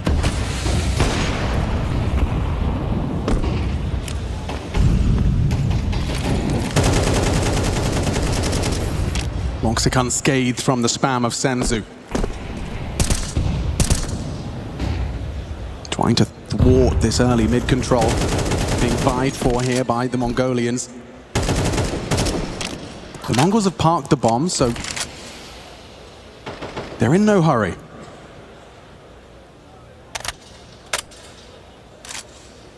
Senzu to smoke window. Blitz deep connector from underpass. Given the space this time around, remember, in the first half of play, all the window boosts. See if they opt for that again. It's something that I'm sure Eternal Fire haven't forgotten about. No doubt. Ooh, no vision. Break of the smoke. A chance presented itself to Woxic. And now Bacardi's been spotted out on short. He could be punished for this. Trying to back away.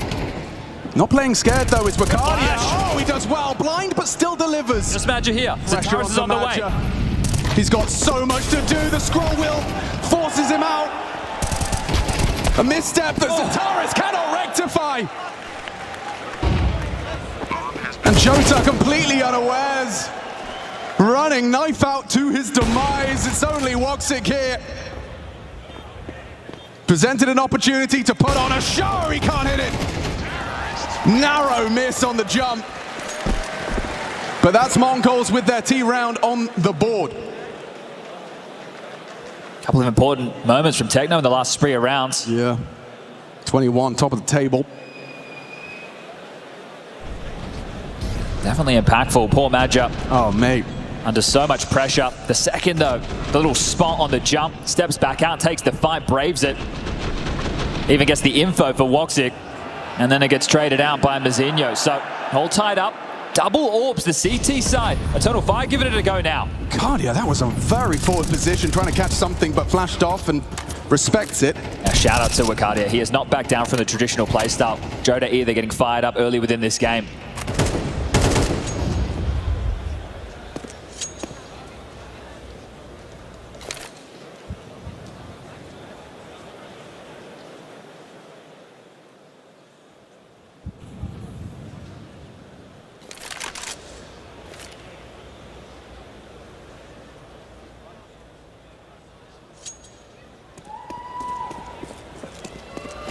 Three smokes remaining for the finish.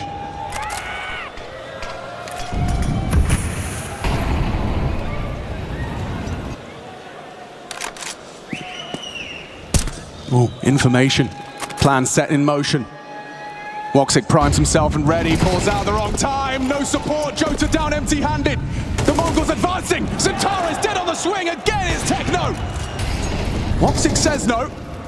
And Wakadia in the same half, they rectified this one, a 3v3, all to play for. So much at stake.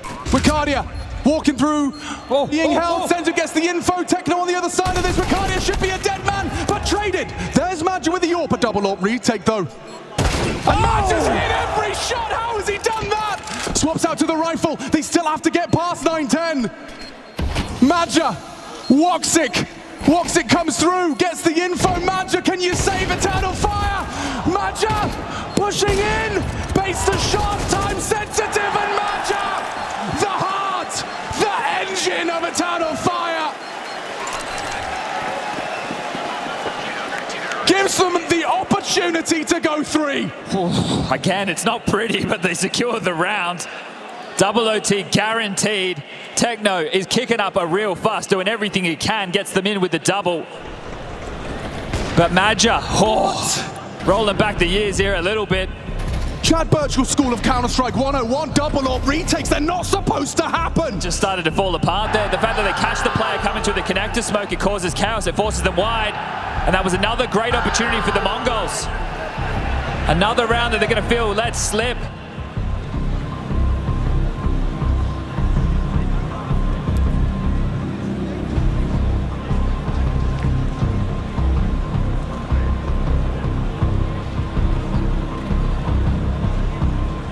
And the Mongols push us into double OT.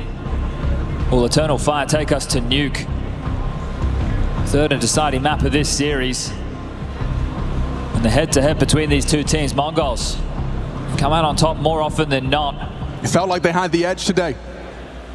Right up until they didn't.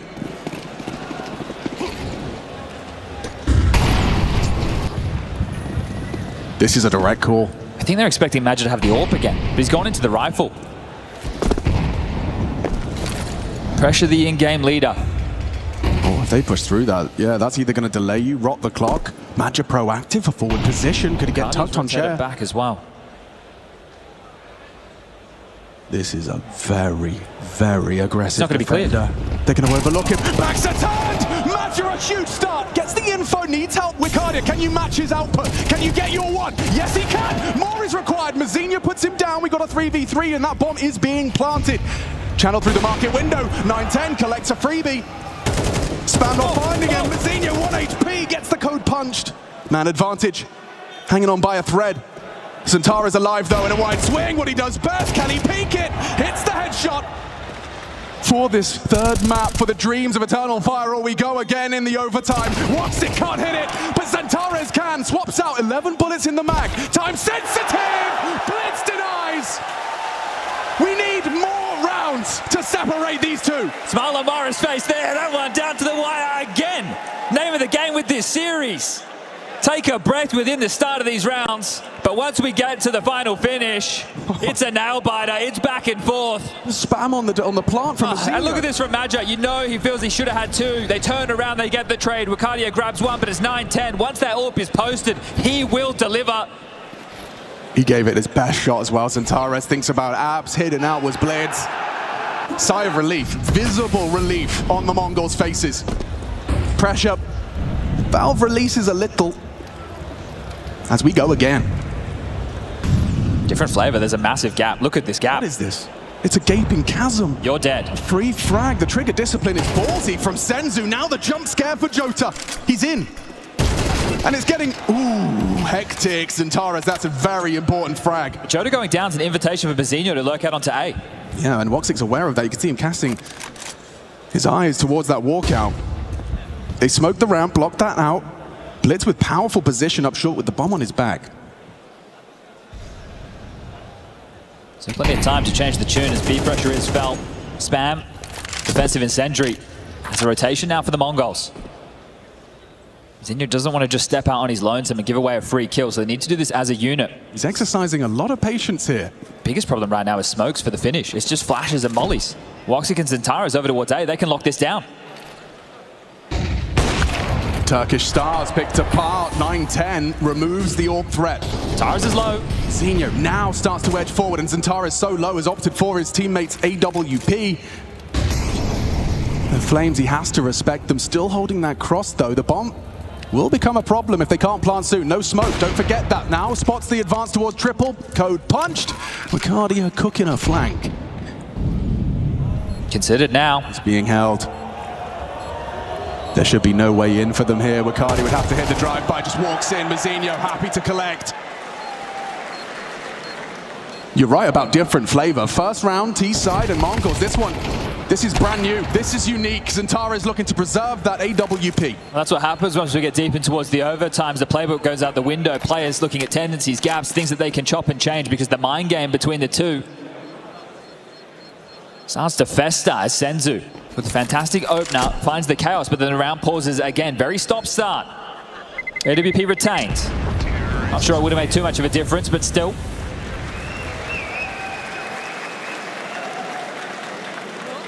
We find ourselves with 2 straight rounds from the Mongols. Maybe, just maybe, the finances could come into question, especially if they want to continue to run double AWP. So bringing that out again.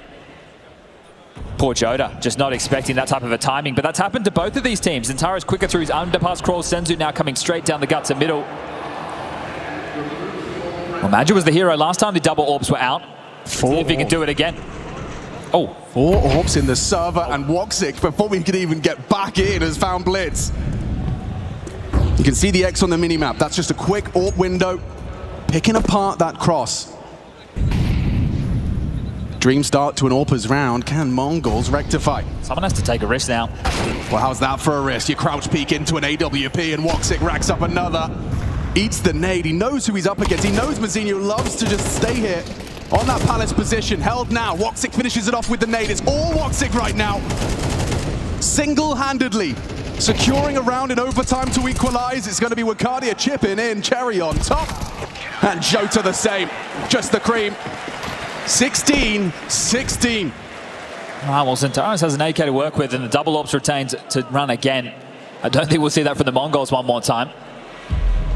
Woxic has had a tough go at things throughout this series, and he's starting to activate now. That three-piece gets him up to 17 kills, starting to join the rest of his teammates.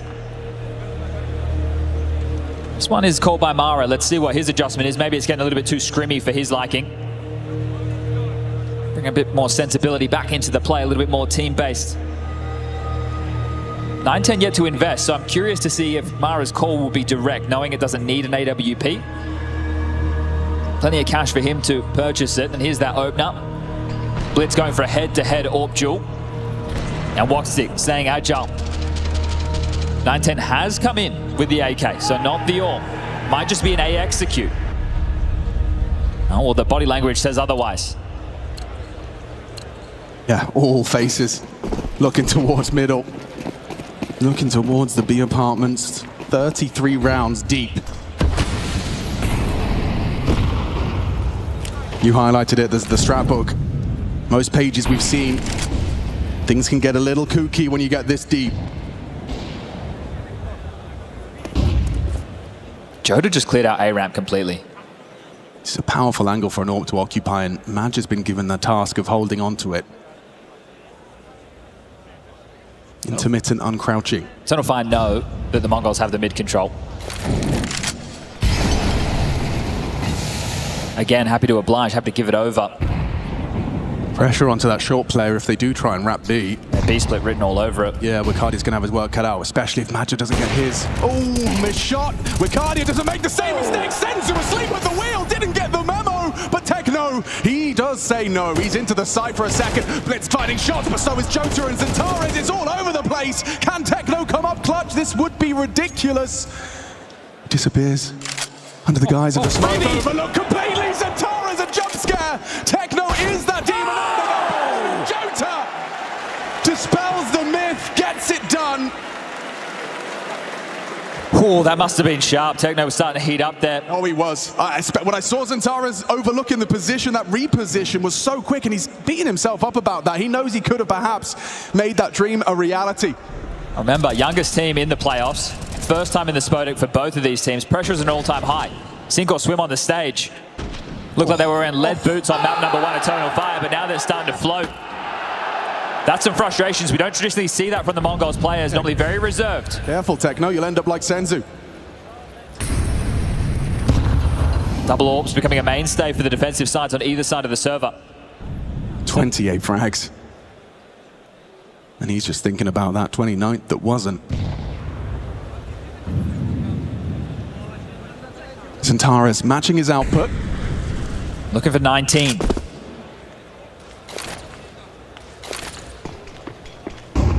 Mid-utility for Eternal Fire. Woxic on the walkabout. Senzu takes a heavy lick. Xantares always a threat. Blitz brave to have a look, ask questions of Khan. Senzu in that ladder room if Xantares does overstep. There's a way out with that smoke, so might want to back off. Bomb rotating back over towards A. 9-10 ticket. When he's been smoked up before, we've seen him push forward towards the triple box. Mazinho to help from jungle. Blitz still towards window. This A defense is looking brittle. Vulnerable. Xantares doesn't want to be the one to play first, but it may be forced with the break of the smoke. He's still hidden, but caught out just in time. Mazinho profits from the break. Can't get up. Oh, hits the shot regardless. Wikadia watching from the sidelines as 9-10 puts him down. Bomb does get away from that AWP shot, but still so much work ahead of them with no time for this. No utility for this. They're just in the open. He's picking them apart with the AWP. Senzu has to cross, double AWPed, ring true. Successful for the Mongols to keep us dead even. Tied up, Jota left alone, left to his own devices. Nice tap, and that's all he'll get. Sigh of relief for Mara. He knows these guys from Eternal Fire, they do pack a punch. Well, this is going to be one of the most intense games of Counter-Strike that Mongolz have ever played. Sure, they've lifted trophies, but nothing like this before. The atmosphere, the intensity, the moment, what this means, the legacy of the event, it all plays into the heads. But right now, locked in as 17-17. We're all tied up again. Who's going to buckle? Who's going to break first? Who is going to take this map?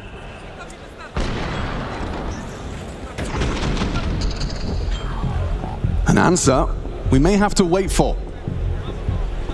Of course. I wanted to give everybody a chance to take a bit of a breath themselves. It's like this one will be a couple of moments to get Woxic back and sorted, so bear with us. As these two teams fighting for their legacy and something they've dedicated their life to, and they're making it a show. To be dead even at 17 each, double OT. First to 19. Spodek, are you entertained? This is just the first game. We've got another quarterfinal to look forward to as well. But first, we have to find out if there's even a third map required. Mongolz, I'm sure, at that halftime felt like it was starting to become theirs, starting to become a quick 2-0, a trip to the semi-finals booked. You can see there, Joe Desire starting around. He's taking in the moment. As he should. It only comes around once a year. Katowice, it sets the tone. It's the first big event of 2025. You want to put your best foot forward. The grand final appearance at Bounty, that was a studio. This is an arena and they're basking in it right now. I applaud you, Katowice. Bringing the energy year on year. Over 10 years of Katowice being a mainstay at the start of that season. 2014. Mazinho was 10 years of age. Something to consider as we have generations of Counter-Strike players. Yeah. On the other side of things, a man who's finding some fine form, Zintares at the moment. He has come back alive within this series, but throughout this year, late last year as well, the Turkish Terminator. Well, he's getting up, he's getting on, and he's still delivering in a very big way. Oh, Wakandi, you're getting a little bit tired. Sorry that we're keeping you out here so late, mate. Thought he'd be done with this by now. Well, they would love to have a rematch against Vitality, a team they've already been successful against in 2025. And that trophy, the one that has eluded Apex throughout his entire playing career. Vitality playing the winners of this. Woxic is back in the server, freeze time ticking down, and we are getting this one back underway. 17-17, 8-4 at the first half. Eternal Fire do the same. Overtime number 1. Can't split the difference, and we do it again. First to 19, 18-18, well, you know what that means. Faber, his time to call OT number 2's only time out. The bar set at 2 CT rounds, and well, Mongolz, they got their first right out of the gate. And the CT rounds is where both of these teams have struggled. They would need to get 3 on the trot to get this done right here, right now. Seems like a big ask. It does seem like a very large ask. Let's get back into this one. Will it be Mongolz in 2? Will Eternal Fire take us the distance? Let's find out together, Katowice!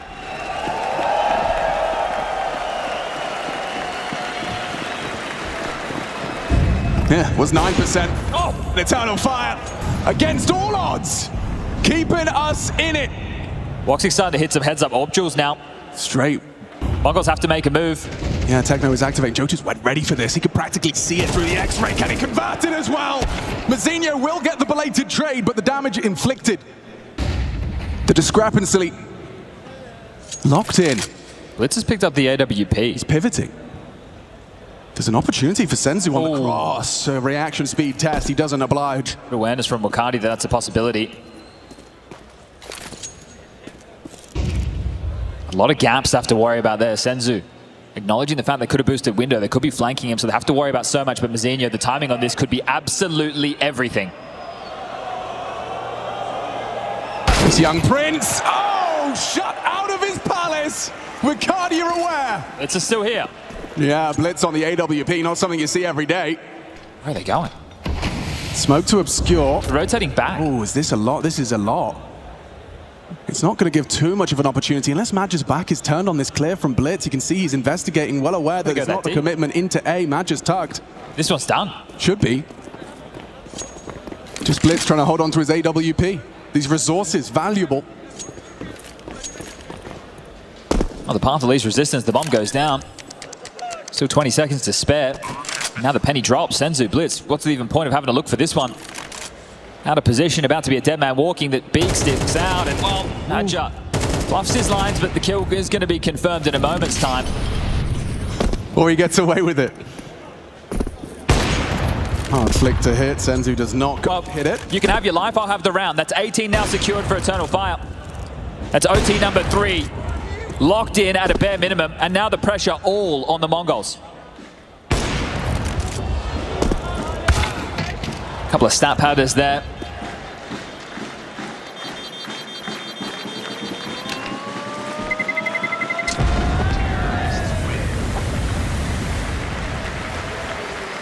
You discussed troublesome on the CT side. That one felt rough for the Mongolz.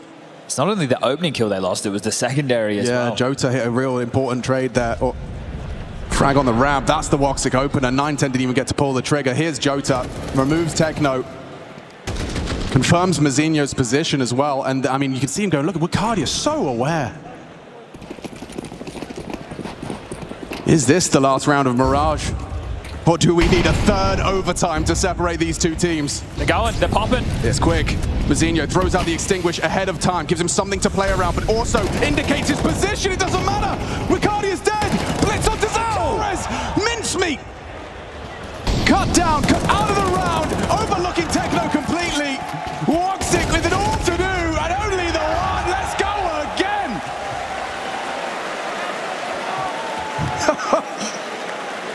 12 rounds of overtime, not enough. Not enough to separate them. Oh, I can't believe Mongol called the same setup again. They have two players, Techno, the B anchor, he's over towards A once more. And the understanding in this pressure situation, Mazinho knows, okay, I'm going to drop a defensive smoke because this is likely mollied. I'll play first. If I get anything, that's great. If I go down, we bait Techno in. And both of them provide. So a very good round from the Mongolz. Really cool calling. Let's go again. First to 22. I'll let you two out of spawn. Second tempo. Techno Mazinho A again. Only one AWP for the defense this time round. 9-10 posted up B. Senzu to take Cat Blitz. To have to worry about window, connector. An awful lot on his plate for the in-game leader, who has felt like he started to cool. The mental stress, the load, having to call toe-to-toe with Madge on the other side. I'm sure you can attest. Definitely takes his toll as now the AWP crawling up mid. Blocked on multiple fronts. Yeah, some successful chip damage onto Wicardia, ramp side.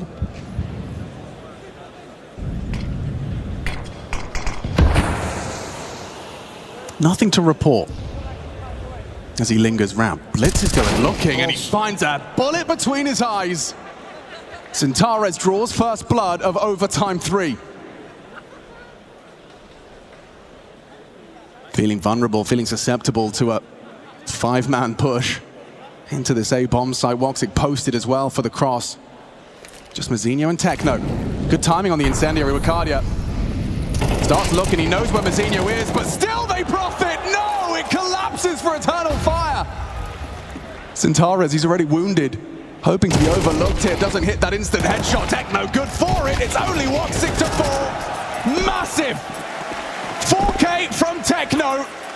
True to his namesake, in our third overtime, he just multi-kills Eternal Fire back to spawn. Yeah, starting to show some classes, Techno. He's had some really, really important and impactful rounds of multi-kills within these spree of overtimes.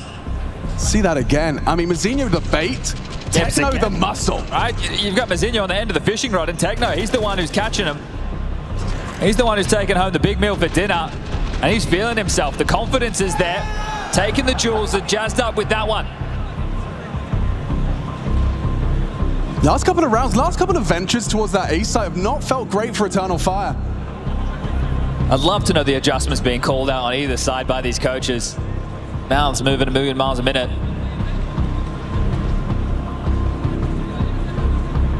Yeah, the battle is those adjustments.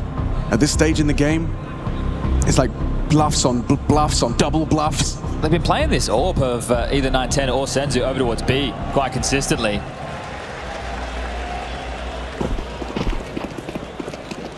So they've just put Mazinho A this time round, so not going to be bolstered with the support of Techno. They feel like they've done enough on A to warrant. Well, Blitz is getting aggressive.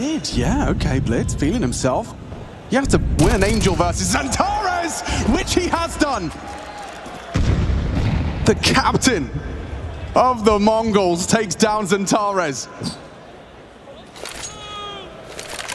And the captain of EF has been spotted. Jota forced forward into this fight. Oh, it's ugly. It's hideous. Blitz, a second. Just as you were saying, he's cooling off. He's found some heat once more. Magic has to make a play. He's trying. It's not a bad timing. Techno gets the info for free, though. Ready for that Senzu reaction just as he turns his back. Senzu good for it. Forced a big rotation, but can't be capitalized upon. Woxic and Wakardia walking in. Yeah, good luck. Have fun. Scope will have been heard. Side by side. Position already noted. Blitz throws out the flash. No one's going to take that initial engagement. Woxic will find the first, but good luck. Have fun. No fun for Woxic in this one. Triple out of Blitz. He closes it down. He opened and closed it. The bookend frags to make that 20th round on the board for Mongolz. One more to go. It's the CT side. Are they going to get all three? It could be the clean sweep right now. That would be the difference. We've been trading blows at 2 CT rounds each, but a third could be the difference. Finally some initiative, right? Blitz actually dictating the tone of those mid-fights. We've seen him swinging into them late through connector, but now just pushing up, taking that duel, sitting Zantares on his ass. And the double ops are back. Of course they are. Senzu going to be boosted up by his teammate for that fastest possible line. You can see the timing there from Magic's POV.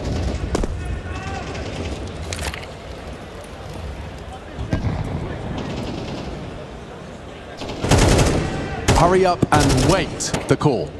Been a lot of this going through the motions, getting the space, but this right here is the difference. Techno, thrust forward, has this locked down. How far does he go? Cardia gets a rude shot. Techno posted. That's one of those jiggles. I don't think he was expecting friction on it. And it's caught him off guard. Now Zantares caught down. Just 25 points of health. He's in trouble. This third CT round is starting to materialize in front of our very eyes. Leg shot, Woxic. Hamstrung by the Mongolian sniper. Limited further. Zantares removed. The fake smoke. Jota's going to walk straight through it. Techno, you meanie. Cruel. Takes the head off of Jota. Bomb under his control. Helpless now are EF without a single T round to boast in our third overtime. 1 away from the 2-0. They have to match that output now. That feels like the bar set incredibly high. And Eternal Fire, they put themselves in position in several occasions throughout this match to get the job done, to force it to the third, to take us to nuke.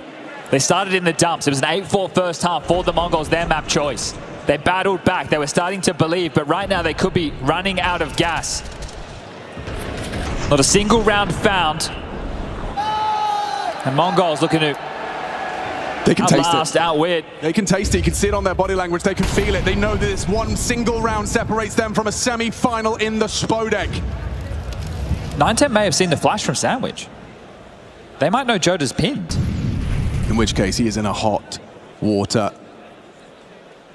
Magic trying to spot that mid-cross. Mazinho and Blitz, they're not coming back to the boost. This was such a problem. This was such a problem. 9-10. Dink hits him. Finished off by the nade. Good start from Zantares. Still not out of the woods yet. Because Blitz has got him booked, gets him with the tap. Wallbang already puts Wakardia on notice. They're spamming him from every direction. Jota does damage, but Techno does more. Wakardia low. He's dead now on the floor. Only Woxic can save them. Or the Mongols have secured themselves the semi-final. It's theirs. A 2-0 dominance from the Mongolians. Their first trip to the Spodek. The youngest team show some poise under the pressure. A long game, 22-18. They break the streak of Eternal Fire on Anubis. get themselves up to 7 in a row on that map. Blitz was massive throughout this series, but it was Techno late, deep within the overtimes, stepping up with round after round. Eternal Fire's Kato campaign extinguished at the hands of the youngest team on that Spodek stage. Eternal Fire starting in stage 1. Couple of 2-0 victories in their back pocket, picking up where they left off at Blast Bounty. They had to brawl against the likes of 3D Max and FaZe, but they get themselves into a big stage match, into the Spodek. But the Mongolz today, they are the victors. Vitality await in the semi-final.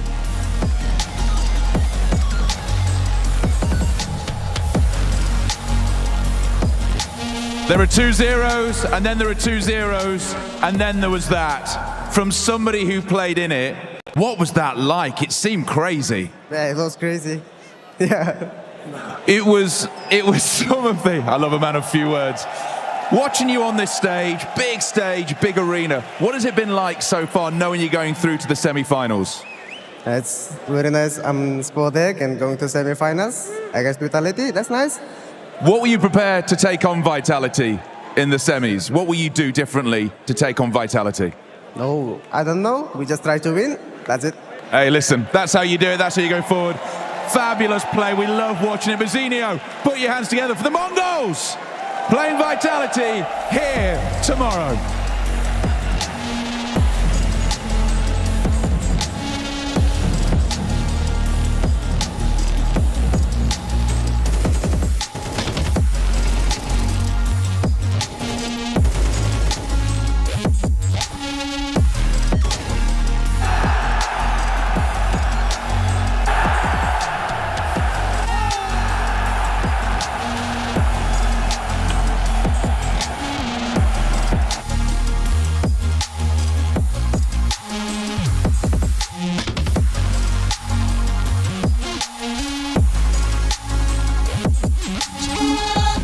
Well, if you can't imagine it, you can believe this has actually happened here to Eternal Fire. They have been shut down on map 2 of what gave us a barn burner of a series.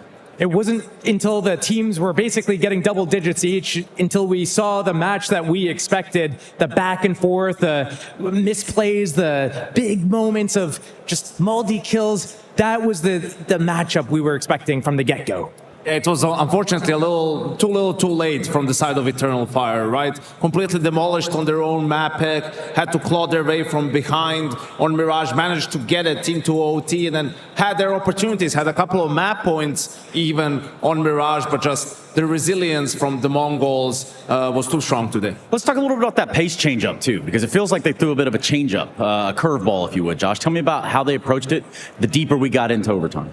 Yeah, we got into overtime. We see these stacks on that A site, for example. We see Techno 4K getting set up for that bait. One round in Shadow, another round at that sandwich area with a perfect bait. You know, Eternal Fire kept trying their luck at that A site, and they were outplayed on some of these moments. You get to that next overtime, you get that extra timeout, you get to talk about the situations going on, and honestly, that was perfectly played by Mongolz to be able to set the trap.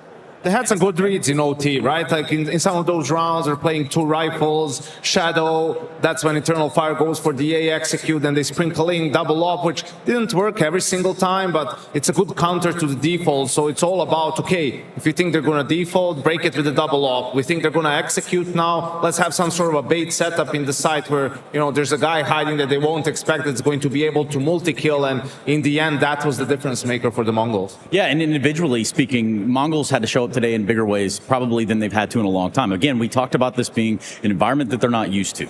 So when it came down to it, when it came push to shove, who stuck out to you? I would say Techno 4K, actually. He's statistically one of their worst performers. And here we see him taking the space on A, we see him taking the space on B, just taking the control of the extremities, letting his teammates know what's going on. Sometimes it works in their favor. Sometimes Eternal Fire kind of figures it out and they come back anyways. But getting set up for those baits, going for those opening kills, he was very successful for those guys, especially once we get into the overtime rounds. Yeah, it did feel like the trio of him, Blitz, and 9-10 had the most impact in some of those rounds. When 9-10 a little bit more so maybe on Anubis than on Mirage. But yeah, they came out swinging, right? I mean, they played to win from the get-go. They weren't playing scared. I think that's what sort of put them ahead of Eternal Fire today, who just came out really flat. And there's a reason I asked you guys about who you really thought stood out in this matchup, and that's because our DHL MVP vote starts now.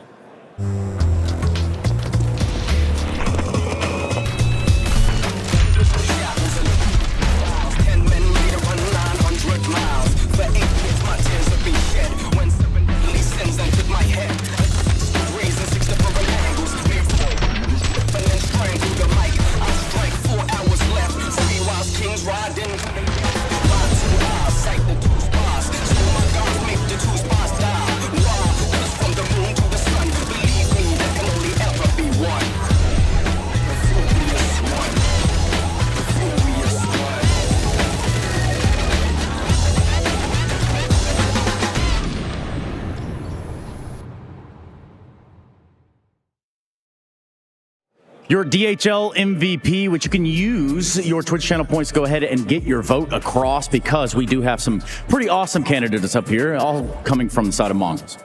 Yeah, you bring up 9-10, you bring up his Anubis, but also on that Mirage game, we saw him on that CT side, shifting up his positions, getting over that A site, not being afraid of whatever executes coming, pushing in past that ticket to that triple box, going for those kills over on the, Eternal Fireplace coming up connector, coming up a ramp. So really big performance from him. And Blitz, the captain, also had moments on both maps, really. You see some of the entries here on Anubis, did good work on the CT side as well. But this is a guy who seems to almost always keep his poise, keep his cool, right? Able to put himself in some of those forward positions, be the playmaker for his team. Yeah, and what can you say about a Techno 4K? He was all over the place like he owned the place even. Did he get any 4Ks though? That's the big question. But yeah, we see him doing a little bit of everything, just like Blitz. We see him getting set up for these bait kills. We see him going aggressive on B holes on that CT side as well, getting some of the entries on that T side. So really all over the place for him, but leading by example. And make sure you get those votes in. We'll catch up with the winner of that vote tally towards the end of the grand finals. We'll get them up here on the desk. And, we'll really kind of pick their brains. Speaking of picking brains, let's go ahead and pick that of Mr. Techno 4K. Hey, congratulations, man. You're in the semis. Hey, thank you. Yeah. Okay, tell me about this matchup right out of the gate. Tell me about how it meant to you to get up on that stage. It was amazing feeling, of course. At the stage, we're from Asia. It's the first team. We're the first team in the spot deck in our history, I think. And it was great. I have a question. It was a close game on Mirage, multiple overtimes, right? You guys also had a close series last time you were in an arena in Shanghai, right? Did how that game went teach you something about how to approach this series today? I think from the last time at the Shanghai, we maybe a little bit comfortable at the stage. I mean, and it was so many rounds. We lost the important rounds. I mean, then after we won the first round at the Mirage, and fourth round, and after round we just kind of struggled. Yeah. Talk to me about the T sides versus the CT sides. It seemed like they came a little bit easier all the way until, I guess, the overtime rounds where you had some good CT side reads. But walk me through what was so different about T side that made it easier for you guys. I think that's the our team's the individual skills, the players' individual skills. It was better on the T side, I think. I think for you guys as well, going into tomorrow, you're going to face Vitality. Obviously, you're not going to be scared of them. What is it that you think is key for you to be able to beat them tomorrow? Just play like ourselves, play our own game, then not try to be shaky, and just we will do our best. Fans around the world, fans in the Spodek, even here for the Mongolz. You want to tell them thank you or anything? Because they were definitely some fans of yours in here. Okay, thank you. Can't make that up.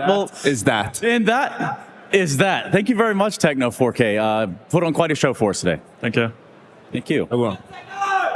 Yeah. And as you can see, doesn't need many words to get the point across right there.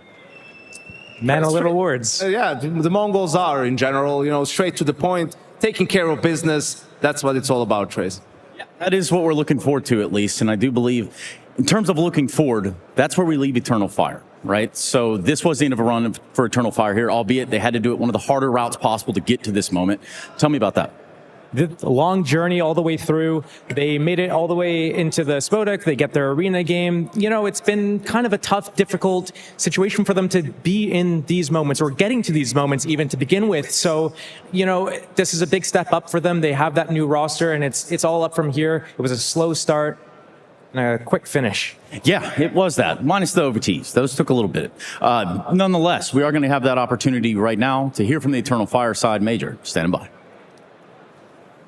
Major, commiserations, not the way you wanted this day to go, I am sure. Is there any first reaction that you have that could help us understand why you didn't feel like you were able to play your best game as a team?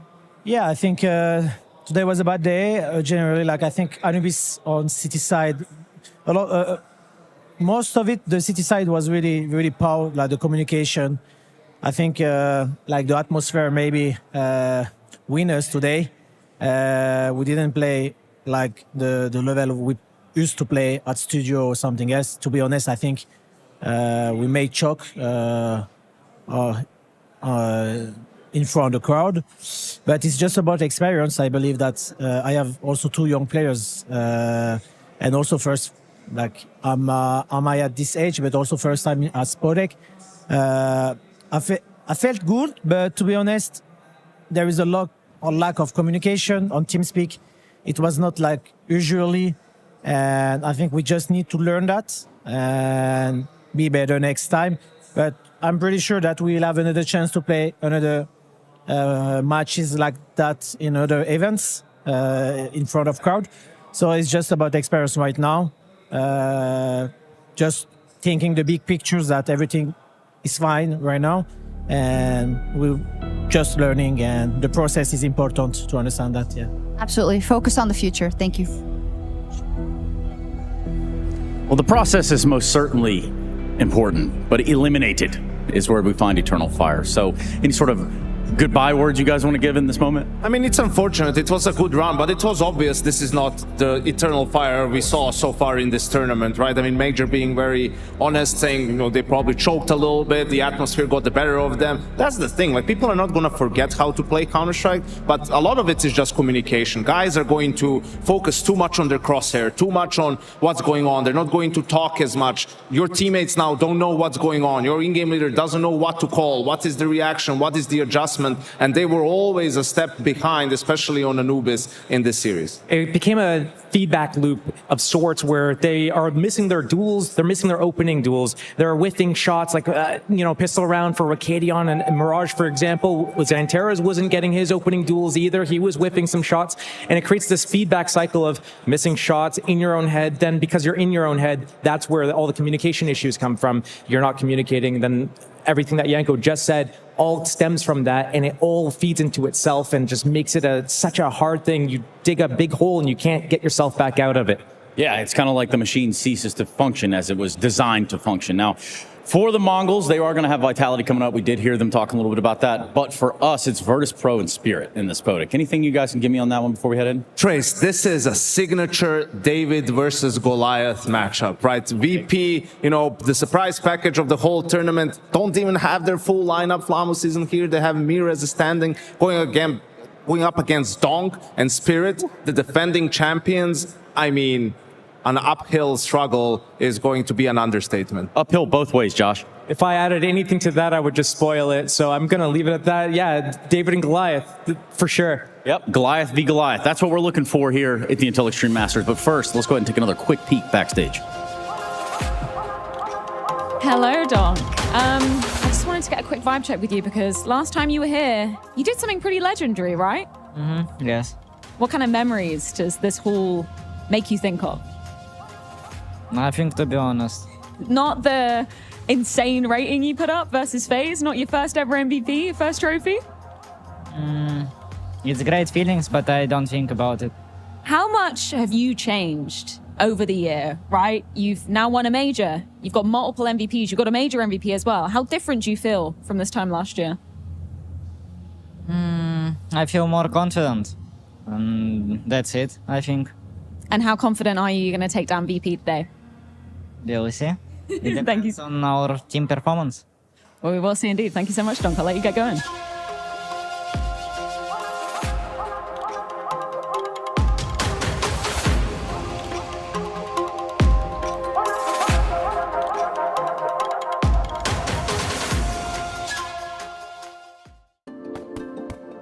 Hi, it's Bob with Face It. The official broadcast is better than ever on Face It Watch. Yep, that's right. Switch it up with the POV selector. 4 angles, your choice, from the main broadcast to your favourite player's view. And it's available on the Face It app and Chromecast. But wait, there's more! Keep watching, keep winning. That's how we roll. Watch IEM Katowice while having the chance to get skins and Face It points. Look at this beauty. Change the channel and control how you watch.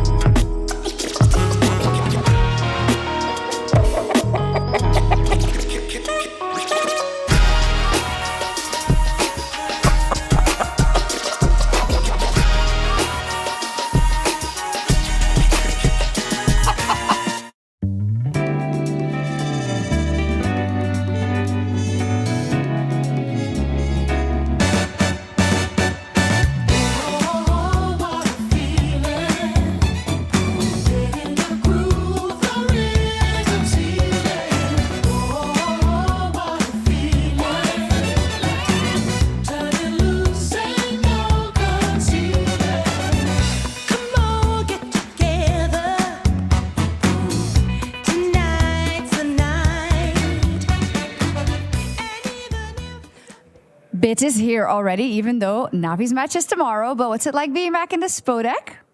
Yeah, very nice to play Spodek because previous year we skip it. So I enjoyed to play here. It's always a good atmosphere. Now, of course, you're waiting for your opponent. Can I get a prediction out of you? Do you expect to be playing VP or Spirit? And why? To be honest, I think we'll play Spirit, especially Virtus.pro playing with stand-ins, so most likely it will be Spirit. Also about this place, I can say that it's a bit cold here. Yes. So I hope tomorrow will be not like this. Yeah, well, you could play in a coat, I guess. Yeah, like this? No, probably not. Yeah, thank you. Thank you.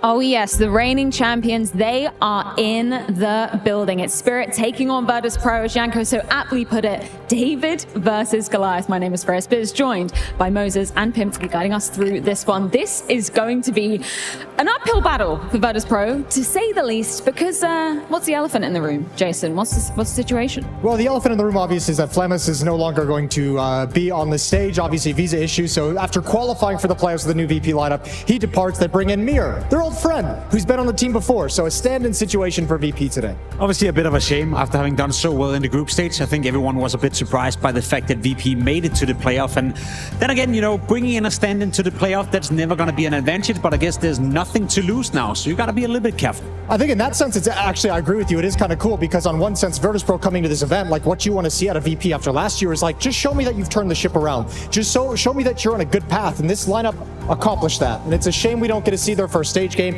A shame they don't get that experience. But in one sense, yeah, VP, you've accomplished kind of the goal you would have come into here, into Katowice with, which is show that the changes we made in the offseason are positive. How much of a problem is this realistically going to be for them, Jacob? Because Flammas, Femir, what's the situation, do you think, with the positioning, with the tendency, with the play style? Sure, as Jason said, you know, Mir is familiar with some of the members of this VP squad, but is this the worst case scenario for them? It's not the worst case, you know, given that Mir have been... It's pretty close, though. Yeah, it's pretty close, you know. you know, in a sense, Flammers also as a player has done well for himself. I think he's a big talent. They signed, obviously been trying to integrate him into the lineup. But, you know, the VP we saw in Copenhagen to kick off the season and the VP we've seen here in Katowice, they also changed up some positions. So I think they're already in the groove right now of not necessarily sure of how they want to approach the game and where players are playing. So I think they're a little bit more flexible and a little bit more open to changes. So it's not the worst case scenario, but as you said, close to it. I guess the question is always going to be, are they just going to plug and play him into the positions, or are they going to try and adapt things to make him a little bit more comfortable? In this situation, I would say go plug and play.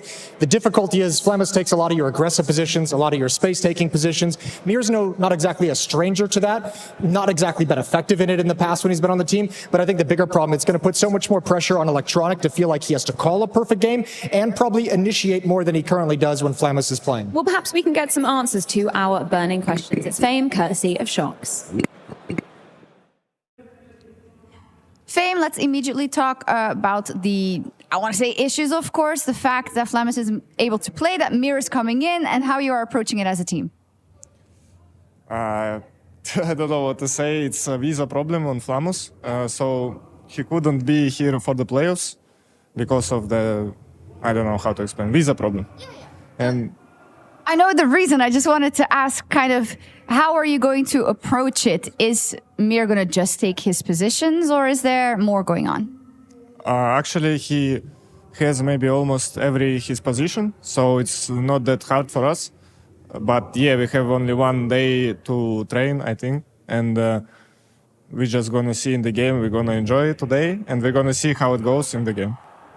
Yeah, it's, I guess, a bit of a mindset shift, right? Because you had such success in the group stage, and now how do you make the best out of this, knowing that Spirit is an incredibly hard team to beat, even if you would have been with your full lineup?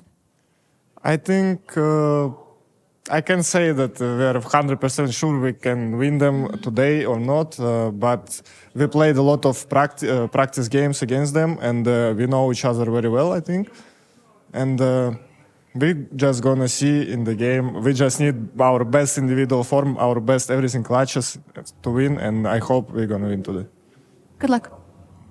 What do you make of that one, Moses? Is that the way that, you know, VP should be reacting to this? Yeah, I think basically it didn't seem like he was putting a whole lot of pressure on himself to win, which is always great. And yeah, I think I like that he was at least honest, where he's just like, we're not winning if we don't have any kind of crazy individual performances, because you're going to need some good stuff tactically. The problem is there's just no advantages for them, so you have to have those elevated individual performances. Icy with the AWP can have a lot of impact. You need those guys to pop off if you want any chance. Yeah, that's just the way it is going to be for VP today. You also consider the opposition, of course, in Spirit, which we'll get into, but I almost would say that had it been any other team in this playoff, I would give VP a realistic shot at making the game competitive. But fact of the matter is, you're facing Donk, you're facing these strong individuals in Spirit that arguably right now are the best team in the world. So it's tough to imagine a world where VP can win. So it's all about, you know, getting off to a good start and then hopefully make the game competitive to a point where maybe Spirit will crumble a little bit. Well, Jacob, you've been doing a little bit of research on the VP squad. So if you'd like to ever so gracefully waltz on over to the Telestrator, because you've got a little bit of Dust 2, obviously a map that Spirit, they absolutely love to play. But what's the takeaway from the VP side? I mean, it's a round that is going to showcase how simple Counter-Strike can be. You know, in all its essence, it's a Dust 2 game, so it is a little bit simplified. But this is what I want to see from VP today as well. I want to see simple Counter-Strike, but effective Counter-Strike. So if we jump into the round, we may as well just fast forward a little bit to set the scene right here for you guys. As you can see, the round as it is right now, there's not a lot of money, not a lot of stuff bought into the VP scenario. It's a couple of pistols, there's a couple of grenades. But the thing is right here, as you can see on the minimap, right now Eternal Fire are playing a very passive setup, you know, a 1-1-1 setup, which is very normal on Dust 2. And that's something Electronic loves, because that means that EF is giving VP a lot of space. And what EF have done so far in this tournament has obviously been great. What VP has done even better on their T side is that they do the basics, but they do it to a high level. Again, around where there's just a couple of pieces of utility, just a couple of pistols, they realize that gifting a lot of space right now on towards short, and instead of waiting and waiting and waiting, they go into a set execute and they do it from the get-go. And this is where it gets simple, right? It's just a couple of grenades, a couple of flashes, but look how effective it is against EF. Voxic being flashed out of position, not comfortable taking the duel anymore, and all of a sudden now you have control over the bomb site with the Tech 9s, with the pistols, you get the bomb down and you give yourself a winning chance. Again, it's not like there's a deep strategical reason into this. It's not like it's a perfect execute or something where you dive into it and be like, that's new, that's great. It's just very simple but very proactive Counter-Strike coming in for VP, and they end up winning the round. So if they can simplify the game against Spirit today to this level, maybe, just maybe they have a chance. Do you think that Spirit will let them get away with that? No, that'd be my next point. Would be like, yeah, it's all correct, but the question is always: is Spirit are they going to sit that far back each and every round, especially on a map like Dust 2, which you just broke down? We know Donk's going to like to get aggressive. They like to challenge on catwalk. They like to be disruptive. So not a whole lot of time, I think, for VP to get those like pure, clean executes, nice and easy as they'd like them. Well, before we do dive into the Spirit side of the equation, we need to head down to the sidelines to check in with our casters. It's Harry and Nico. We're getting ready for our second quarterfinal of the day here in the Spodek Arena. It's going to be Team Spirit versus Virtus.pro. Yeah, and a very exciting one. You know, Team Spirit, this was the city, the place, the arena that made the world familiar with Donk. It was here that he had his breakout performance in 2024, securing the trophy, now looking for back-to-back titles. This guy wasn't just content with breaking records for rookie events. He broke the record for events ever, let alone in your debut year. So, yeah, it's feeling like sky's kind of the limit for Donk and Team Spirit here as they try to do something very few squads have ever done before and get their name on these steps twice over, back-to-back. Yeah, not going to be an easy run through this bracket, though. VP, I can't underestimate them, and Na'Vi waiting in the semifinals as well. That's always an exciting head-to-head. But if Spirit want to get there, if they want to cement their name on the stairs yet again, they have to take down VP, they have to take down Na'Vi, and they have to run through to a BO5 grand final on Sunday. Yeah, of course, it's only Fnatic back in 2015, 2016 that have been back-to-back champions here in Katowice, and it's kind of crazy looking at these images to just think about how far Spirit have come since that moment. It was a bit of a roller coaster throughout 2024, let's be real, but they had a statement end to it, lifting their first major as well. Yeah, 1 year ago in Katowice, this was kind of like the welcoming party. It was showing that Donk was the real deal. It was like Shiro made the right decision in his decision of switching over to this roster. It kind of was just like, okay, Spirit's here, they're going to be a tough team we have to contend with all year. Ups and downs throughout the year, but obviously that peak of winning the major and now coming into Katowice this year, it's like this can't be a welcoming party, but it can establish them as the dominant team to beat moving forward into this year. Na'Vi was the best team last year, but Spirit, they might again just put a target on their back right out of the gate. Yeah, and I think that's what they want to do, obviously, coming into Katowice. That's what they want to do against VP today. Obviously win the entire tournament. Another thing could be Donk as well. We spoke about him being the MVP last year, putting up a 1.70 rating. This year he's been a little bit more, I can't say cold. A 145 is ridiculous still, but to a point where he can be talked to a point where he's not straight up dominating every single game. And right now, Spirit, you know, the reason they're playing the quarterfinal is that they have lost a game so far in this tournament. They did go down to Na'Vi, so it's not the same unbeatable Spirit coming into this game as we perhaps saw in the final and the semifinal last year. Well, unbeatable for Virtus.pro probably. That's VP, yeah. I would say too, like, think about it as well. What Donk said to you in the interview earlier, where you just said, "What's the difference between you as an individual from then to now?" And he just said, "I'm more confident." And now Spirit also has the confidence of a major trophy in their cabinet. You know, they have that in their back pocket. So you come into this and you're more confident, you're more comfortable with each other, and you know what you can achieve as a team. I think this team is more dangerous this year than it was last year. I would disagree with what I've seen so far based on the statistics in front of you, because I think there's one issue with Spirit so far in this tournament, and that it has been the Donk show. I know it always is the Donk show, but normally you'd be like Shiro, he has a game or two where he steps up, you have Sontic stepping up. Again, you can look at the stats and you can digest them, and you can always, you know, be a little bit, you know, in the sense that it's just stats, it's just numbers, look into the context of it, but they do rely an awful lot on Donk. That was the overall stats for the tournament. T-side though, Donk is rated 165, the next on the team is around 1.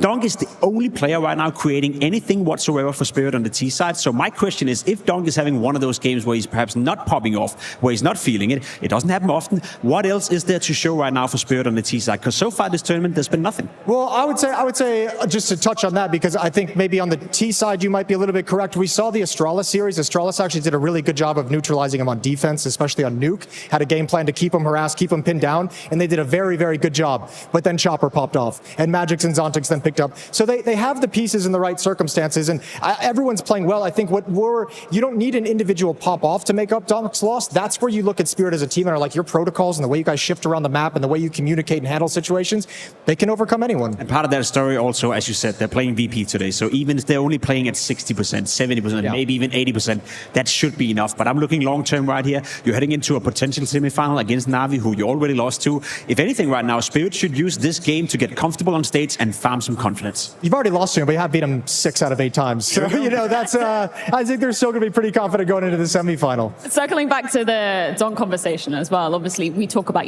Spirit having the potential to be only the second ever team to get back-to-back Katowice trophies here.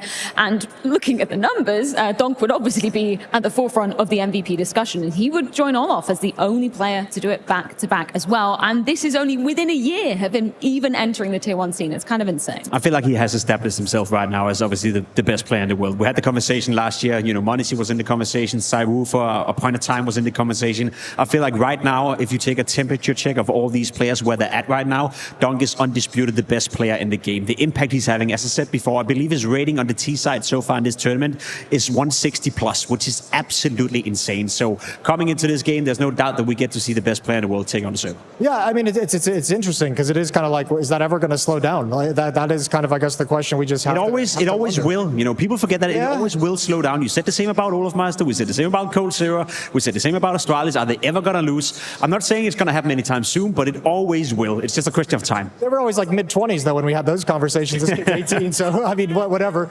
I think, he's obviously such a force for this team. And there is probably an element of over-reliance on him. But again, as long as it's consistent, like, why would you go away from it? It's not just like relying on him to get the numbers, but you're also relying on him because you're putting so much resources into making sure that he has that success, that his skill can be unleashed in the server. And that's all looked perfect. I mean, you can't really complain about it. Well, before we do continue the Spirit side of the conversation, let's get a few words courtesy of Magix.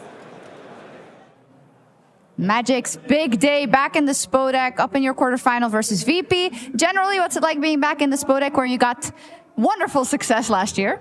Well, it's definitely great because it's the first tournament with the crowd since the beginning of the year. And last time we played with the crowd was at the Shanghai Major, and we're happy to be back. I can imagine it was kind of the start of everything for Spirit, but where do you find yourself in terms of level now? Of course, we had the Na'Vi match, which wasn't exactly how you'd want, a couple of maps perhaps as well. Where's the level at? Where did the improvements need to come from? Well, basically we are bad, but, the game is pretty much random and every day is a different day, so we can, do anything, win anything, or lose anything. Okay. That's a nice way to look at it, but does that mean that you also never look at your demos? No comments. No comments. Okay. Tell me about playing versus VP. And of course, it's a totally different situation that they have a stand-in. How much does that change for you? Well, they will be definitely a bit harder to read what to expect for them because there's a different positions for the players. And we are not sure how they will be placing Mir instead of Lamas. But overall, we should be counting on the way we play and not what to expect from them. That makes sense. Good luck. Honestly, I don't really know what to make of the no comment answer. But do you even watch your own demos? I don't even know what he's trying to hide there. Of course he does. I don't know. Donk did just say they went into that Anubis game the other day without any kind of research into him whatsoever against that Gamer Legion matchup. But look, they do on some level. Players watch varying amounts, their own POVs. Everyone looks into it to whatever extent they feel like they can extract information. Probably the coach most of all. Yeah, you've got people hired to literally do that and tell you. Magix might not be looking at the demos personally. Yeah, but somebody's looking for you. Yeah, and you probably know that as well. You've been a coach before, right? There's also a case sometimes where you don't really want to focus too much on your opponents. That could be a scenario like today, whether you're playing with a stand-in. So how much are you going to read into it? You posed the question. All you can do is psych yourself out if you look into a team with a stand-in. Exactly. It can be a bit of an issue, and especially if you're Spirit and you're that big of a favorite, sometimes just focusing on yourself, making sure that you got everything in order in terms of what you want to do on the server, what you want to achieve, then if anything, it doesn't matter what VP comes up with today. You can even put it up like this if you want to. Spirit are the only one deciding whether or not they're going to win the game today. It's not about VP playing well or not. Obviously, that can help to make the game competitive, but if Spirit wants to win, and if Donk wants to win, they will. I want to pose the same question to you gentlemen as I did to Donk in that vibe check. Where have you seen as the biggest evolution, not just for Donk himself, but for Spirit in the past 365 days? Where do you think they've grown the most?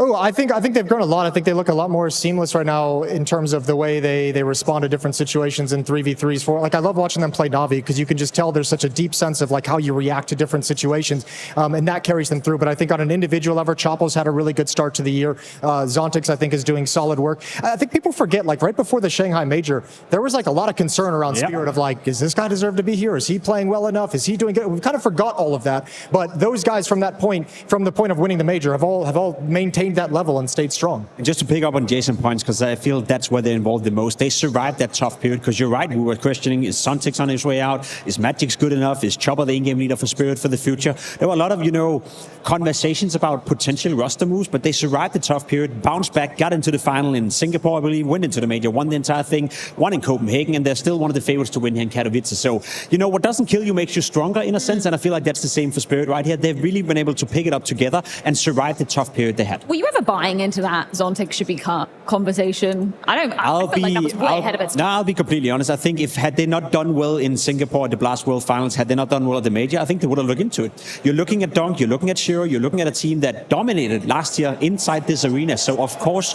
you're looking into a position where... I love this. If you're the underdog, go for a curveball. Go for that train. Yeah, you had to. There's no other real clean way of going for it. So Dust 2 is going to be banned. I'm surprised Spirit didn't pick it, but VP also like it. But yeah, that train pick is the one where it's an X factor. 3 maps played for VP, only 1 for Team Spirit. So looking to say, our experience with us as a stand-in, we're kind of even here. We kind of go into this, and you guys don't know if everything's going to work as well. I have seen VP play train, and Flammers was the big point of conversation in that regard. I think he did incredible well for himself. Curious to see if Mir can come in and have an impact on a brand new map that he has never practiced with the team before. That's going to be rough. Spirit as well. We saw them play train in Copenhagen, I believe. They had a relative dominant performance against Fnatic. Showed a big weakness on the CT side, so maybe you can look into that. But overall, as you said, like it's a big gamble right here for VP, but you got to do something. Spirit starting on that CT side of things. How is train, like, from what you've seen? Obviously, it's not been a huge sample size compared to the old CSGO train. Is it still mega CT-sided in your opinion? It still feels CT-sided. I still should lean in that direction. But I think the X factor is you just don't know what the evolution of pro meta is on it, and if someone has a jump on it, because this is going to evolve over months. So what works now, what works a week ago, isn't going to work 2 weeks from now, 3 weeks from now, 4 weeks from now. So what are the changes? Obviously, the Ivy portion is going to be interesting. VP, more than any other team, has showed early on they like to kind of attack into Ivy. The pop dog of teams want to get aggressive there. There's a lot of questions, but this should lean CT-sided. One thing I do know is that Spirit have been, testing a lot of different grenades. They've been testing a lot of outer spawn grenades as well. They want to take team main control from the get-go. It's relatively easy for the CT side to go in and dominate that area of the map, which then opens up for Ivy, where VP have been very aggressive and where they want to focus their attention. So it is a bit of a mismatch in that regard. And VP love getting aggressive on middle. They enjoy it on their CT side. They will push in towards team main on timings and try and be disruptive and try and change the timing of your attack and try and eliminate players and control that position. So that should be a pretty big clash. If Spirit can sustain some of that early aggression, they should be fine. If VP can't find success with those opening moves and keep losing too many players into the late round, they're going to be in a lot of trouble. You said Flammers was a big topic of conversation anytime that we've seen Virtus.pro playing train. So where's Mir going to have to fill in and hope that he can, send the bleeding? I mean, people forget that Mir, I know when he was in VP the first time, his stats didn't look great, his performance wasn't great, there was a reason he was cut, but I also heard you guys talk in your podcast about the fact that he's a bit of a puck hero, Yeah, Chad brought it up. Yeah, apparently he gets in like the old pug games in FPL, and apparently he's like a little bit of like a donk destroyer. That's what I've heard as well, a bit of a puck guard, so you just want to slot him in, you just want to give him free reins and let him do whatever he wants to, and maybe he can find some of that confidence. One thing is doing it at home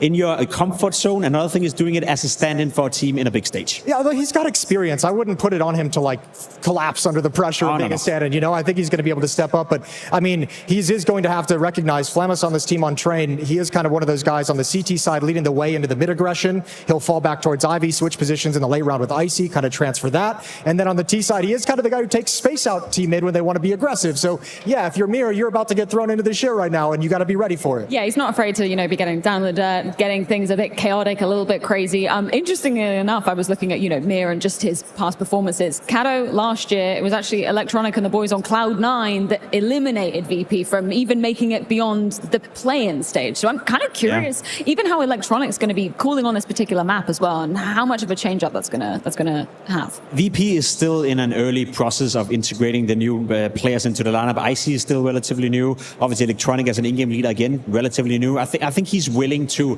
as we saw by the video as well, gamble a little bit right here. I think we're going to see some unorthodox calls, some fast play Counter-Strike, apply some of that pressure. As you said, if Spirit can withstand the first layer of pressure, I think it's going to be an incredible tough game for VP. But if they can rally them out in the beginning and play a little bit more unorthodox, a little bit more freed up, then I think VP have a chance of at the very least making it competitive. Well, gentlemen, it's almost time to be diving into our second quarterfinal, but not before we get a quick vibe check courtesy of Trace and Shiro. Team Spirit, take the arena. Anything you can tell me about playing in front of this audience? So what?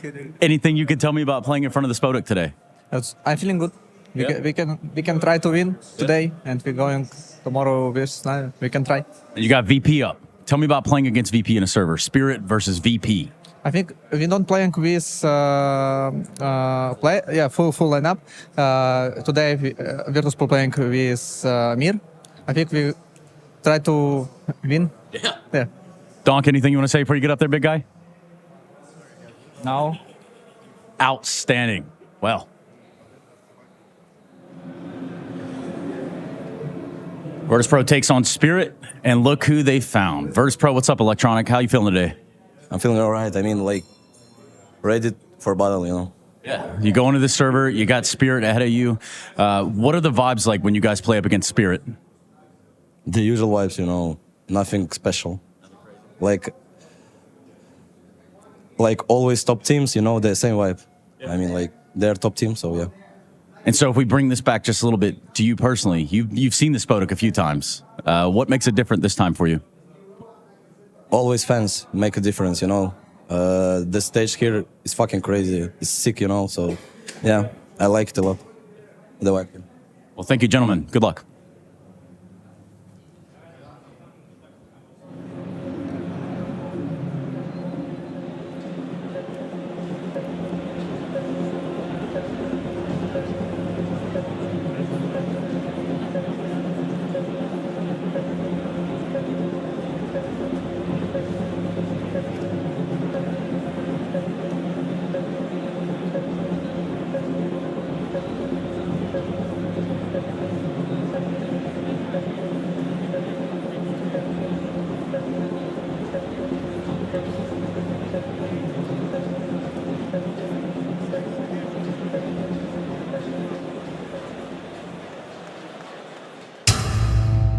How badly do you want it?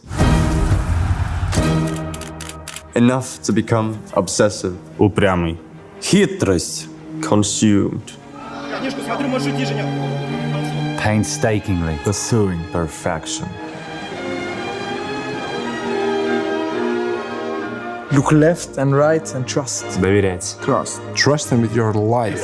No doubts. Без вопросов. Blind faith. Do you want it enough to be devious, deceptive? Безжалостный. How badly do I want it? Enough to sacrifice it all again. And again. And again. And always come back for more. Leave your home, your family, but not your country. Enough to be constantly critiqued. Judged, ridiculed. Destroyed, but not defeated. Enough to have no mercy. Or should we? No mercy. Никакой пощады. No mercy. No mercy. Pas de pitié. So let me ask you again. How badly do you want it? Spodek, who's ready for more Counter-Strike? Let's bring out your next two quarterfinalists. First up, they've been led by a former Katowice champion, Electronic. Please welcome, here right now, it's Virtus.pro!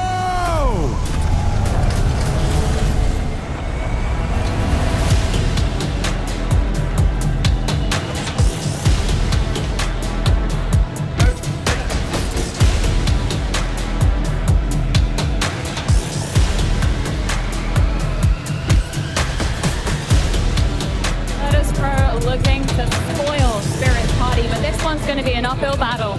It's a team taking on the stage with everything to win and nothing to lose. Do not count out Electronic, do not count out Fame, do not count on the individual skill that VP possesses. I know it's going to be a tough game against Spirit, but there's an awful lot of skill on the VP side of things.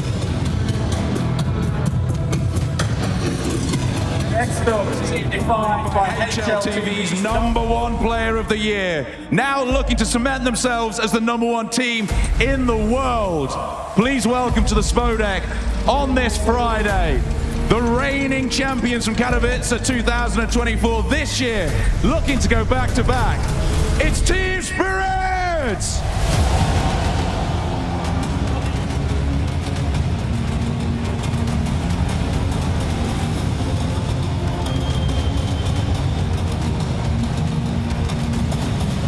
The reigning champions with the best player in the whole world. This stage, Jason, it feels like it's made for Team Spirit. Absolutely it does. These are the best team in the world. And this year, the Intel Extreme Masters is the moment Team Spirit can become the most dominant force in Counter-Strike. Their job this weekend is title defense, and they just clocked in for work.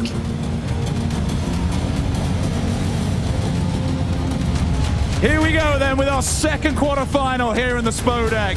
Best of 3 are placed in the semi-finals up for grabs. Katowice, who's winning this? Is it Virtus.pro? Is it Team Spirit? One more time before we get it going. Is it Virtus.pro? Is it Team Spirit? Let's get it on! Come on, boys.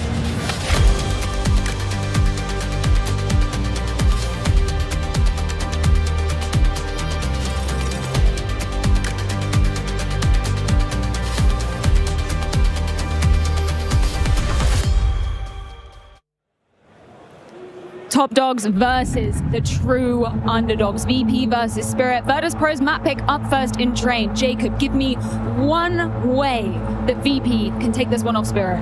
As we spoke about already, I think they have to come out hitting and swinging from the get-go. Starting on the T side of train, that's going to be incredible tough. But as I said in the intro, there's an awful lot of individual skill within VP. I know for the past year we haven't seen the best of Fame, we haven't seen the best of Flit, we haven't seen the best of Electronic for that matter. But maybe without Jay, maybe in this new iteration of VP, they're starting to believe in themselves again. They're going into this game with absolutely nothing to lose. If they trust in their individual skill, if they can activate Mir, the puck guard, as he's been placed so far, maybe, just maybe there's a chance they can make this game competitive. Yeah, these guys, I mean, if VP is going to win, they need to do very good in the early stage of the rounds. They need to find some opening kills. They need to play with advantages, because if they get disrupted, if they're starting man-down rounds, they're not going to be able to overcome Spirit all that frequently. I want to see a big game out of Icy if they're going to win. I want to see him to continue to develop and continue to watch Fame look like he's more and more comfortable within this team and alleviate some of the pressure on Electronic. For Team Spirit, obviously, we've talked about it, the best player in the world on their side. But Jacob, who else has to be activated on this big stage for them to take the win easily? I mean, nobody. The easy answer, yeah, nobody's probably needed, but the easy answer would be Shiro. And that's why I keep this in mind, right?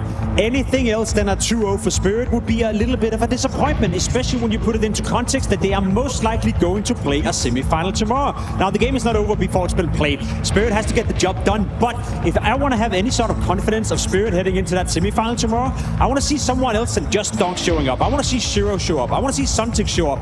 Magix, a player that has been playing absolutely phenomenal the past 3 months, hasn't had the best tournament here so far, but we know he has it in him. We've seen that the past couple of months, so you could pretty much say any given player for Spirit.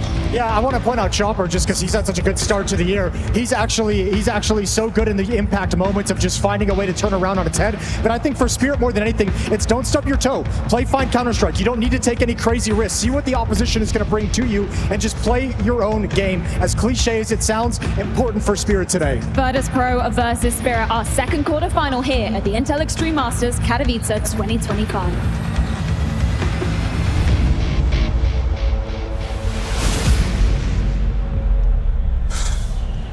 It's a damn good day for a quarterfinal. On the left side of this stage, we have Virtus.pro. They beat G2 and Eternal Fire to make it here, starting their journey all the way back in the play-in. But then disaster struck. For the playoffs, VP don't have their full roster, their starting 5. They must do more with less. They must take on Team Spirit.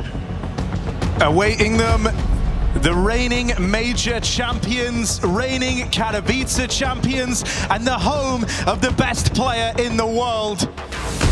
Spirit move into these quarterfinals with a point to prove. A destiny awaits them after breaking a bounty of records. They want to be the first org in nearly a decade to win consecutive Katowice trophies. The odds are favorable, the task nearly impossible. The Spodek awaits a semi-final. This stage demands a victim.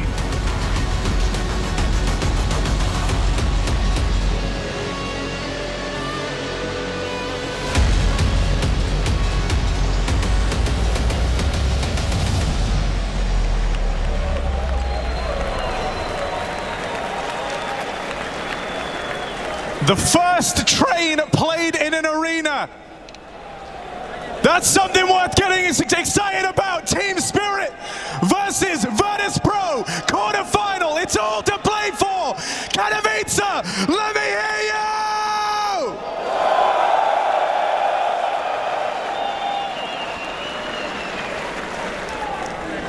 They're going to come out swinging. That's what the desk said. Virtus.pro on the T side, picking into this map. It has been a bit topsy-turvy. The new train. A lot of teams struggling with this one, especially on that T side. VP, no strangers to that. They picked it against Vitality back in the groups. It didn't go well. A slow start to the first half. They almost came back. But here in the playoffs, almost does not cut it. Team Spirit, you said it yourself, Harry, looking for back-to-back through a very threatening playoff bracket. Natus Vincia in the semi-final, always an exciting head-to-head. But to count out any opponent who made it this far already would be a mistake. Ooh. Donk looking locked in. The young phenom, 18 years of age, just a year ago, broke every record imaginable. Not just at his first Tier 1 LAN event, but in a grand final 3-0ing phase, dropping a 1.7 rating, destroying every single team in his path. And on the other side, a guy who's lifted this very trophy in Electronic 5 years ago in that Na'Vi jersey. He knows what it takes to win. A mix of young and old in both of these squads.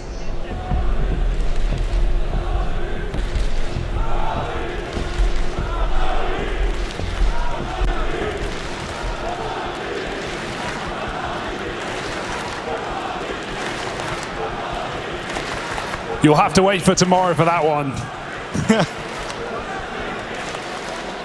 I mean, I think either of these in a matchup versus Na'Vi in that semi is going to be hot.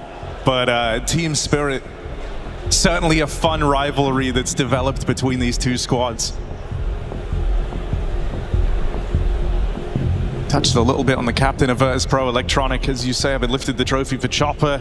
He's someone who, for the better part of a decade, was having to constantly build teams and punch above his weight, but was here in Katowice, where the world learnt the name Donk. Well, we saw him on the big stage for the first time, and Chopper finally got his dream team.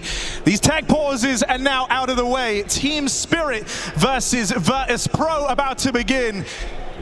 Let's see how Train plays on the best stage in the world, shall we?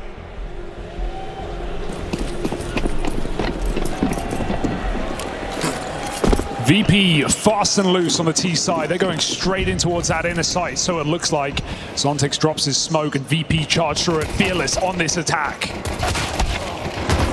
Body shot Merchant, Zontix unable to help, but here's Donk moving over dead straight away as Electronic bests him in that head-to-head. Oh, Magix is given a line. That stops the plot. Oh dear, Virtus.pro, this is getting out of hand and they can't regain control. Magic's given that little sliver, and that decides so much of the early start here on Train. Mistakes made very quickly in this game, Harry, and that can't be afforded by an underdog like VP. Already seeing unfamiliarities on this new map. Planting open for Con with no util to stop Magix. Missed Molly, it looks like, falls a little bit short of the connector. And Spirit come in swinging with a pistol round. It's VP full eco.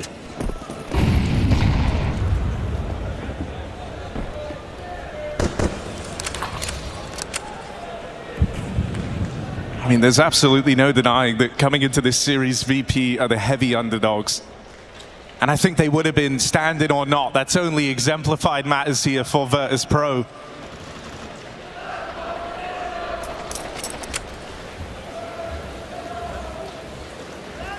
Full eco now, but time to talk things over.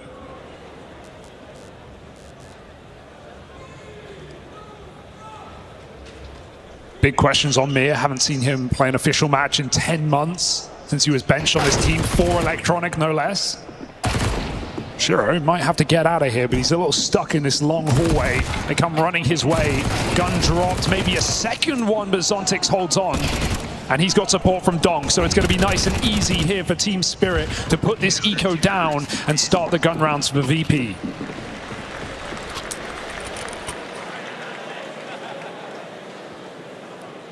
Yeah, if you're VP, you need to strike early here. You want to catch Spirit off balance. And so as they buy up into this first rifle round, this is their first proper chance. These yard rushes are hard, man. There are a lot of teams struggling to get out early. If you get in good util, a flash, a molly, a nade can stop a quick exec outside. It's not, you know, Atlanta 2017 anymore. It's a lot harder to do so. So VP, don't expect them to be storming the board straight out of main. Spirit take this control instead. Chopper pushed in. We got smokes, we got mollies, we got Spirit with real estate in this round. Double smoke. Bit of a wastage, but not the end of the world. Meanwhile, look at the rotate. Spirit moving 3 players to that inner bomb site. They've got a feeling. It's wild. They started 5 out in the yard. And when they don't get given that early contact, they heavy rotate back into this B side of the map. But Spirit is still going to keep feeling pressure to make moves here. Flash into upper. This is heard. Fame knows about that play. And so he's going to hang around here for a moment longer. It's ended in a bit of an awkward stalemate for Team Spirit. They didn't get that info they were looking for. They're still 3 strong over towards B. So for now, you're only looking at Donk and Magix left to withstand this A play. Virtus.pro on the extremities, going to try and come in through pop. They've got support in main, and it's Donk the one to get past. Gets back behind the site just in time, but Famas v AKs, he is outgunned, overwhelmed by numbers. Surely Donk can't do much from this position, but we always doubt him and deny it. Fame with a trade. Magic's creeping in. They don't know about this play. He's yet again found another gap, but given up as VP put that bomb down. Spirit in a very sticky situation. Nice control of the new Famas. Magix holds on here on Ivy. Only good for 1. Oh, this is the bonus round for Team Spirit. If they manage to pull this one back, that is a huge blow to Virtus.pro. They're playing around the bomb now. They know the weaponry is lesser. Shiro tries his hand at the wallbang. It's Zontix gaining ground. They know where Fame is, but Shiro just can't get a beat on him, having to push up.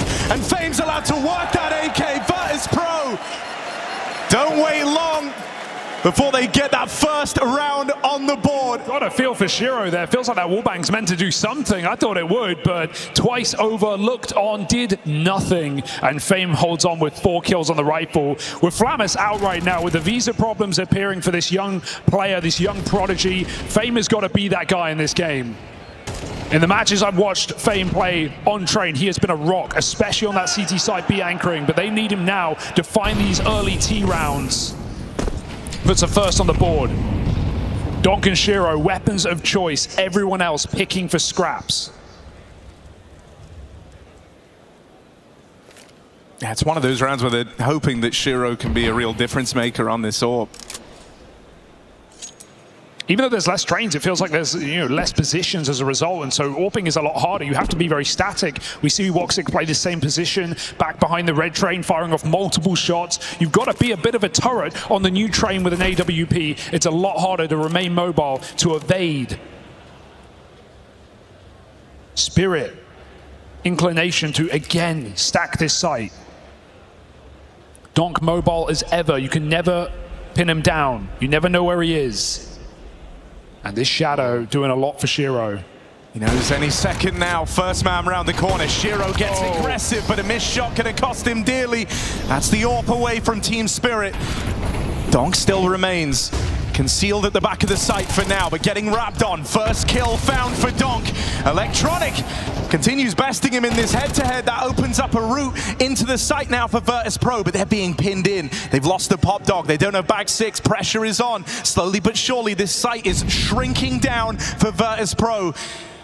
Fame has this one corner to hide in. For now, he's letting his captain play. Electronic, the veteran player for VP, was hoping to open it up there, but that flash falls short of its mark. 10 seconds. Running out of time, and Fame has no choice but to fake this bomb out. They're going to start charging at him first for Fame, but there isn't time to win this. He might go down after time. Boxed in, Fame, they're coming for him. And that AK just gets out. Still, it's Spirit on a low buy, causing more problems for Virtus.pro. VP actually looked good in that position despite it being a 2-on-3. They knew enough info, they knew about the flank. That flash blinded Magix, but it also catches Electronic. If he can get that kill, there's an open route for the plant. The round is back on for VP. But too much for Fame puts Spirit in control of this matchup. It's one saved AK against the world.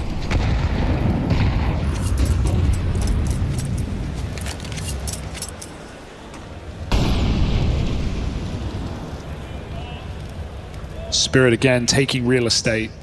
Did this in the anti-eco before, they'll do it again. They get a lot of information here that VP are constricted to only 2 positions in the map. Ivy and main, so smokes come down. Magix hears a spam, it's all a bit of a bait, so this AK can get ever closer, ever more dangerous. Magic puts it down immediately, and now it's all just gonna fall into place. 3 kills, Shiro support, and Magix one shy of the ace keeps Spirit in a great role, 4-1.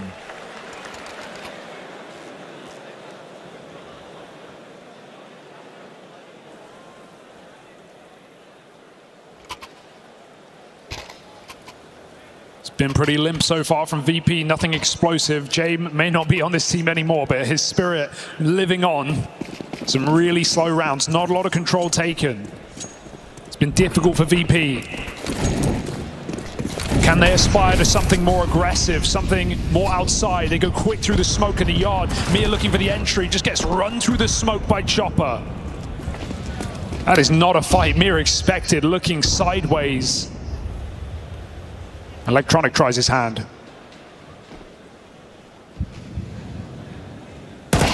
Oh, that's clean from Electronic. Donk just got deleted. Now they know where he is out here. On the run-up, gonna try and swing in the molly. Well put together from Shiro to guarantee that trade. Deny any ground getting gained here, and here's Magix making more moves out from the Ivy side. Constantly keeping the pressure on. This backline is causing a big problem for Virtus.pro. They can't seem to solve it.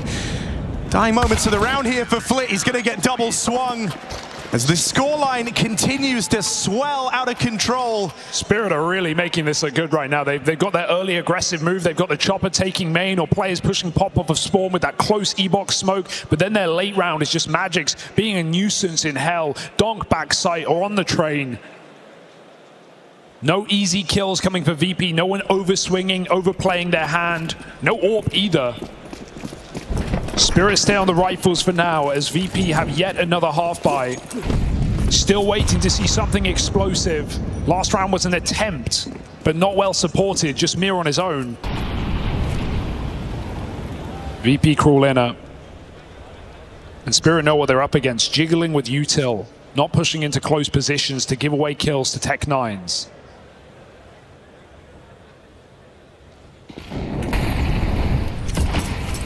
Spirit seemingly never caught off guard.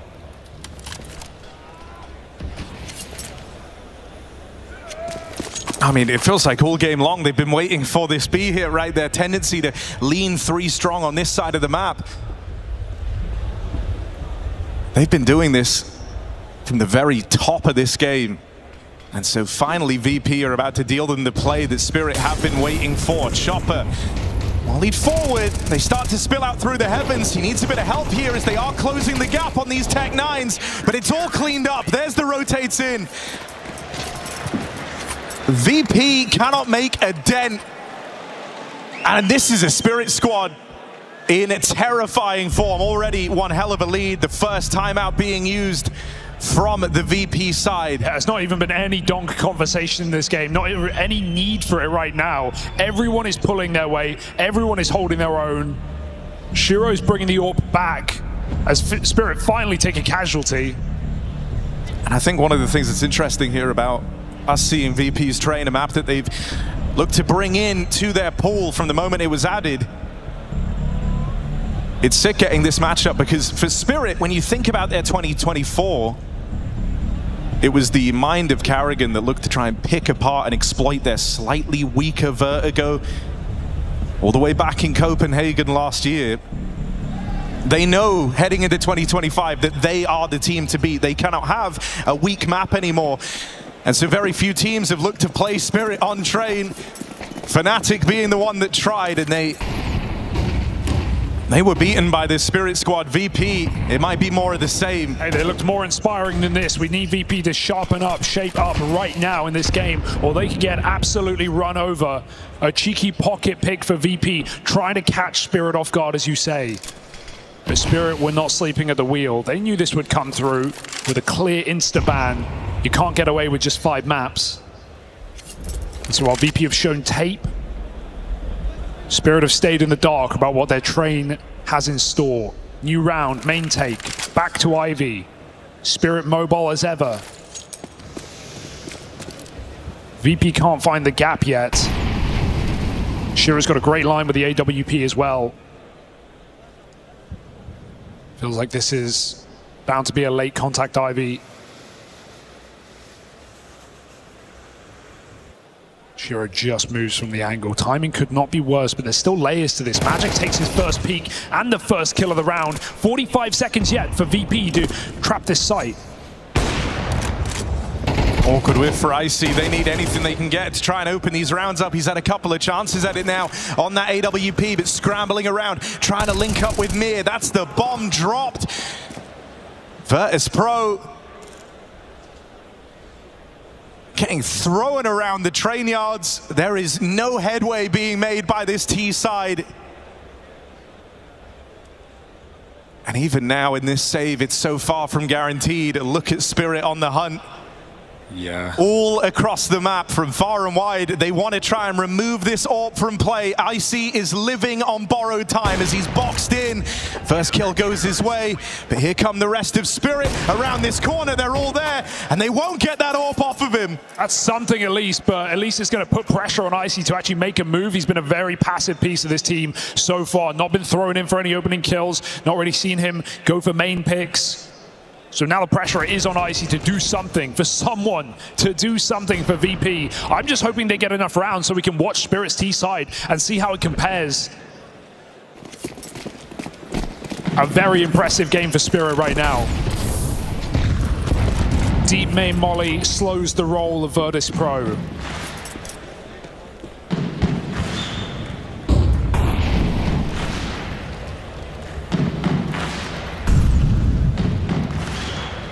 Chopper has support. Donk side by side with his captain. Yeah, I'd run away. That is going to put the fear in Electronic. Even though he got the better of Donk a few. VP need to take their timing now. They need to go back outside and they need to do it quick. Shiro here on the AWP. Virtus.pro just have no map control. I mean, look at this. There's still time to play with, sure, but they're relegated to where they started the round. They've lost everything. Still so many nades. It's going to get worse before it gets better here for Virtus.pro. Mir has got to be that entry guy. Shiro's AWP. 11-3 on Shiro. Not shy of the impact. Icy finally gets something done on his AWP, but there's got to be more than that. It can't just be the trade. Magic's even dons a second AWP now, and together they will tear through the VP ranks. And I mean, this is what it's like up against Team Spirit in 2025. This is VP with a stand-in, feeling the burn as their pocket pick of Train looks to get swallowed up whole by Team Spirit. And let's talk about that, right? Map pool in this game is actually quite of an interesting one because Spirit have first picked Dust 2 every single series, every single chance they've had, except for when Game of Legion first banned it. They've actually gone for the Ancient pick. They've tried to switch it up. They don't want to be read. They don't want to be prepared by VP, who love a Dust 2 themselves. And VP have picked different every game. They've picked per matchup. They've gone for Inferno, Anubis, Mirage, Dust 2. They're all over the shop. They're trying to see what works right now, trying to remain hard to read, but it feels like Spirit were prepared for the pocket pick of Train. A bit of a surprise has not gone a long way for VP. And so simply done by Spirit, besting them in every single front. VP looking lifeless.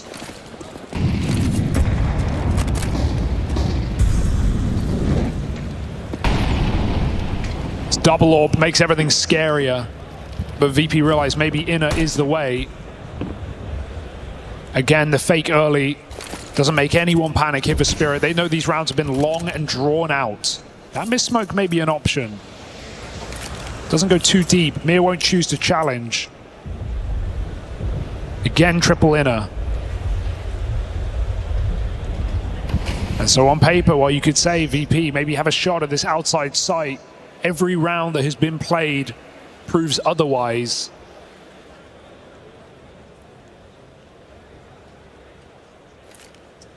Pack play for VP, just looking for those quick trades.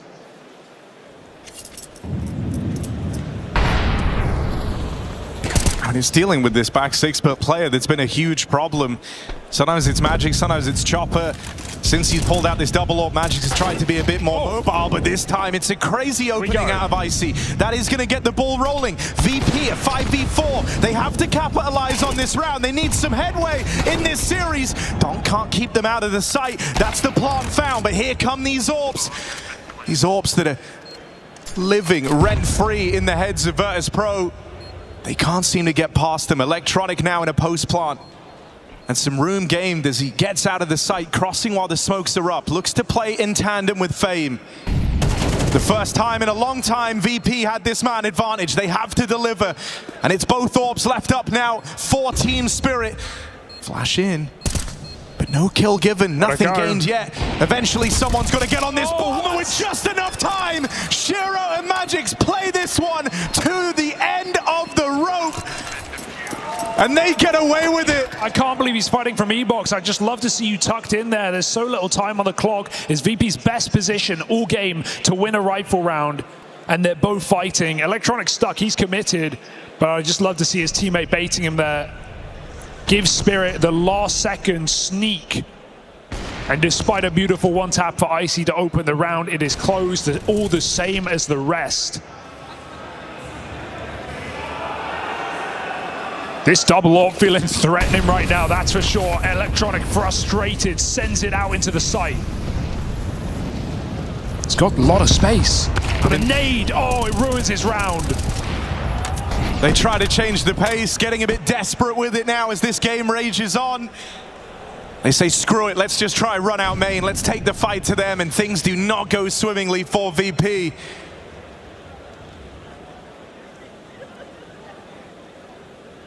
Eight kills on the 3 dead players for Virtus.pro.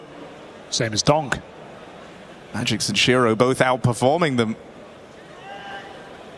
And so for Fame and Icy, what are you even meant to do here? 2v5, they're split up. They've now been spotted over in Pop. That is a convincing fight for Fame to win out. Felt like Donk had his number there. But here's the problem. Spirit aren't respecting you anymore. They're getting aggressive all across the map. They came into this game feeling like favorites, and now they're playing like it. Chopper clearing all the way through main. Fame has got nowhere to go but the grave, as Team Spirit have him boxed in, knife pulled, and shortly a dead man as Chopper hunts him down.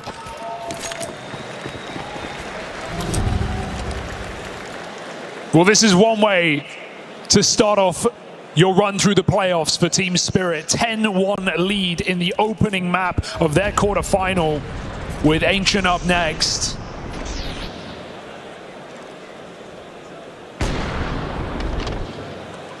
I don't even know if Flammus could have saved this game. out of their depth.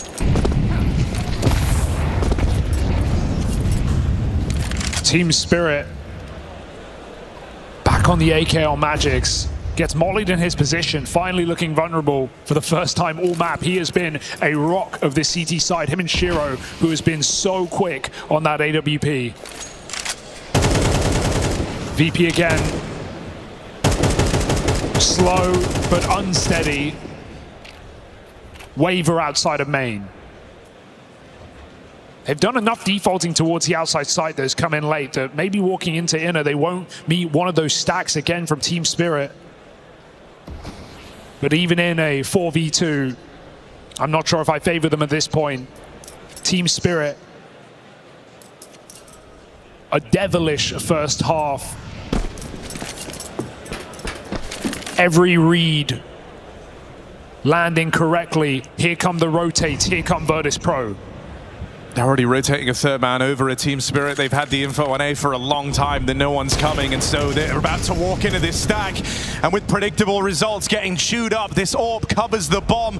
Icy won't be able to get out through the heavens. He's going to have to reroute, trying to link up Ramside. That's not a bad opener out of Fane. Yeah. They managed to get past Ontix. Something's happening here as Doc is cut down. Finally, VP break through.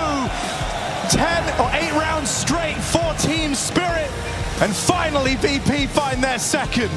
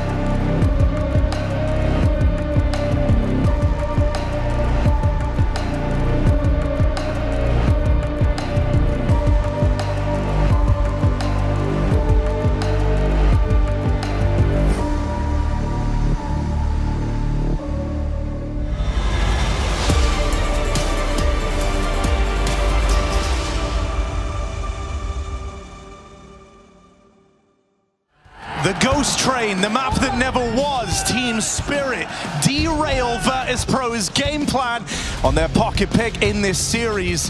A 10-2 first half sees Spirit but rounds away from dealing a crushing defeat to Virtus.pro to start off this quarterfinal. Slow starts from almost everyone with the exception of Fame, currently the only man in double digits for VP. But Spirit, it is an assortment of plays being made, everyone in the right place, some great calls out of Chopper. They have exerted full control over that entire first half. Yeah, every stack was perfect, and even when they were outgunned, outnumbered, they still held their own. Shiro has been lights out all game. Magix, we saw that he's a big game player at the major as well in that grand final. He does it again on the stage. I think Shiro is the reliable piece for me. I've seen him have struggles dealing with pressure. Right now, Spirit do not feel it. VP have not pushed them in any regard in this game. I mean, Spirit know deep down that if they win this round, they have won the map. That's the stakes they're playing for as they head into this pistol. Cheeky execute, out they go. Smoke, molly, flash, everything. Spirit send it in. Already a dink done downrange. Mir finds one on a smoke spam. Icy now spotted. They want to try and isolate him while he's trapped out here in hell, and Donk will secure it. Now they're hinging on this pop flank. It's Fame, 11 kills deep, closing the distance on the dual Berettas. He's going to look to try and put this pressure on. There's flanks on flanks here, but Donk's taking heads off. Donk's doing it all, and Chopper ready for the last man in. He lets Donk eat all 5 in the pistol. That's my kind of captain. Back to back. That's what he's here for. 2 years in a row. Hasn't been done in nearly a decade. Donk wants to set a record straight. That is a beautiful ace. Well, in the round that Spirit had to win to put this map to rest, Donk aces. And it's VP left holding all the jokers here. As this one spirals away from them. There was never a moment in this game where it was even close. They force sport up now, but that's out of necessity for VP.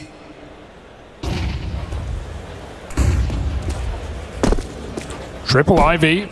Magic's keeping the pressure on. Icy, I mean, we saw him in that pistol. He needs defrosting right now. Whiffing hard with the USP. And Team Spirit, everything connects. It's a good timing push for me, but it's info. Oh, it's nothing more. No kill, bomb spotted, rotates coming out of that B bomb site as VP may know where it's going. I don't know if they can stop it. These smokes push every single player back as VP wait for the double flank. I mean, the flank timing is good, but eventually Spirit surely gets suspicious. They've just been handed this site for free, firing off early as Mir. And Magix now calls down the line. Guys, they're in main, they're behind us, and very, very quickly, the first part of that flank is mopped up. Are they ready for Flit? Second man in a little bit later. He whiffed it. It's an awkward miss. It does force Shiro wide. These MP9s trying to whittle down Team Spirit, but it's gotten real ugly real fast. Icy's charged up by the MAC-10s, and Flit about to get finished off. It's Spirit on that point, and there's nothing that VP can do about it. I mean, this is just a soul-crushing defeat for Virtus.pro. To feel like you went through all 15 rounds of play, and it wasn't even close.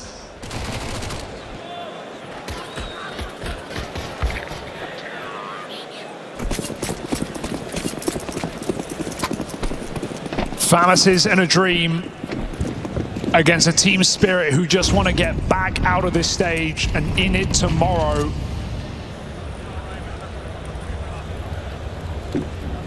Got VP trying to force some moves, but even this being contained by Donk. Doesn't let him in. Doesn't give them any reason to believe in this game. Spirit, they have not played sloppy for one round. They have not given up any advantage. not let their eye off of the ball.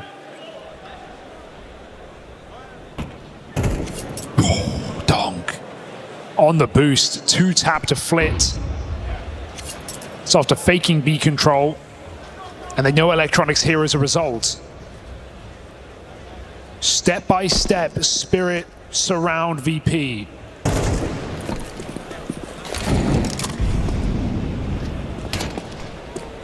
Donk now spotted. Contact taken out of Zontix. They know the Donk is here in main as well. They've got it pinned in, but oh, that's fast out of Donk.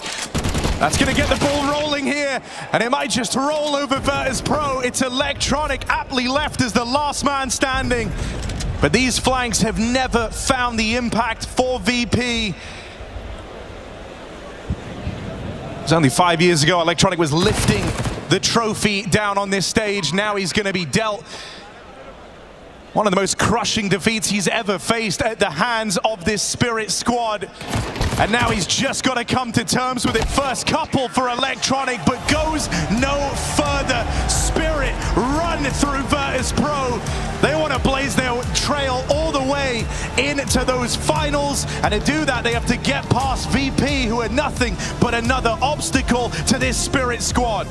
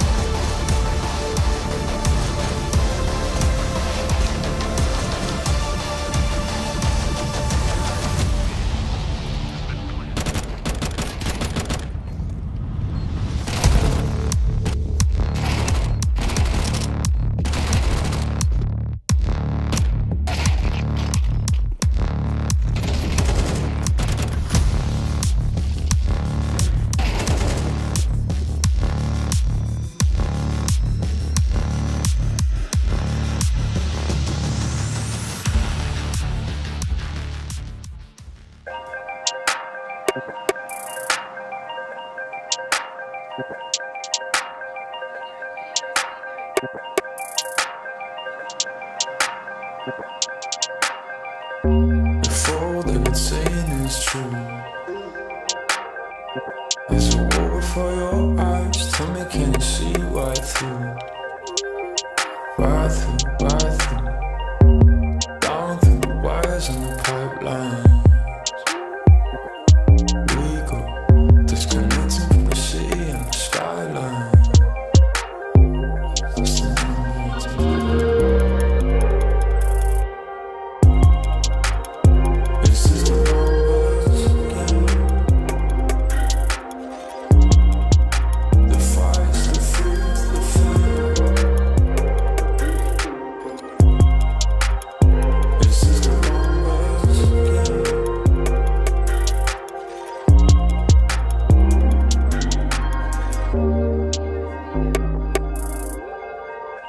Counting up coins for a soda can,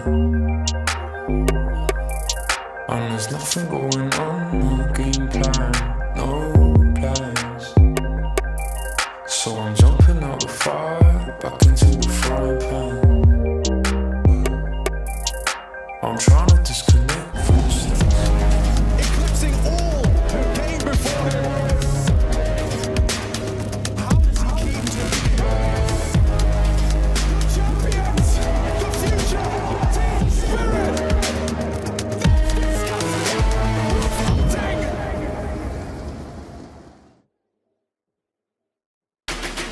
Well, domination would be an understatement in itself. Virtus.pro bring in the curveball pick, but it's Spirit to absolutely hit this one straight out of the park. Jason, if we're being honest, this was not competitive at any point on this first map of Train. No, not even close, and pretty much exactly how we kind of outlined. We knew Spirit coming in was going to be massive favorites, and I mean, no issues whatsoever. Virtus.pro could do nothing to make them feel uncomfortable, could do nothing to make them move, didn't really find a whole lot of success, and honestly, there's really not much to talk about. This was just comprehensive victory start to finish. Yeah, we were hoping VP could make a game out of it. We were hoping VP could apply just a tiny bit of pressure on towards Spirit, but the CT side, we spoke about it getting to start on that one.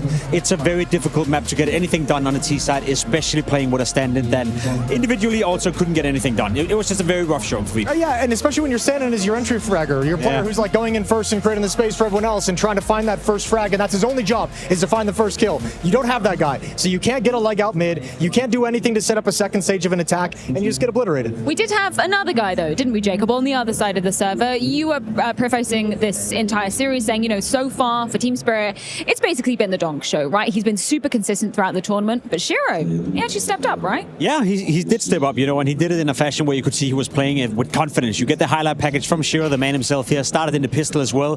What you can look out for is a bit of the opping he's doing, which is very up close, very aggressive. You can see it here as well. He's charging in, he's finding the duels, he's a bit all over the map, and again, I don't want to buy too much into it. You know, you're playing against VP, you're playing against a stand-in. Sure, it's good for Shiro to farm some confidence, but it's not something I can rely and say, like, he's going to do that again tomorrow against Na'Vi, but it must feel good for Shiro to step into the tournament and have a performance like this. Look, it's a nice game from him. I don't think it's going to change your opinion one way or the other if you had a strong opinion on Shiro, and even just looking at the highlights, like, all these kills are just like no flashes in his face, not really a whole lot of smoke in his face, one kill, nobody else is swinging for a trade.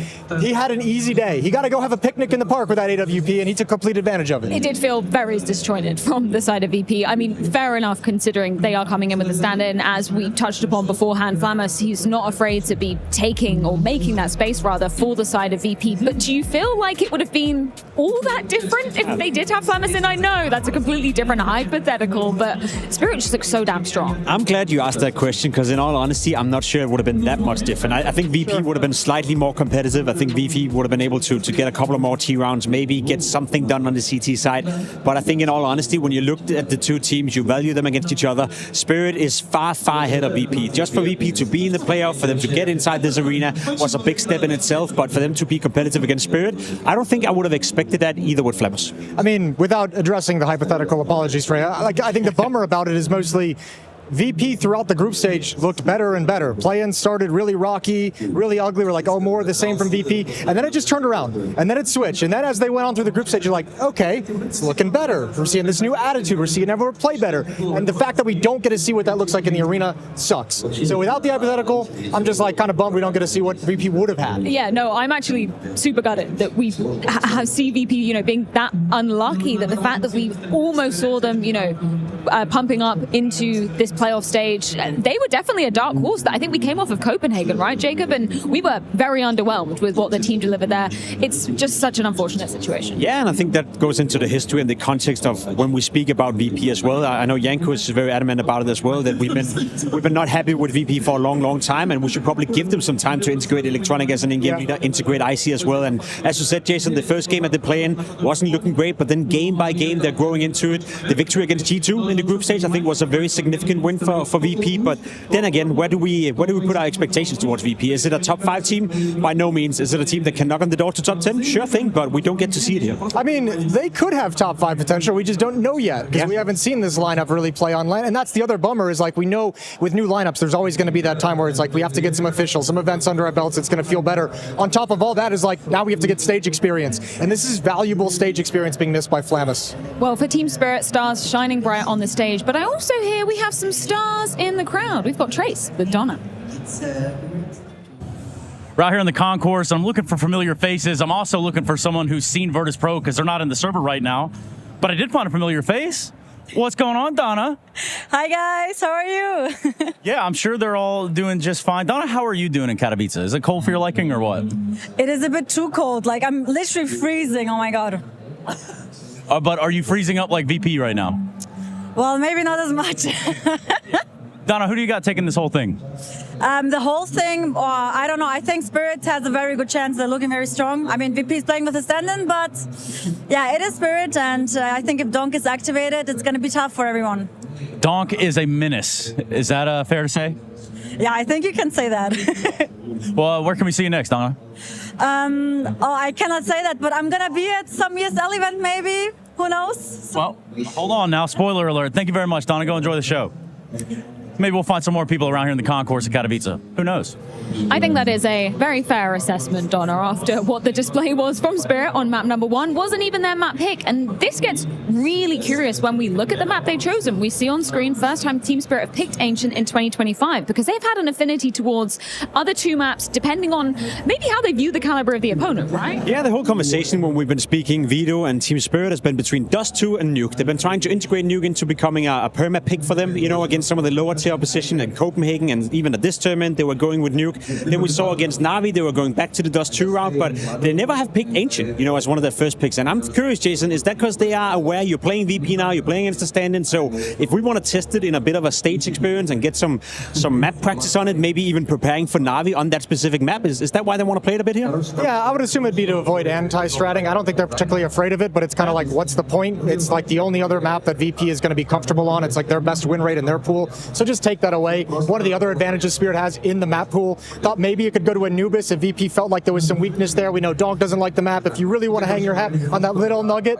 maybe you go for it. Train was fine as well, but Ancient is only because there's no reason to give this team their preferred map pick of what's remaining. Virtus.pro are going to be starting on the CT side of things. So what should they be doing to kind of quell that Team Spirit offense, which obviously we didn't really get to see all too much of on that first map of Train? I mean, without sounding like a broken record, again, come out and try to be disruptive, try to be a little bit aggressive. Again, the mid area of Ancient is always a point of conversation. We know Donk loves to go out there, peek and poke from the beginning of the round. Maybe you face him head on and maybe you win the first couple of duels that makes sure that Donk will fall back, and then Spirit has to go into a bit more execute heavy style, which they can probably figure out as well. So it's hard for me to imagine a world where VP can make this game competitive, but I would like to see them take the fight in the middle and maybe force Spirit to be a little bit more execute heavy in that regard. Yeah, and it's an interesting idea of how you want to go about that, because Flamus, the guy who's not here, was the T mid player on the T side. He was the guy that's going to be attempting to contain Donk and Zontix in middle, which is impossible in the best of circumstances, very difficult in the best of circumstances, certainly feels impossible now. And it's like, yeah, let's bring the fight towards middle, but like, how exactly do you want to do that?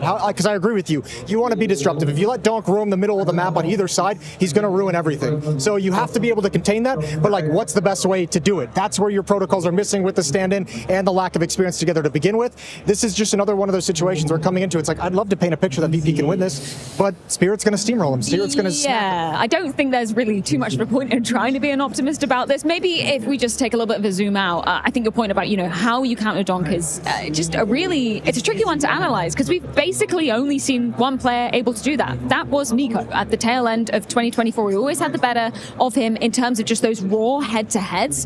Do you think that's something that any other player, like aside from VP, anybody else, do you think they can replicate that? I mean, it's tough because Donk is just on another level right now. Even Nico today would struggle. We saw Santeras as well do it in Copenhagen, had a great game where he could go toe-to-toe with Donk and Anubis, but I think overall it depends on what kind of Donk is coming out. It's a player that if you want to find one critique of Donk, and I'm not sure it's a critique, it's that he's always willing to weep. He's always willing to go for the duel, even if he's having a bad game. So maybe if you get off to a bad start, I would also argue if we get to see Ancient tomorrow between Spirit and Na'Vi, I'm looking towards Emma in middle. He's very good at that, so maybe that could be a player that can take the fight, but in reality, the answer is no. Like, there's no counter to Donk as long as he's playing at this level. It's just an understanding of what you're running and what kind of weaknesses it allows Donk to try and exploit, because we had these conversations over the years with Olaf Meister back in the day, with Get Right back in the day, then with Simple. It's like, how do you contain, how do you go at the best player in the world? And any team and player will tell you, we don't game plan to try and neutralize one specific player, but understanding what they're doing, if there's a tell to the tactic they're running, so that you know what their reaction is going to be, and then you can be prepared for it. And that's going to give you your best chance. I don't know if VP has that in them quite yet. 2 rounds for VP on their own map pick. How many do they get on Spirit's map This is my favorite game. Yeah, I think this game will be more competitive in the sense that VP will get between 4 and 5 rounds. Yeah, I'll give them the benefit. I'll give them a pistol round. They're going to get 7. Okay. Oh, that's pretty generous from you, Jason. Should we find out exactly how it is going to go down? We've got to hand things to a quick break, but when we are back, it's time to see if Spirit can speed run their way to the semifinals of the Intel Extreme Masters Katowice 2025.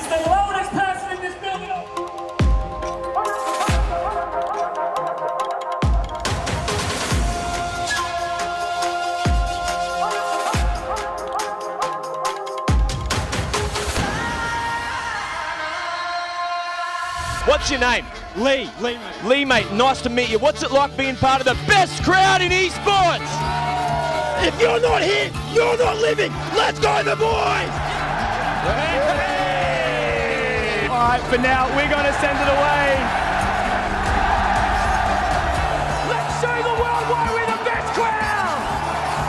champion!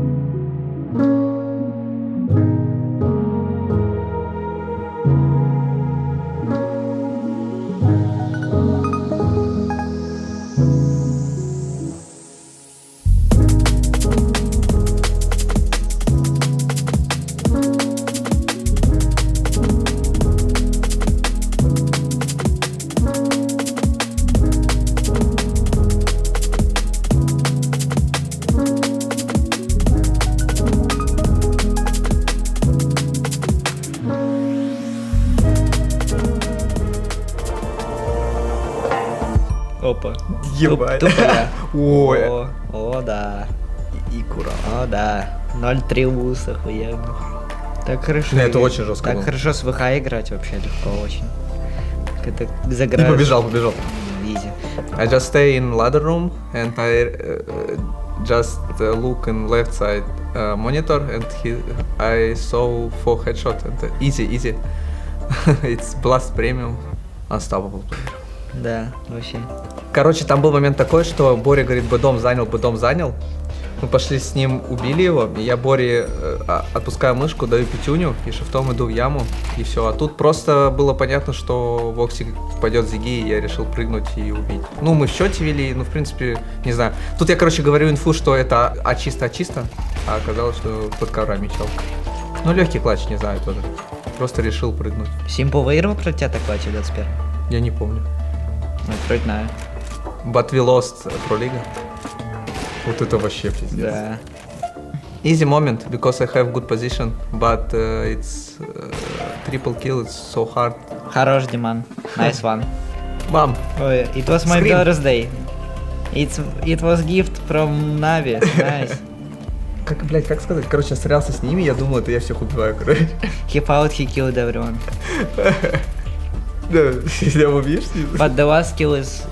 Вот, я видел, что это я тебе.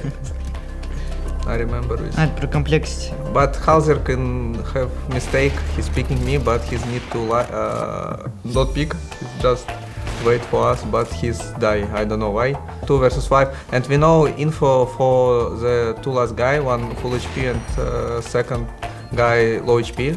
Don't tell me low, and I don't know.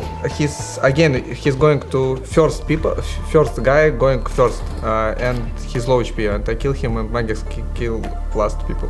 Easy. Oh, Oh, juicy aim. Yeah, I remember this. There is juicy one tap on Snappy on the side. oh yeah. Wow. It's easy moment. Chopper tell me info 2 behind, and I know info 1 low HP and 1 full HP. It's not buy, it's forced buy, and I have good position for me. Full but buy. it's so lucky.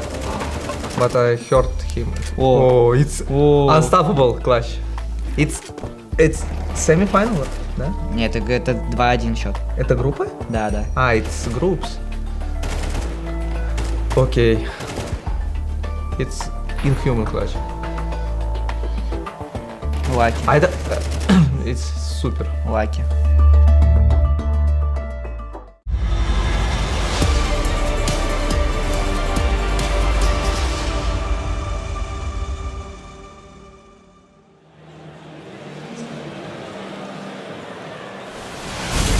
One of the biggest questions in competition is what makes a champion. As fans and viewers, we may want to watch the close games, the overtimes. You may want to believe that anyone could win this very match, but if Spirit are to prove that they are truly a twisted affront to Counter-Strike, a team that stands out above the rest, this game couldn't be close. Spirit look to make that so in a one-sided quarterfinal. Yeah, VP have been crushed, destroyed on their map pick. Their fate hangs in the balance. Meanwhile, Spirit are in form. They've sent a terrifying message to the rest of our semi-finalists. You can't run from it. You can't hide from it. Spirit are coming for a chance to lift that trophy twice over. The semi-finals await them. All they need is one more map. Katowice, are you ready for a bloodbath?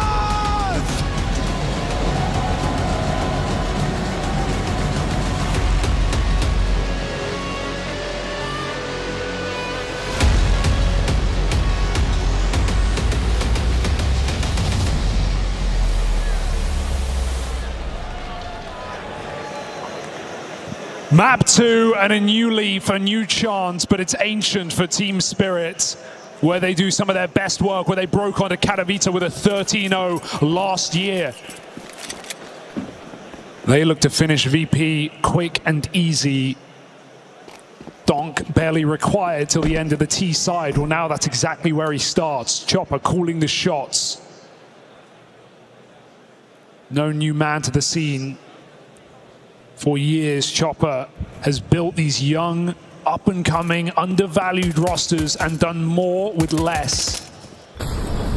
Now he's got a world beater by his side. What can VP do? Starting with any sort of success would be fantastic if you're VP, but Spirit aren't in a forgiving mood. They run down that double main push. Electronic smoked off back at the spawn, and Spirit a chance to plant as they wrestle for control over this A site. Smoke still haven't cleared, and so retake on for VP, but they've got to be patient here. Time no longer on their side. Fuse is burning. Flick can't flank. He has to go back.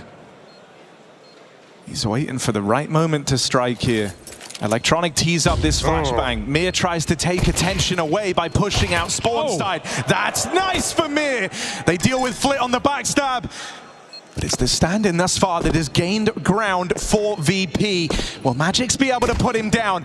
Pressured in the back of the donut, Mir charges in. Electronic finds another in the downtime. It's all eyes on Magix. Time is up for Virtus.pro, and even though they get all the kills on that retake, it's not enough for Mir and Electronic. Maybe a chance for Mir to get warmed into this game was absolutely silent. Alongside the star of Flit, the statistical outlier in the group stage for Virtus.pro. This is a guy we look to, and Mir with big boots to fill. I mean, Chopper, captain of Spirit, went to his first major alongside Mir 7 years ago, just down the road in Krakow. No spring chicken anymore. Team Spirit with a pistol in their pocket and VP on the eco.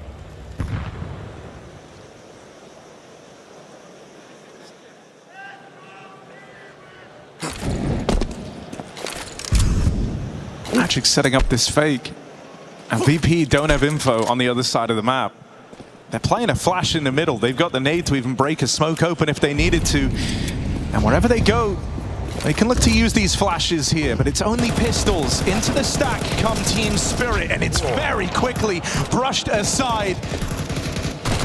This will be dealt with clean. No sweat broken from Team Spirit in running into those pistols.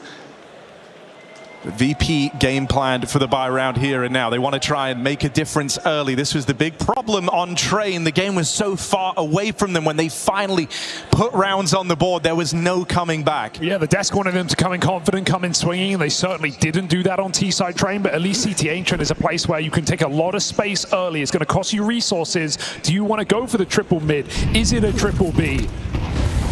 VP, get the nades in middle. but give it up quickly as Spirit goes storming into that empty A site. Chopper burning alive, still takes a kill somehow before he burns himself. Bomb is super late as a result. Spirit is still in the site. What's it going to cost them? Icy picks one out. There's another trade back in Temple. Spirit have got their feet in the ground, but VP are up a man. They're going to try and pressure Mir. Shiro waiting for this smoke fade. It looks like they want to try and get rid of him in the back of Donut. They've isolated this one fight, and Shiro will collect it. There's still Flit sat back, but he doesn't have the line, doesn't have this angle. Electronic is also flanked around. He has to get something from this. Gotta go. That's info for Shiro. Gets a move on, tries to put distance between himself and these last two players. Shiro had a hell of a start to this series. This guy felt like he couldn't set a foot wrong on the opening map. No stranger to being alive in these clutches either. Shiro with a bomb plant. And time to play with yet. A moment to collect himself. But this backstab does not seem to be at the forefront of Shiro's mind. Flick could end the round right now, and there it is. Well handled, well positioned. VP get on the board early. They won that very same round back on train though, so I'm not holding my breath. But at least the first gun round with players surviving to give VP a fighting chance in this matchup.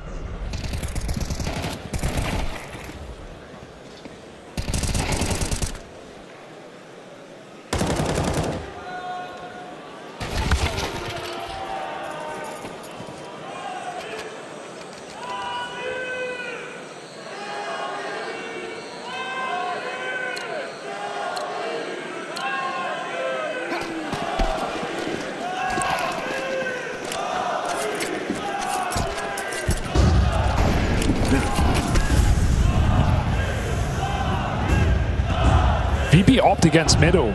I know these guys are going to be rooting for tomorrow. I tell you that much. Mid-fight early, Mir and Electronic find success. Virtus.pro coming swinging to open up map 2. Only Magix and Chopper left standing. The round only just started for Team Spirit, and nothing has worked out. They're now split up. Bomb dropped over towards Chopper in middle, but right now Magix is waiting for a reply, hoping that someone gets a little bit curious about what the lane has in store. These rounds are still interesting. Spirit often have a way of making them so. The key for VP is just to make sure you're maximizing trades. That's why they're giving away so much space. They're playing at the back line, playing together, side by side. Mir and Fame, triple B. No one can get spammed. No one in an awkward spot. So VP, just about minimizing damage. Magix awaits Chopper. Molly's not really going to bail him out here. They just kind of have to go contact. Look for these entry kills. Magix gets spotted. The strength in this for VP is meant to be in these crossfires. And already the spot from Magix has certainly put the fear in Team Spirit. They don't like what they see, and so this might just be the save. Whoa. They made it look like they wanted to go for this. They were certainly considering it. But in the end, they decide so little time left. 3 players tucked in over that B site. It's just not worth it for Team Spirit. Yeah, I like that call. You know, they still test it. They still see if VP are going to give them a way into the round. Bit of wall bangs, some nades landing, but when no kill is gifted, there's no reason to risk your guns when you can play them in the next.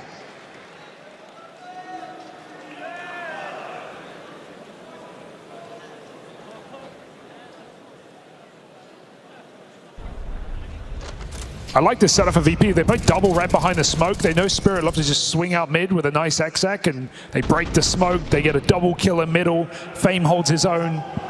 And so immediately off to a 5v2 in that round.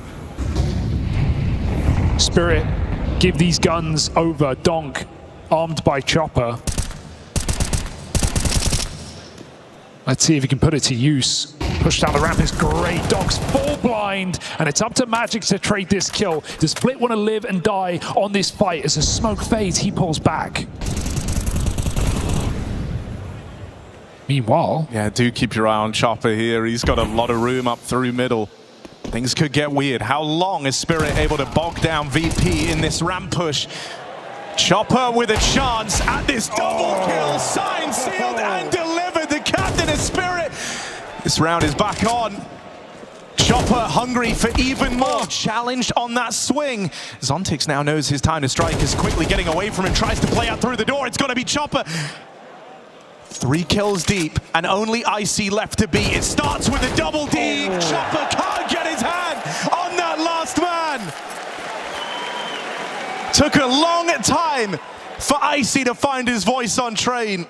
But that is a pivotal early 1v1 for the young gun to win. Yeah, 4v2 for VP gets a very costly round, but you'll take it every day of the week just to stop Chopper from coming up with a clutch. Nothing worse than getting shot in the back of the head. Team Spirit back to pistols themselves. VP trying to warm in. A far more even map. I mean, we wanted VP to play with a bit more confidence. It was always going to be a big ask after how that first map went. But they've been far more direct here on this CT side. They're looking for fights. Yeah, I mean, it's a lot more of a familiar map, right? It's one where there's also a lot more options. They were stuck on T-side train, for crying out loud, where, you know, most teams who have picked that map in Tier 1 have lost it off the back of really weak T-sides. There's rare exceptions to that rule. This is a map where we're already seeing VP take space every single round. Another door smoke, another ramp push. They're up in the face of Spirit. Oh, Electronic saw that. Explosion out middle. Pistols let off the leash. Is it bark or is it bite for Team Spirit? They're playing on Fame's contact. This is really well handled from VP as they look to keep this middle area closed. Magic's finished off. This is a far more exciting look out of Virtus.pro. And don't Spirit know it? After runaway success on train, it didn't feel like there was any stopping them. Now they burn their first timeout. VP up in the lead.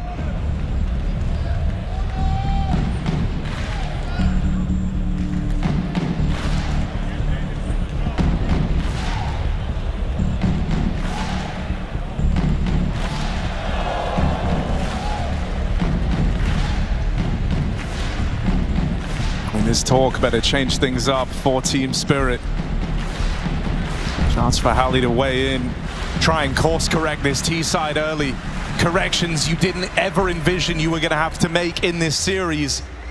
From full control to rounds slipping by the wayside, things have to pick up for Team Spirit or else VP might manage to make this a 3-map quarterfinal after all. Spirit of the masters of the late mid take on this map though, so watch out for that. They go for these late explosive mid plays. It could be very threatening to VP after they've burned all their utility. This time Zontix comes up with a kill. Main belongs to Team Spirit. And VP keep eyes on middle. Gonna go hunting somewhere else. Magic's left to lurk. VP in the dark, but they hear these nades land over the A site. They hear the steps. Fame's making the call. VP is starting to shift. Oh, that's a huge catch for Magic's. Extends this lead even further. They can't even rotate extra bodies around now. The A site is being taken as this goes on. Mir has been spammed, locked out from this mid-lurk on Chopper, and so no further for Virtus.pro. Fame left as the last man standing, and he's hounded down.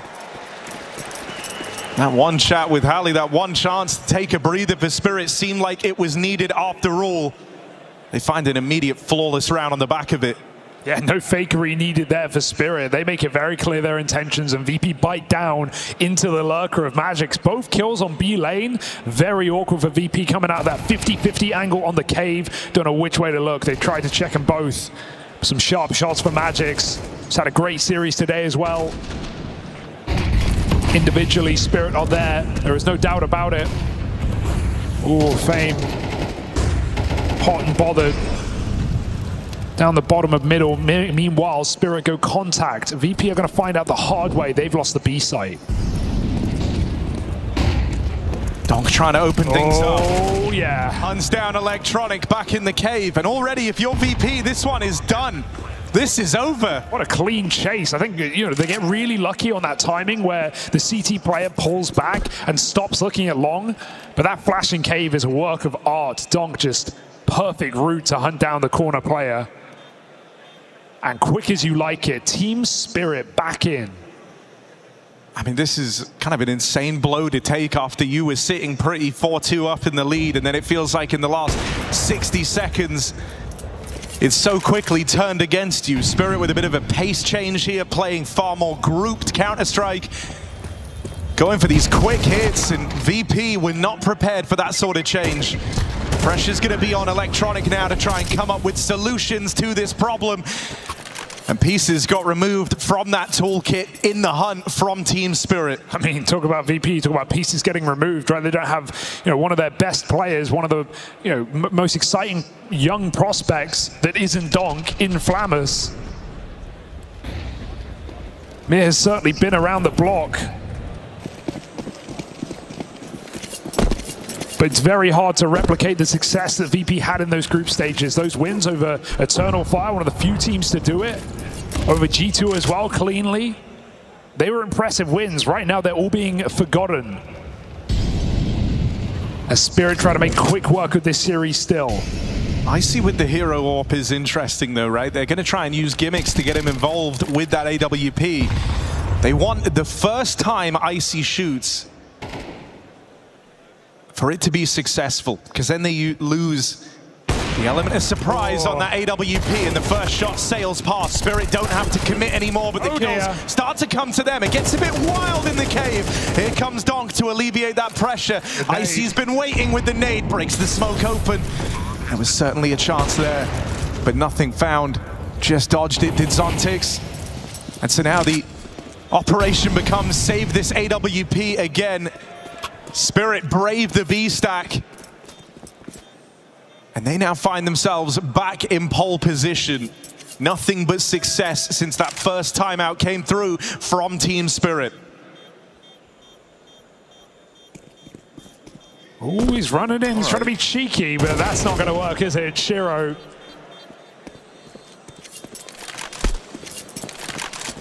Ready and waiting. IC will get away with something here for VP, but this is still a stomp brewing for Team Spirit. Some early control for VP, but clean and clinical rounds ever since. I mean, the high pressure part is the fact that you're on this CT side, right? And for a brief moment there, you had kind of a reprieve. You were able to win those few rounds consecutively, build up a little bit of money with 4 rounds straight for Virtus.pro. But that money is now run out, and so every round that Spirit are winning is hitting as a 2-for-1 from this point onwards.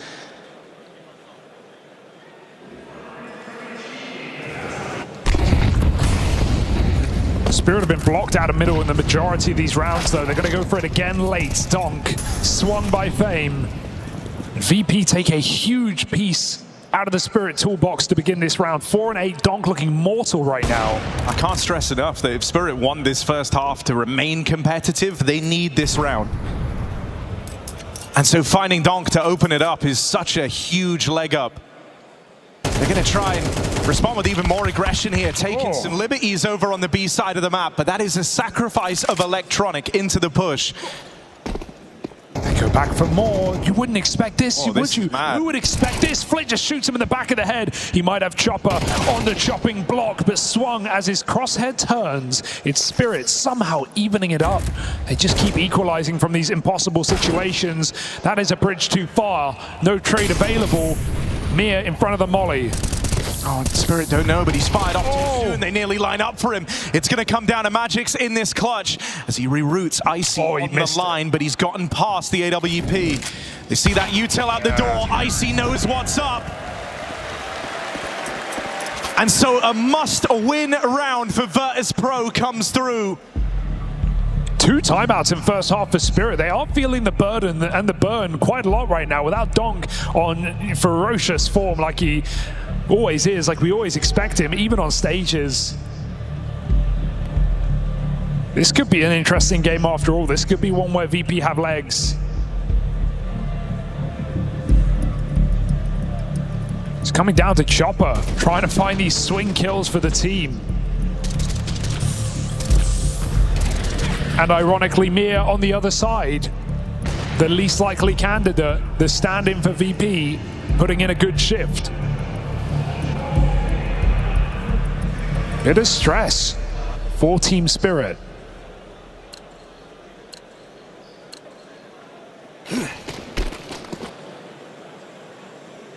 VP with a chance.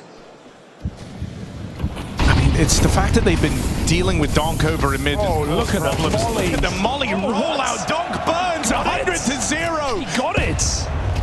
Custom util just to deal with Donk in that mid passage. Yeah. And it hit its mark. It found their man. Donk dead, Zontix in there alongside him. Once more, VP have won this mid-fight. The bomb is on Chopper, and now it is dropped in the red room.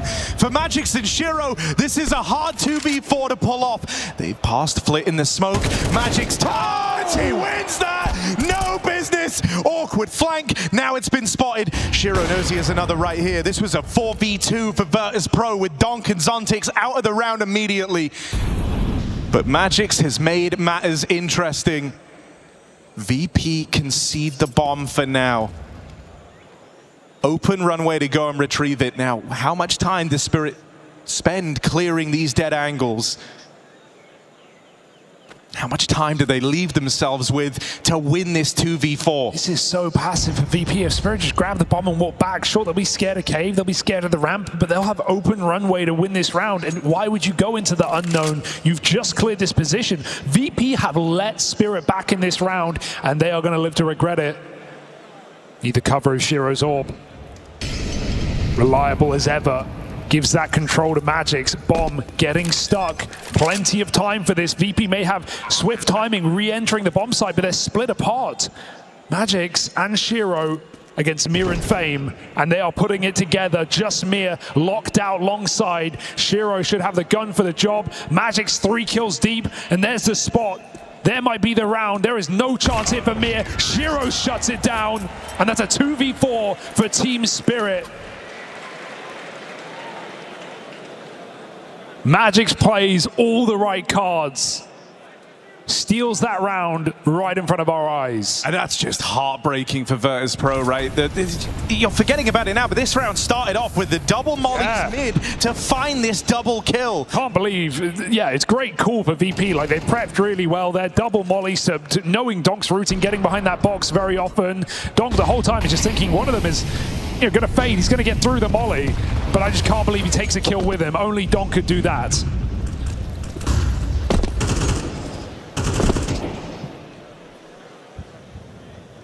Flit with a really good timing here, but Magix has been tricky to get the drop on this guy. Right position again from Magix to deny this lane aggression. Nate even follows up, and it's Donk lending a helping hand to his boy there. They win control over the lane early. Spirit looking to regroup. Fame attempts to make plays one by one. VP feed the beast of Spirit. Piece by piece, this half gets away from them. That's a big pickup for Mir on the backstab. Donk iced out, but it's Icy, eyes front. Gonna try and deal with Chopper in the cave. Now timing's everything here. Chopper just gets back on that line. And it's all eyes on the stand-in for Virtus.pro as Team Spirit look to win out this first half. Mir moves in and is iced out. Team Spirit 7-5 up on their T side of Ancient. They are but a handful of rounds away from those semi-finals. Can VP stop them?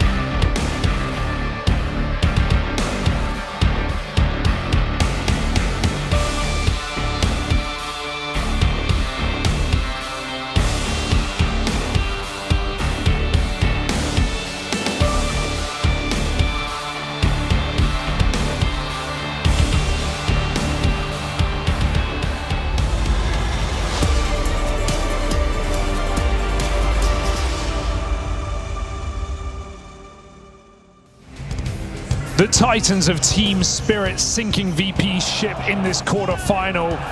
The very roster that won Katowice a year ago is looking to make a clean run all the way through. There are still bigger opponents, harder opponents waiting for them tomorrow.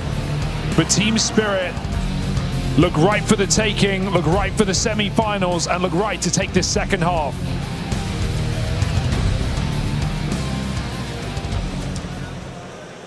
And it's been Magic's at the forefront of that. I mean, the last time you saw this guy playing this well, they went on to lift a major trophy. This guy doesn't get scared on the stage. I believe that. Well, he's in the right place with the dual Berettas. Magic's thriving on the stage thus far, but finally quelled. It's mere mid-air to find him. Here comes Donk. We've been waiting for the big Donk moment. 2 kills in the pistol. A little shy of his efforts to open up train, sure. But it's done enough to repel this A-play. VP have lost that bomb. It's under full Spirit control. Flit is wounded, and so the burden of this pistol round might fall on the shoulders of Electronic. Is that weight too much to bear?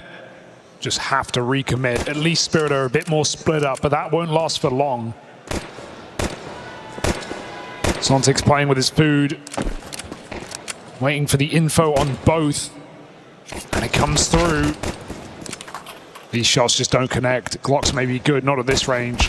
Spirit picked them apart one by one. They come crumbling down, and this is a Team Spirit right there with a pistol round. That's now every single pistol in this series falling in Spirit's favor. As though they needed any extra edge in this matchup. That's certainly going to go a long way.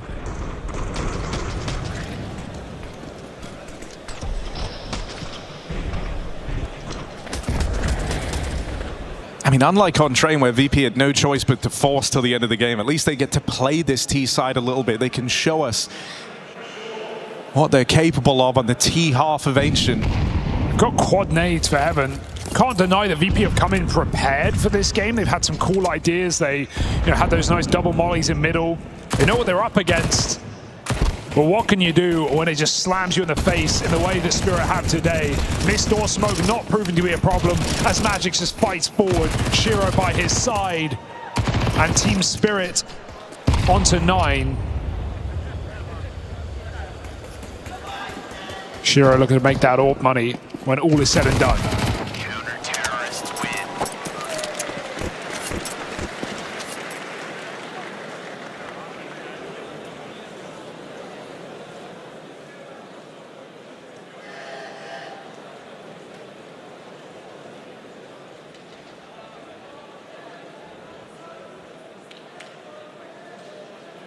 Electronic very vocal heading into this round. I mean, this one decides just how much more competitive this series gets to be. Right now, it's not even a mission on stopping Donk. He's barely been a part of the conversation in this second map. They've got to deal with some unexpected candidates in Chopper, and Magic's up there alongside him. Missed red smoke, man. Mir's just spotted it. This round's already cooked. It's off to a pretty rough start.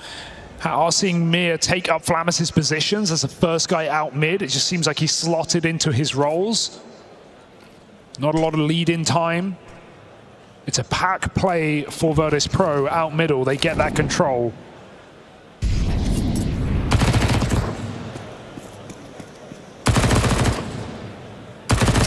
And while red conceded, Donk looks to fill that void.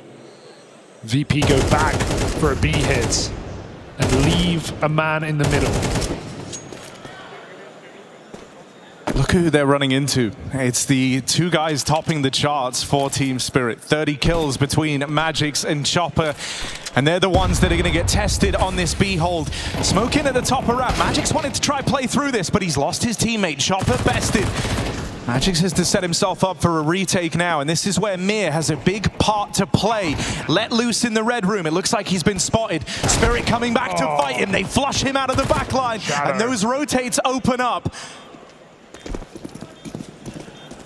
Okay, move on in. Flit with a play out towards the long side. Doesn't want to get caught out on an island here, so tries to fall back, tries to play it safe, but it's just more danger. Fame holding on. Oh, there's more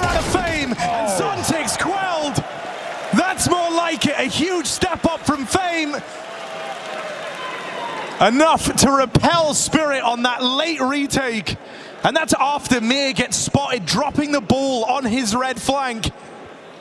Yeah, he had multiple kills available, but Shadow gave it away to the CT player. Fame has been really the only guy to rely on for multi-kills in this series. He had a couple on the T side of Train as well. The one guy holding on, trying to make a difference for VP, and maybe that can still. 3 rounds that behind Spirit.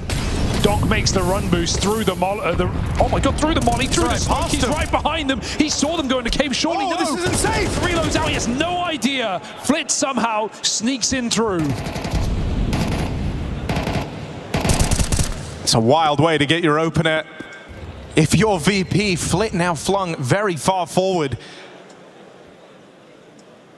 Ahead of these timings over towards the B site, and so it's no wonder that Chopper and Magix feel very claustrophobic.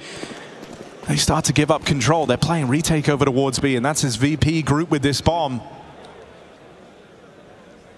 You have a bit of a grouping over here in middle as Team Spirit trying to play for the info. Great smoke timing though, because yeah, as you say, the info is coming in. Spirit now know it's destined to be this B bomb site. They've got everything they need as they rotate 4 players into position. VP just have to creep through the smoke. That entry can go a long way. Magic stuck out in the open. Fame finds him yet again. Space taken. VP set up to succeed in this 4 buy round. This could be the turning point of the map if Spirit lose their guns and lose the round. Do they want to risk it all, a man down? They have this very fast flank for Team Spirit, so they want to consider letting it have a look in. But Chopper's been spotted and they don't like what they see. Shuro and Zontix have to save. Virtus.pro continue to surprise us. They're closing this gap here. Now a 2-round game, but with the money broken for Spirit, it's only these saved guns left to resist in that next round. Oh. Save this! One apiece. It's very interesting to look at the way these teams are playing differently on the CT side. Think about how aggressive VP were. They took B lane almost every round. They had door smokes. They walked down ramp. They wanted to harass Spirit. They wanted to brawl. You know you've got to catch people sleeping if you're going to win this game. Spirit are trying to play things standard, play things passive. Retake on that B bomb site. But they keep losing a player on the site hits. They're stuck in between. Last time it was Chopper on default. This time it's Magix flashed off on long as they push through his smoke. Spirit getting a little bit caught off guard. On this B site, it's been simple, stripped back stuff from Electronic. He wants to keep bullying B. Donk now here as the 3rd man. Magix holds the line. Rifle cuts them down. And Spirit with nothing but pistols reigns supreme. It's a massacre. A full B rush into everyone. And while Donk is there, it's the pistols that pick it up more so than not. Magic's proven to be a monster in this series. Very exciting prospect for what the rest of Katowice has in store. 18-9 on this guy. Oh, look at how quick the pendulum just swings back the other way as well. Now it's VP broke. That was a way in. That's a momentum call for VP. They're trying to, show Spirit they can get away with rounds like that, but brutal dose of reality. And yeah, you mentioned that pendulum. Well, it's flipped right back in favor of Spirit. Now VP are in the hole. And where this starts to get awkward is they are going to permanently be in this position where they feel like they are 1 round away from losing this game, and it won't be down to, some failure to react. I mean, that's a pretty sick opening. Hold on a second. Icy with a kill out in middle. That's some ground gained. Shiro, not the type of kills he gives away. Magix is called in to try and deal with this spillover through the window. VP want nothing to do with it. They're playing fast into Donut. That smoke's gone deep. Has to wrestle with that AK, and he controls it. 3 players fed to the man that strikes fear from this Spirit squad, and now only Electronic left standing. He's got the veterancy, sure. Played many a clutch as Electronic. Knows what he's up against here, knows he needs to thin the herd a little before he embarks on this clutch, because this room is too good to be true. Commits to the plant, doesn't call the bluff of Team Spirit. Plant found, but it's Magic, spawn side, tapping him out. Electronic never even given the room to play that clutch.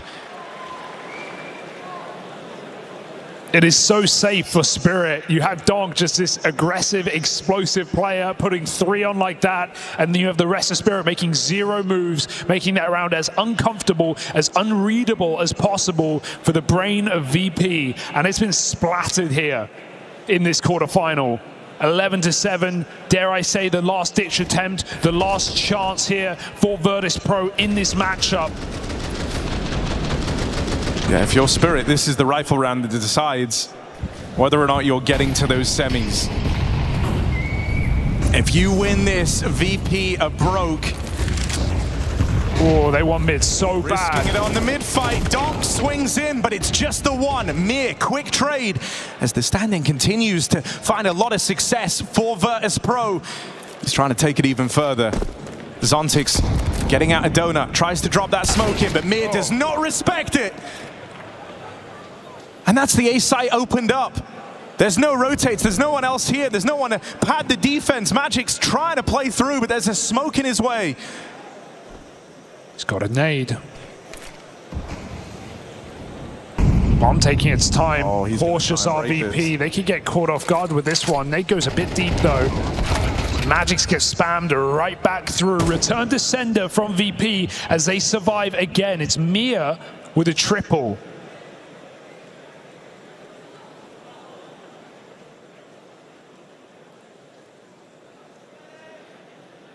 I mean, that's been the wildest part. It doesn't feel like Mir has been at all a problem for this VP squad, right? Coming in as the stand-in. In fact, he's been a difference maker here in this second map. Leading the charge, and by quite a margin. It's the starting 4 for VP that have struggled to get going on map 2. Hunting down these kills at the close, they will at least get everyone from Spirit out of the picture, making that a very expensive round indeed. This game's impossible to call right now. As soon as a swing round is won, they immediately drop the next and lose their economy with trading back and forth. Spirit use their final timeout. They burned 2 in just the first 10 rounds of first half. VP were managing to hold on to that B site really well. And now VP pose another question to Spirit. Do we want to go all in and risk our economy and potentially let VP sneak back up?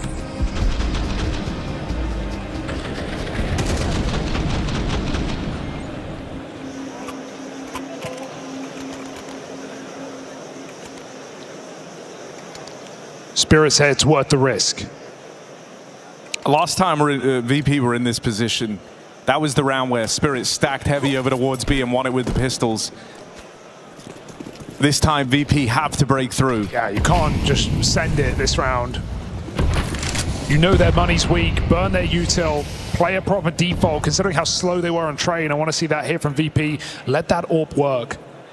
I see on the line, but it's a flick and a miss. Flick sends it into the front of the site. Magic's on his last legs, holds on strong, and that's another player through the smoke. As Spirit appear, VP dissipates. 3v5 in an instant. Where did they come from?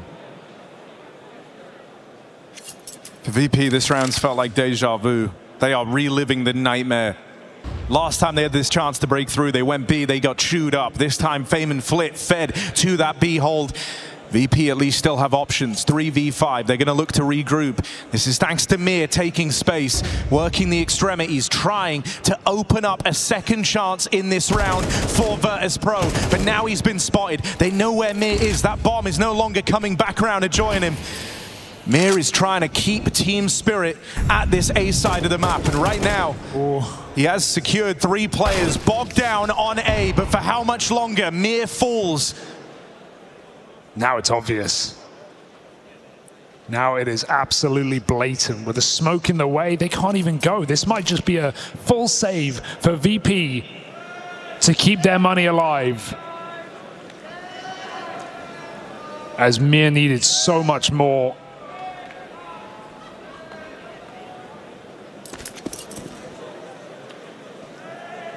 I can't believe they went B again. That's wild. After that being their undoing, the last time they had the chance to break through Spirit, they tried to run it back. And to the exact same result. Yeah, with far less investment in terms of, you know, 2 players sending it B, no one else really committed, so they just get immediately 3v5'd, and then Spirit don't do anything silly in the mid round. They've been safe, as we've seen in these anti-clutch rounds. 12 here for Spirit. Semi-finals feel within reach. I mean, you're 5 kills away from it. And so for VP, the question is this, look, Mir is not being a problem in this game. He's trying to open up these rounds.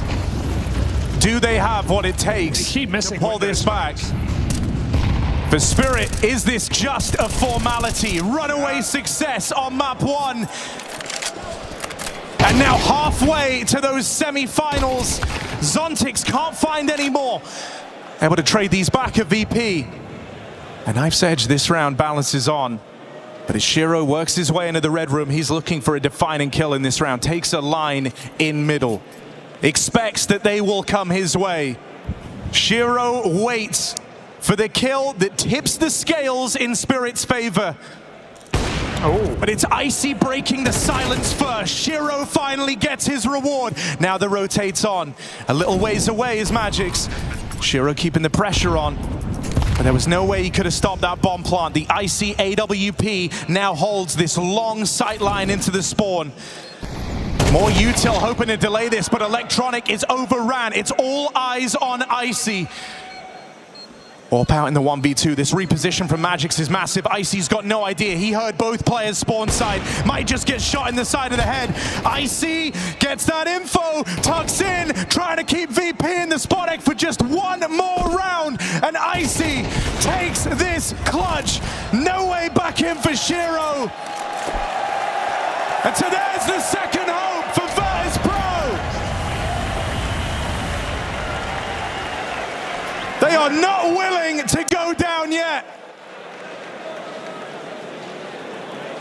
This semi-final felt inescapable, unpreventable for Team Spirit. Every single time you're ready to write this map off, VP come out with a round out of nowhere. They may have thrown their fair share in this second half of Ancient, but another just robbed. In the final few seconds, this time it's the young AWP to do it.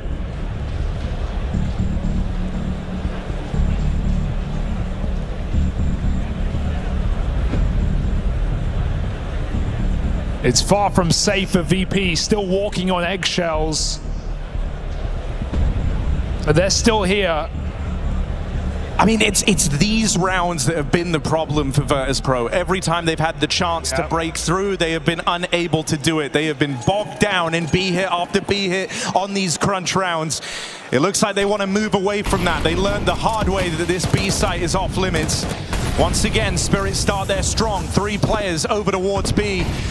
When they don't get this push, expect them to go for aggression. Magic's spearhead on this push takes the lane away. This is a lot of control for Spirit. First fight in the round, won by Dom, as he looks to be the difference maker. It's another 5v3, and this time that lead is extended. The third time over that Virtus.pro try and fail to break through the unbreakable. Donk had the chance to end it there, but it's only Electronic left, and he's on borrowed time. Team Spirit secure semi-finals. For Virtus.pro, the failure to break through, many a chance to keep this game competitive, but every time those swing rounds called, Spirit were there with their heads held high. Donk and Magix, a marvel in this series. And if they keep playing like that, Spirit have made one hell of a statement in this win. They intend to replicate the run of Katowice 24. Yeah, and with VP vanquished by these immortal spirits, dare you say it's impossible? The Spodek isn't for the uninitiated, the unprepared. The Spodek is for the world's best, and Spirit look to be exactly that.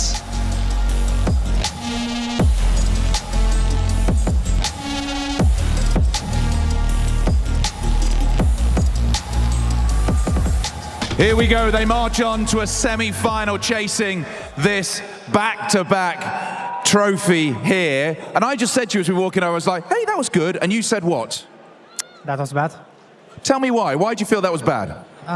We have played pretty bad on Ancient. Well, we started great on Train. It was fine overall, but going into the Ancient, it was bad.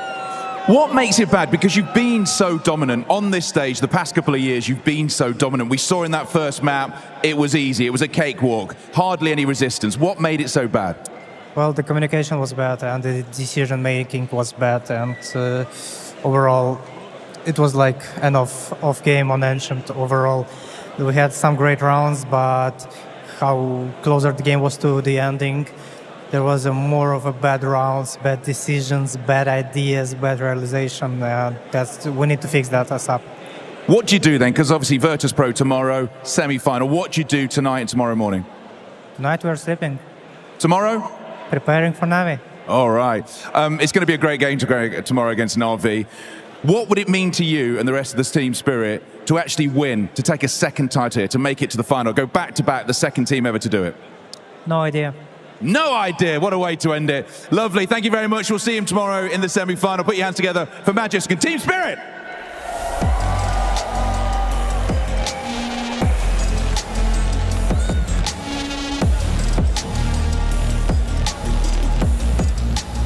Well, as bad as Magisk may have thought that second map of Ancient went, a win is still a win, and a semi-final spot is still a bloody well-earned spot in that semi-final. Rematch versus Na'Vi, that is going to be a very tasty treat indeed. I know, it's so juicy. We're all happy it gets there just because we want that matchup. Look, I feel like I can actually answer that question better than Magisk, because I feel like I know exactly what happened. Is you get a 13-2 win on the map, on the first map. It's nice and easy. It's breezy. You have no problem, no qualms. You laugh a little bit. You giggle with the boys in between the maps, and you come back for map 2. And no one's focused on the game. Everyone's thinking about how easy that first map was, how calm it was, how you had no issues. Everyone comes in, plays a little bit loose, plays a little bit out of themselves because, you know, it was easy. I get to flex a little bit, I get to make some cool plays, and they get surprised early on and they got to fight and have a comeback. Yeah, I think you're right. I also do want to take Spirit in defense. You know, I think it can be very rough as a team to motivate yourself for a game like this. Again, we talk about a team that is arguably the best in the world. They're probably already in the back of their mind thinking about Na'Vi, you know, the game and the semi-final tomorrow. They know they were going to win today. It was just a question of how they were going to win. So in order for you to set yourself up for this second map after winning Train in that fashion, it can be a bit of a tough task for Team Spirit. We'll have no issues with that tomorrow. No, I have no issues with that against Na'Vi. No, I'm really interested to see that rematch happening on stage, because obviously in the group stage we finally saw Na'Vi pulling off a W versus Team Spirit, who have basically haunted them throughout the entire duration of 2024.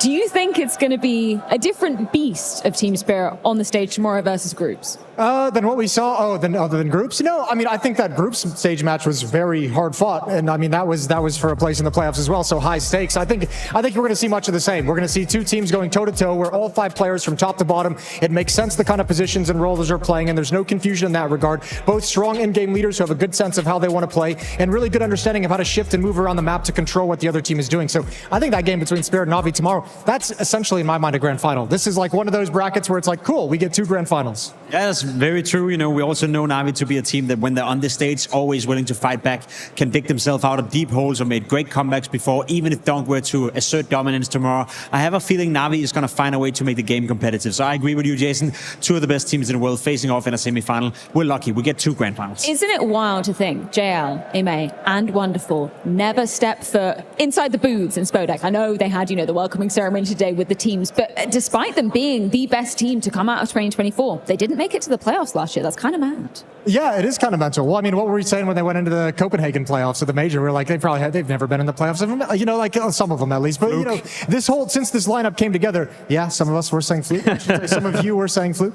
But no, I mean, it is a matter of like this team came together with so little experience, and they just got so good together so quickly, and which is very cool to see. And both these teams have a pretty similar time frame in terms of them becoming one of the best teams in the world last year. Yeah, and I guess that's the cool thing about that matchup specifically. I'm sure we'll talk more about it tomorrow, but obviously on one side you have Donk, the best player in the world, who is, I wouldn't say single-handedly carrying Spirit, but he is the spearhead of that lineup, especially on the T side. And then for Na'Vi, as you described right here, they're only as good as the sum of the parts in a sense. All 5 players can theoretically be the star, maybe minus LXCB, but you have 4 candidates for being the MVP of pretty much every single tournament Na'Vi is playing when they're winning. Whereas within the Spirit camp, it's always about Donk and Shiro. So it's 2 very different approaches to Counter-Strike and 2 very different strengths, so to speak. Well, before we put a bow on this quarterfinal, it's time to check in with our DHL MVP.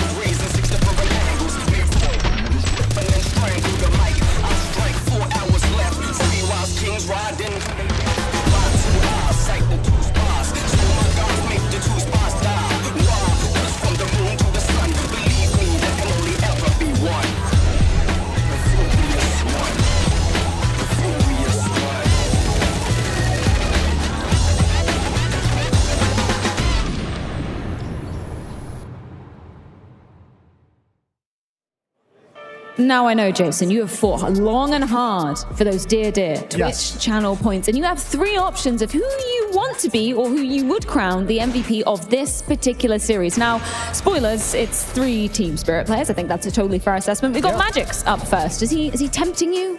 He's always tempting me a little bit. I like Magix. I think he's got a cool game to him, but Donk is obviously the ultimate temptation. Like, how can you stay away from it? Irresistible, and just another fantastic performance. Yeah, I mean, he's always going to show up. He had a couple of rounds. This pistol round in particular was very well done by Donk, but I think if I had a lot of Twitch point, Are you going to do it? I'm going to put him on Shiro. I think he had a fantastic showing. 182 rating over the course of the series, especially on train. Obviously, we spoke about him coming in with the orb and farming a little bit of VP. So well done to Shiro, my MVP of this game. Yeah, well, obviously, with all of those votes, they will be counting towards the MVP at the end of the Intel Extreme Masters Katowice 2025. Obviously, Magix, he gave us some solid words, some typical Magix words, I guess, up on that stage. How do you take away from that performance? He obviously wasn't super content with that map too. Is that setting off any kind of alarm bells moving towards? Not at all. I think it would be a big mistake to take in this matchup and take it into account when we value them against Na'Vi tomorrow. Today was a job that had to be done. Spirit had to win this game. They had to move on into the semifinal. Yes, you can say Shiro had a good showing, but I agree with you. It was on a very cheap notice on train, no flashes, no utility, no pressure whatsoever. So you could just play deathmatch and farm a little bit. Tomorrow, the game against Na'Vi is going to live its own life. So I don't think you should think about what happened today. You should focus on tomorrow. Also, no red flag simply because we saw them have some communication issues at the end of the group stage. They had to play those 2 best-of-3s in the last day, and the first one especially was a lot of frustration within the team, and it happens from time to time. And I think the good news that would make it, what's the opposite of green flag, I guess, would be the fact that they won today in a game where they felt like they were playing, as Magix said on stage, bad number of times. And all the best teams can do that, and Spirit obviously has that ability. Well, with Spirit securing a place in that semi-final, unfortunately, it does mean Virtus.pro is eliminated here in Katowice. So let's get a few departing words, courtesy of Trace and Electronic. Standing here with Electronic, Virtus.pro, not the result they were looking for, but obviously some things against the team today, right? So tell me about Virtus.pro on the stage here in the Spodek today.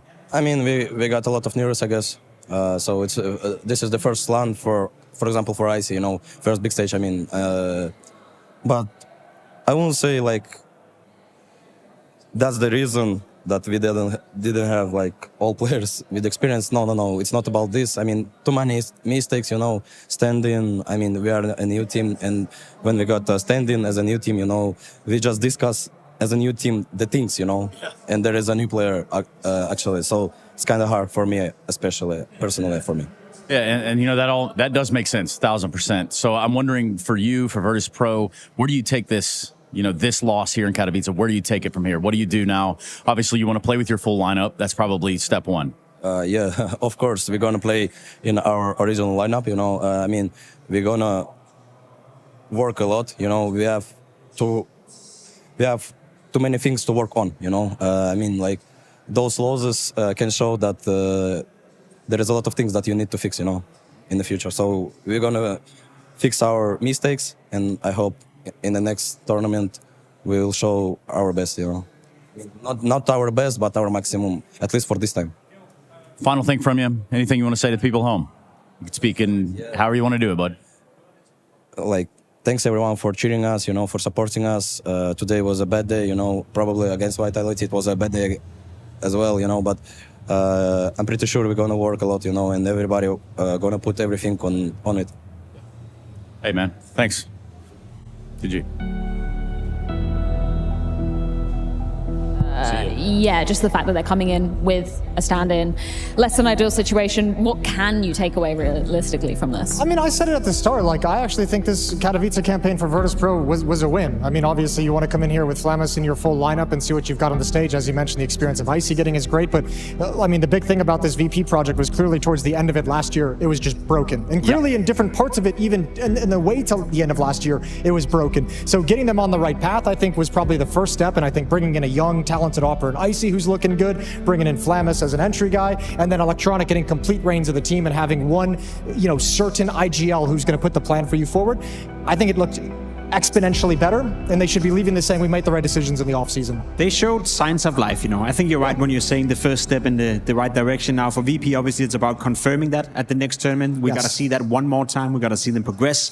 I will say that they are leaving with a bit of a mixed bag of feelings in the sense that the Vitality game wasn't really inspiring either. You know, maybe we saw a cap to where VP is at right now, but the win against G2, the way they progressed in the group stage, the way they significantly got better by game by game by game, makes you wonder if there's more potential in VP. So I agree with you. Overall, a big win for VP tonight. Forget about it, move on, you know, and confirm what we've seen so far. I mean, there's no shame, I think, when you don't want to talk about a Vitality game and then the Spirit on the stage. You've just lost like 2 of the top 3 teams in the world, top 4 or 5 teams in the, like, there's no shame in that whatsoever. Outside of, I think it was Pain who beat them to open up. They got trounced. That was kind of the red flag that then got corrected moving forward and gave us a better indication. But the losses that they've taken is like no surprise. Well, 2 teams eliminated here today, which means just 4 remain at IEM Katowice 2025. And we've had 2 waiting in the wings for those very, very tasty semi-finals. Of course, we talked about it. The rematch, Na'Vi versus Spirit, always a banger going down.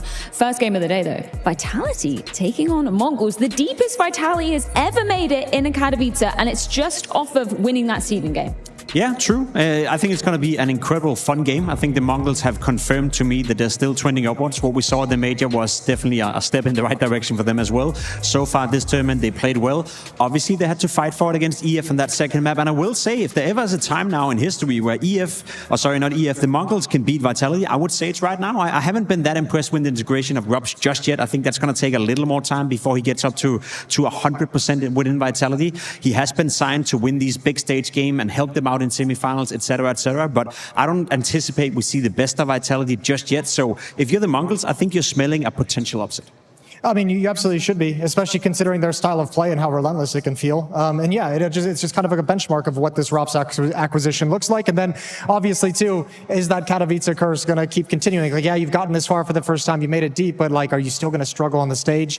Looking at ZywOo. Very excited to see exactly what is going to be going down tomorrow. Quarterfinals wrapped here at the Intel Extreme Masters Katowice 2025. We'll see you same place, same time tomorrow for those semi-finals.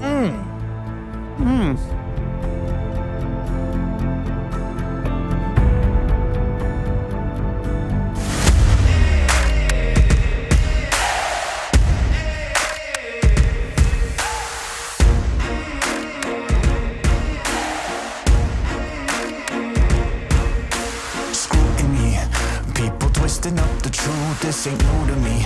Since the age of 22, I've been using it like it's fuel to level up, like it's champagne in my cup, like there's nothing interrupting my pursuit of dreams. There's a vision in my mind, it's consuming me. Take my confidence combined with opportunity, mix it up with unity, soon to be the greatest of my generation. Operation Victory. Fight or fly, we will stay through the perils we dare not to stray. Spark the match, light the flame. Out of luck, out of sight, dangerous, dynamite. Dynamite! Setting fire to the clouds at the speed of light. Going up, not coming down, screaming. Superman's kryptonite. Blowing up dynamite. Dynamite! Setting fire to the clouds at the speed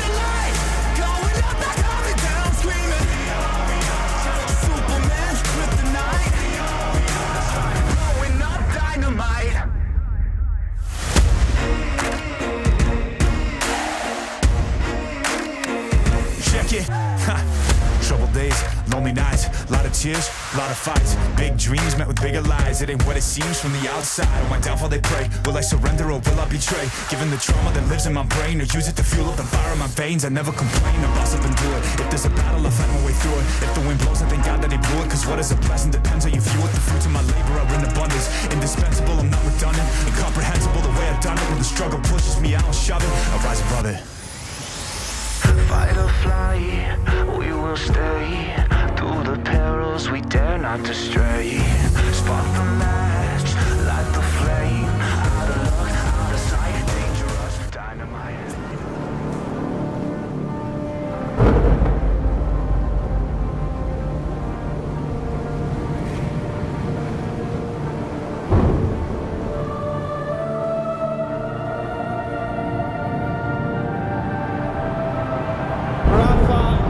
Making history. Absolutely phenomenal. And Ace is the champion of the Intel Extreme Masters World Finals. Storm's still not quite done. MC is going to take this fight, though. 3 seconds left. Last 2 rounds of passion's got to start it well for ESC. And this is a massive move for Zez, but he's not content with just a Nexus kill. He wants to win. And it's all done. A strong win. Unbelievable Rogue with a 4-0 victory over Classic. And they did it again in the grand finals. It's Navi! Give it up for your Intel Extreme Masters World Champion!